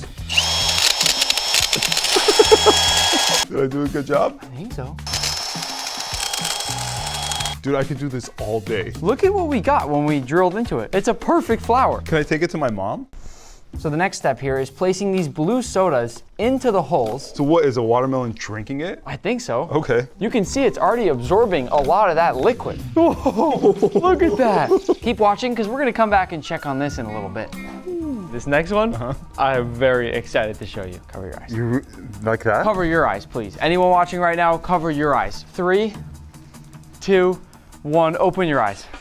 What? We got a square watermelon from Japan. No way! Are you kidding me? This is one of the craziest things I've ever had in this kitchen. How did you get this here? Because you cannot bring fruits or vegetables from another. Cut the tape, cut the tape. No, that is so nuts. Yeah. These only grow a very certain part of the year, and the way they grow them is they force them to grow inside this square box so they fit the shape of that box. When you cut inside these, they're supposed to be yellow and red. What? You don't understand how many videos I've watched of square watermelons. I've been obsessed with square watermelons my entire life. Look how cute even the little stub on there is. Everything about this watermelon is utterly perfect. This is crazy. I never thought I would see one in my life. The moment of truth, is it gonna be yellow and red on the inside like all the other square watermelons or not? Ooh. Ready? Yeah. Here we go. Cutting in. Oh, it feels good. I really want to make sure we get the perfect slice with this thing. This is crazy. I cannot believe we're about to eat a square watermelon. You ready? Yeah. Let's go. I can't wait. 3, 2, 1, go. It's cake! What the? It's cake? Did I trick you? That looks like the most realistic cake I've ever seen in my life. I tried so hard to get a real square watermelon, but it's impossible, and frankly, it's illegal. Instead, I got a watermelon cake. You had me. I was so excited for a real square watermelon, but I'm probably a little more excited for this cake now. I'm a little more excited for what we're doing next. We already showed you with that cake how creative you can get with a watermelon, but this is even more creative. These are watermelon carvings, and as you can see, this is me and this is Gordon. Does it look like me? Yeah, it looks like you, and the detail on it is nuts. And also, why are you bigger than Gordon Ramsay? Doesn't he have more subscribers than you? That's the problem. Currently, as you can see, my watermelon carving is larger than Gordon's here, but that's not how it is on YouTube. As you can see by this carving here, he is very happy. And that's because he's ahead of us in subscribers. But if you just go click that subscribe button right now, this smiley face right here will quickly turn upside down. I need your help to catch Gordon on YouTube. So I got an idea for this Gordon watermelon. We're gonna turn it into a watermelon sandwich. I like that idea. Yeah. Oh, Gordon! I think Gordon would taste best as a PB&J. Yeah, Don't you agree? Yep. I'm gonna go ahead and put jelly on this half of the watermelon. And I'm gonna put a lot of peanut butter on this half of the bread. You love peanut butter, huh? I love Gordon. I mean, you just hurt him. He's okay. He's still smiling because he has more subscribers than you right now. Now that we've got the PB&J bowl spread out, let's carefully lift this over across here. Boom. Let's go. And this looks phenomenal, doesn't it? Yeah, it's so perfect. Who's the idiot sandwich now, Gordon? I love it. Adds a little bit of complexity. And it kind of tastes like Gordon Ramsay too.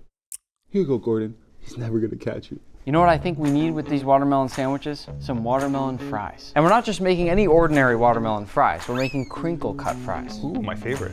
We'll slice open our watermelon, and then we need to make one large slice, just like this. Next, I'm gonna just trim off all of that watermelon rind. And then it's time to crinkle cut. After we're done cutting all our fries, we got a beautiful plate of watermelon fries. That's a perfect crinkle cut fry. I personally like to have mine with yogurt for dipping. But you know what? We're still missing just one thing. Oh, watermelon seeds? We've been using watermelons all day, but we haven't even seen any seeds yet. It's extremely hard to even find watermelons that actually have seeds in them nowadays. But luckily I carry a few extra watermelon seeds in my back pocket. This right here is what I call a nice square meal for the day. How is it? Delicious. The yogurt adds a beautiful touch to it. And the watermelon PB&J is phenomenal. You know, like what I like to do with my sandwiches? Take some fries, dip it in the sauce, place it on top of the sandwich. What? And there, my friends, that's the way you eat a sandwich. And the watermelon seeds broke my teeth. We've got quite a few leftovers here, so we're gonna turn these into our next watermelon experiment. What's that?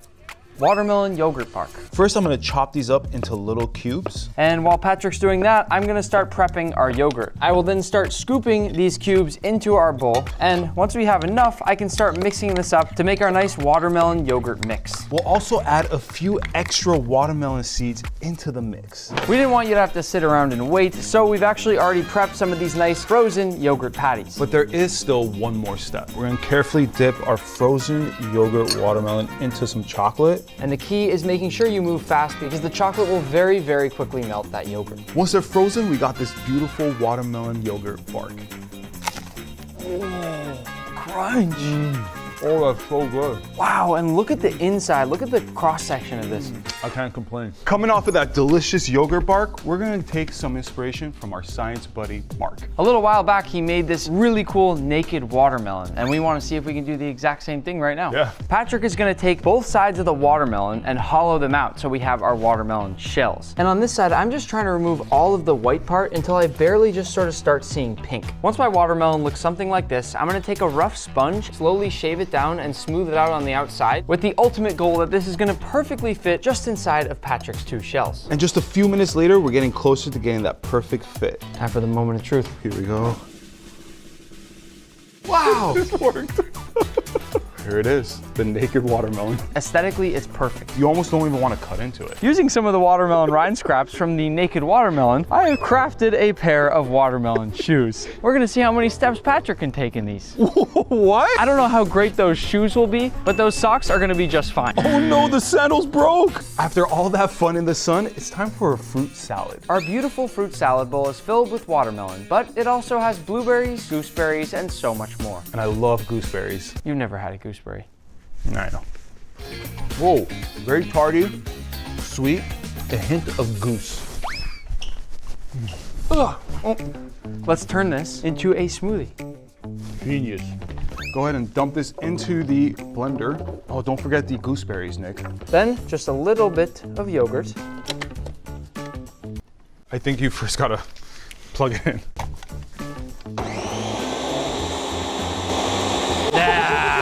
Yeah. Pour it in. Oh. Fill that cup all the way to the top. Last but not least. What? Pick a hand. Okay, you got to pick one. We got umbrellas, dude. Cheers. With the umbrellas? This is so fancy. This isn't fancy. Watermelon caviar is fancy.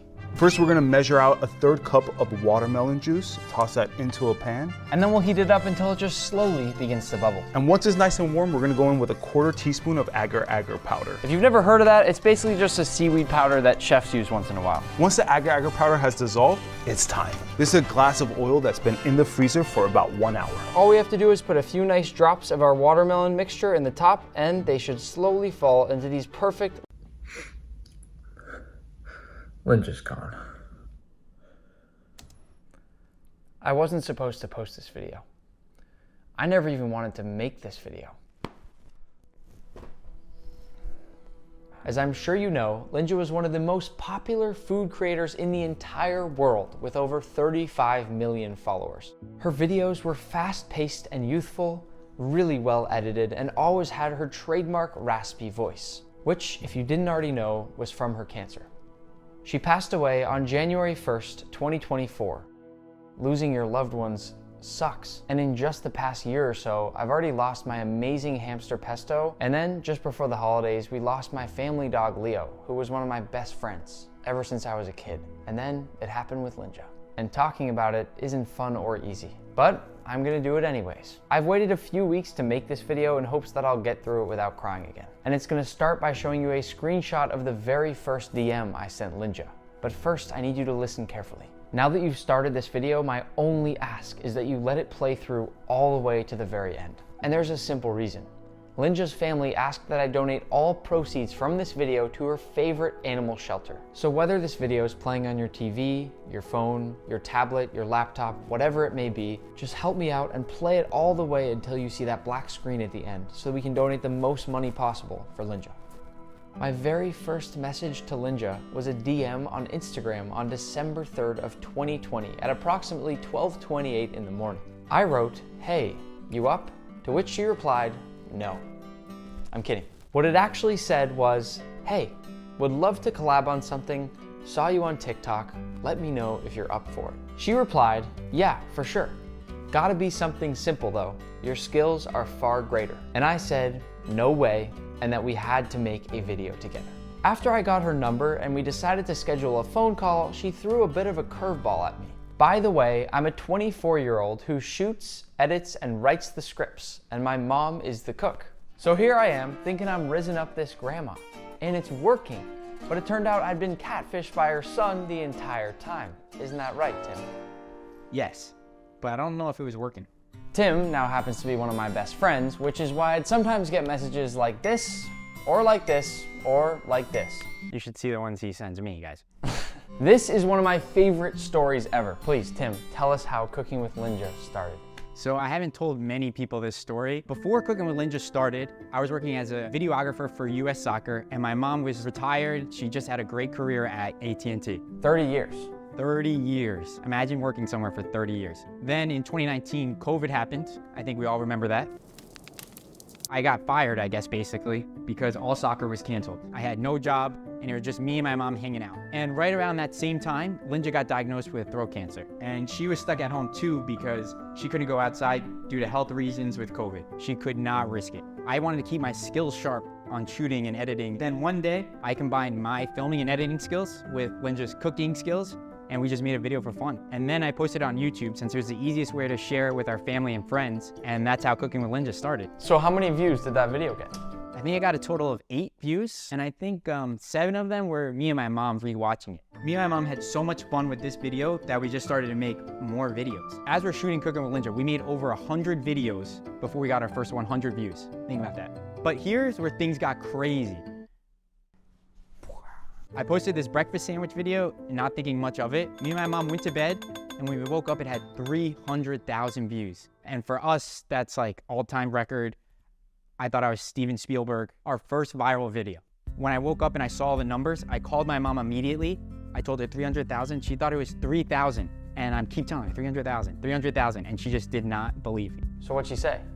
She thought I hacked the TikTok. Now, at this point in the story, here's where things got even more insane. Linja's videos suddenly started averaging millions of views, some getting more than 200 million views for just a single video. The views are rolling in, the money was rolling in. I knew you were gonna say that. Fans started recognizing her anywhere she went, all over the world, and asking her for photos.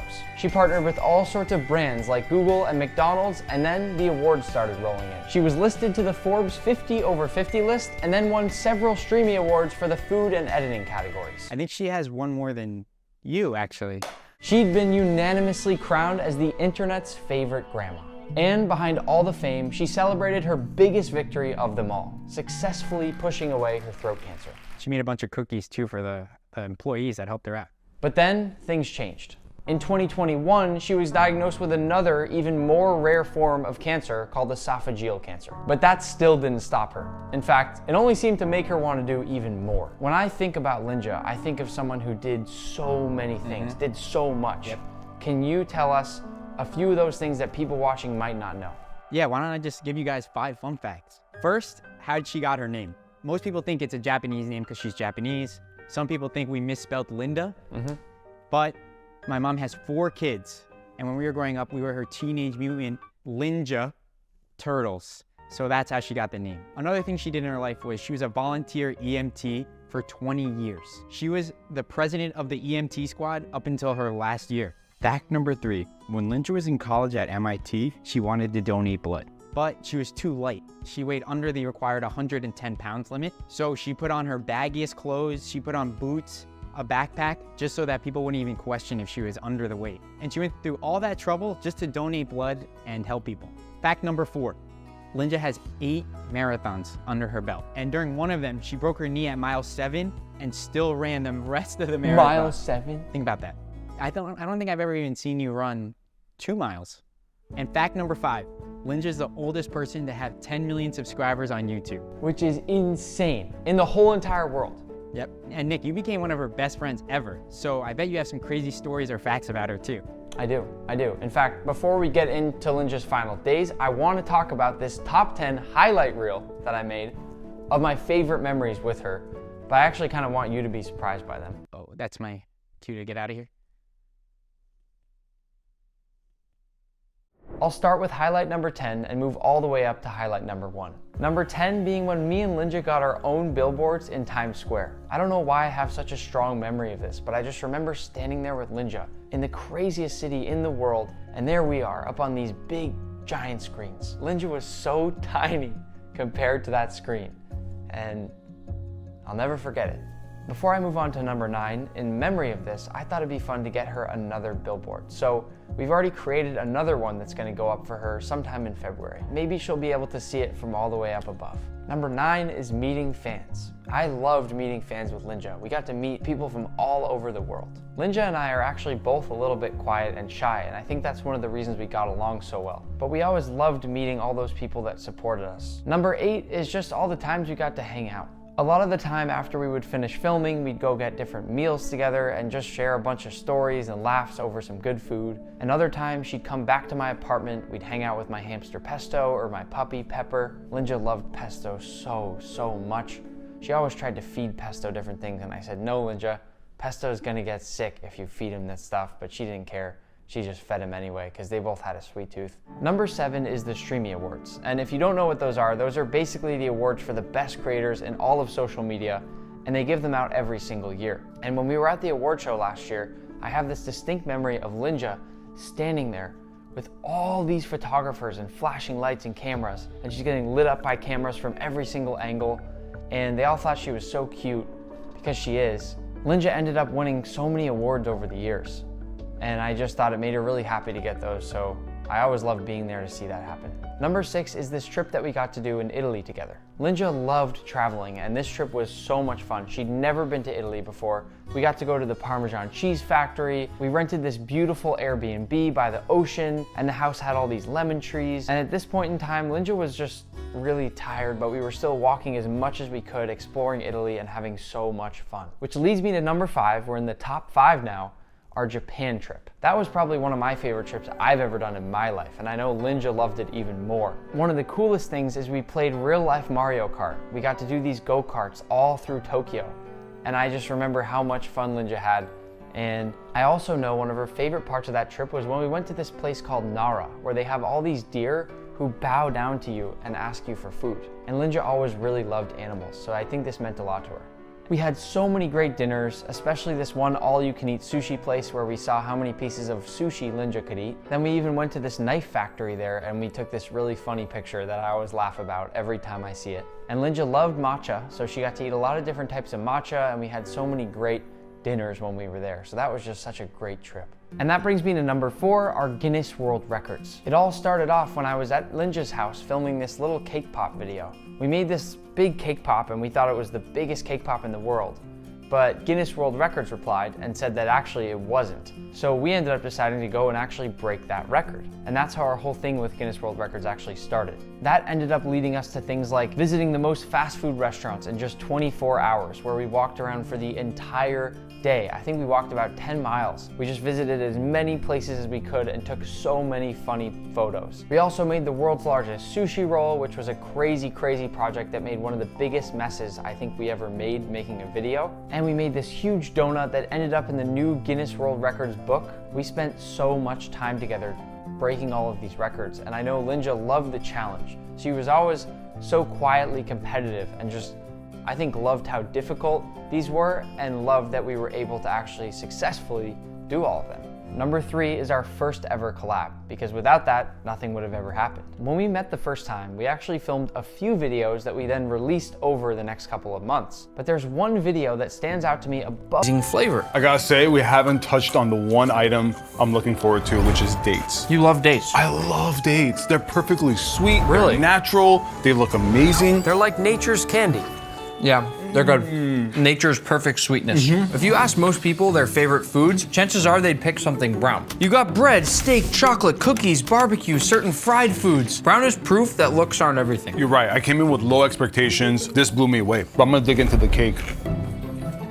If that doesn't do it, I don't know what does. Mystery box. Mystery box. Ooh, yes. Let's see. I always get nervous digging around in here. This one's cold. What? A can of Coca-Cola from 1930. What? 1930? Is that safe to drink? I think it'll explode if we shake it. Calm down, calm down. Oh, what? Seriously? This is what a 100-year-old Coca-Cola looks like. Where did all the brown go? I thought it was gonna be brown. I know, me too. Are you gonna try it? Are you? Let me take a smell here. Okay. It smells like metal. That doesn't smell like we should drink it. Brown food may not have looked good, but it tasted incredible, so we're gonna go with B tier. Moving on to black, we've got black truffle, black licorice, blackberries, squid ink pasta, charcoal soft serve, and black coffee. This doesn't even look real. It doesn't look like real food. Yeah, it doesn't. But it is. I know where to start with this one, which is, I'll get out my truffle shaver. Nice. Okay, and we're going to just go to town on the squid ink pasta. Genius. Squid ink pasta is one of the best looking pastas, but one of the worst tasting ones. I think it tastes a little metallic. Really? Like you're eating a penny. That's horrific. Oh, that's beautiful. Good? Yeah. Tell me when. When? Look at the inside of that truffle. Always blows my mind. It's marbled, almost like a piece of Wagyu. I've never liked straight up plain truffle. It doesn't taste very good. No. It's like a bad mushroom. But when you combine it with pasta, Yeah. get a little bit of truffle. I love the look. I just don't know about the taste. What are you doing? It doesn't taste that bad. I don't taste that coin flavor you're talking about. It just had like a rich flavor to it. Black licorice is... Oh, that's bad. It's good. No, it's not. Who eats this? I like it. It tastes like medicine. That's bad. This will make you stop talking. Charcoal ice cream. Charcoal ice cream? Yeah. Who thought of this? It's good. It's really good.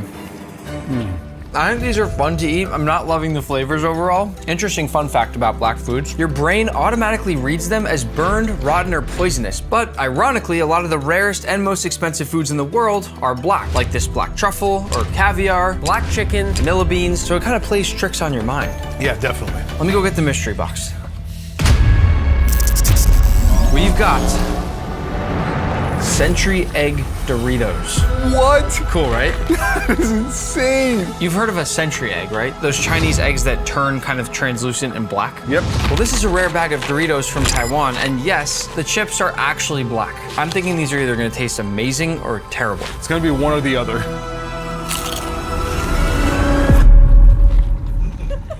What is? That's one of the worst things I've ever...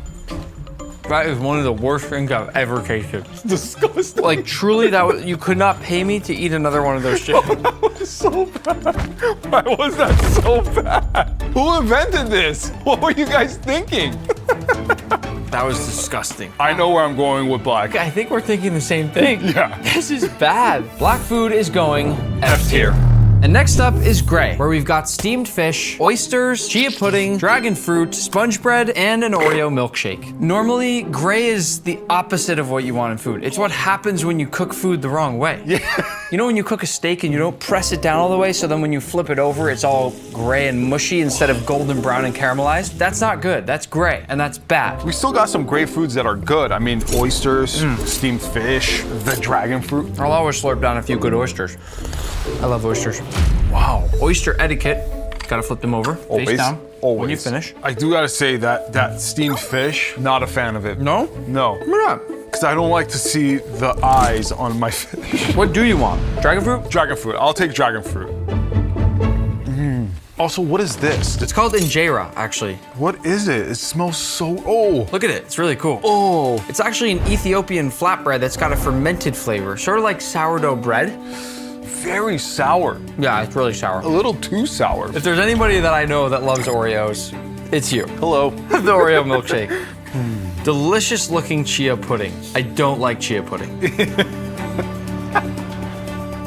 Oh, I don't like it. I'm not a fan. I'm not loving it. All of this right here, it was just bad. Gray better have the best rare mystery box item or it's not looking good. Get ready for this one. Whoa. Whoa. What? It's cold. What? It's really cold. What is it? Really nice looking gray caviar. Gray caviar? Check this out. Whoa. That's really cool. That's gray. That's really gray. Oh my goodness. Try it. What does this taste like? Oh, tastes like dirt. Saltier than regular caviar. The first flavor I got was dirt. Mud. Yeah. Takes a second to appreciate. Right. Like a lot of gray foods is an acquired taste. Yes. But once you get used to it, you start to really like it. I'm starting to love it. So maybe gray food is the food that takes time to appreciate. Is that what we're learning right now? Yeah. Wow. But still, I think it's going straight on down to C tier. Moving on to white, we've got coconut, white rice, white chocolate, steamed cod, marshmallows, and milk. I'm way more excited for this one than I should be. So many amazing foods are white. Think about it, white is the most consumed food color anywhere in the world. Because of rice? Because of rice, flour, milk, salt, sugar, garlic, onion, potato, bread, pasta. Do I need to keep going? Oh my, you're right. It rules the world. I'm gonna start with a coconut because it just looks fun. How do you do this? Going from the side, right? And get the edge, you know? Yeah. I've never liked fresh coconut. I like coconut water, I don't like fresh coconut. No, that tastes bad. It's not good. But visually, it looks cool. Okay, rice. I think everyone loves rice. So simple, but so delicious. I love rice. I gotta say, I'm not a huge fan of cod. But look at this flaky, soft, fall apart fish. Yeah. Look at that. Okay, fine, I'll try it. So simple, so pure, Yeah. right? Is it good? Very buttery, very tender. I'm not a fish fan, and that's good. Let's get to the fun stuff. White chocolate. Oh, white chocolate is so melt in your mouth because it's made of cocoa butter and sugar, so it's basically like eating butter. Oh, yeah, that's true. Like sweet butter. It's really good. I ate 3. Okay, watch this. Marshmallows are kind of meh. What? Marshmallows are only good if you toast them. I'm learning the problem with white foods, which is that they're only fun if you do something to them.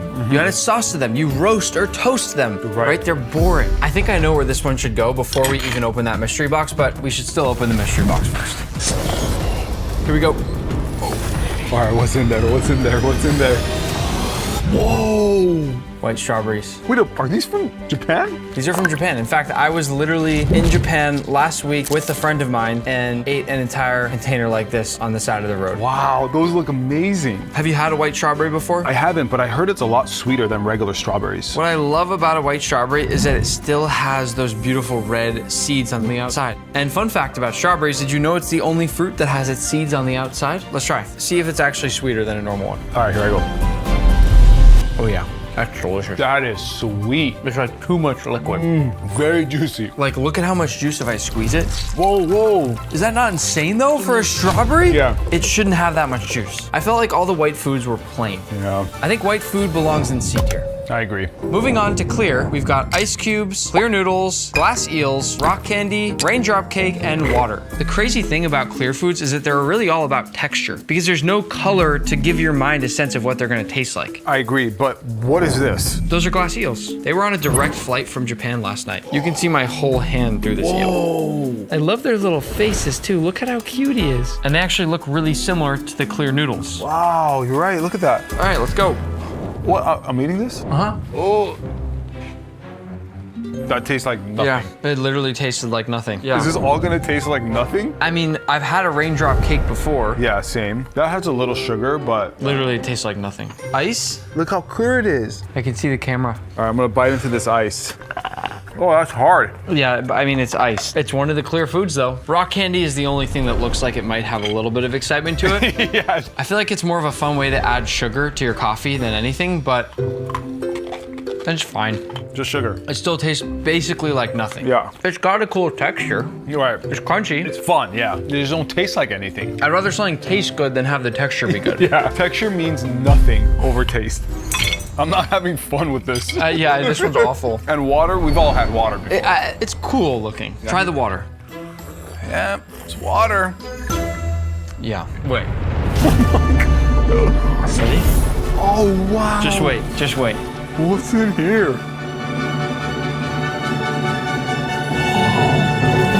This is the most expensive water you are ever going to taste. It has wings. Yeah, it does. What is this thing? And don't worry, I got you your own bottle. What? Yeah, yours just doesn't have wings. You want the wings? I want the wings. What's so special about this water? The craziest part is that these are all real crystals, but the water inside comes from springs that are deep below the mountains in southern Japan. Oh. Give it a try.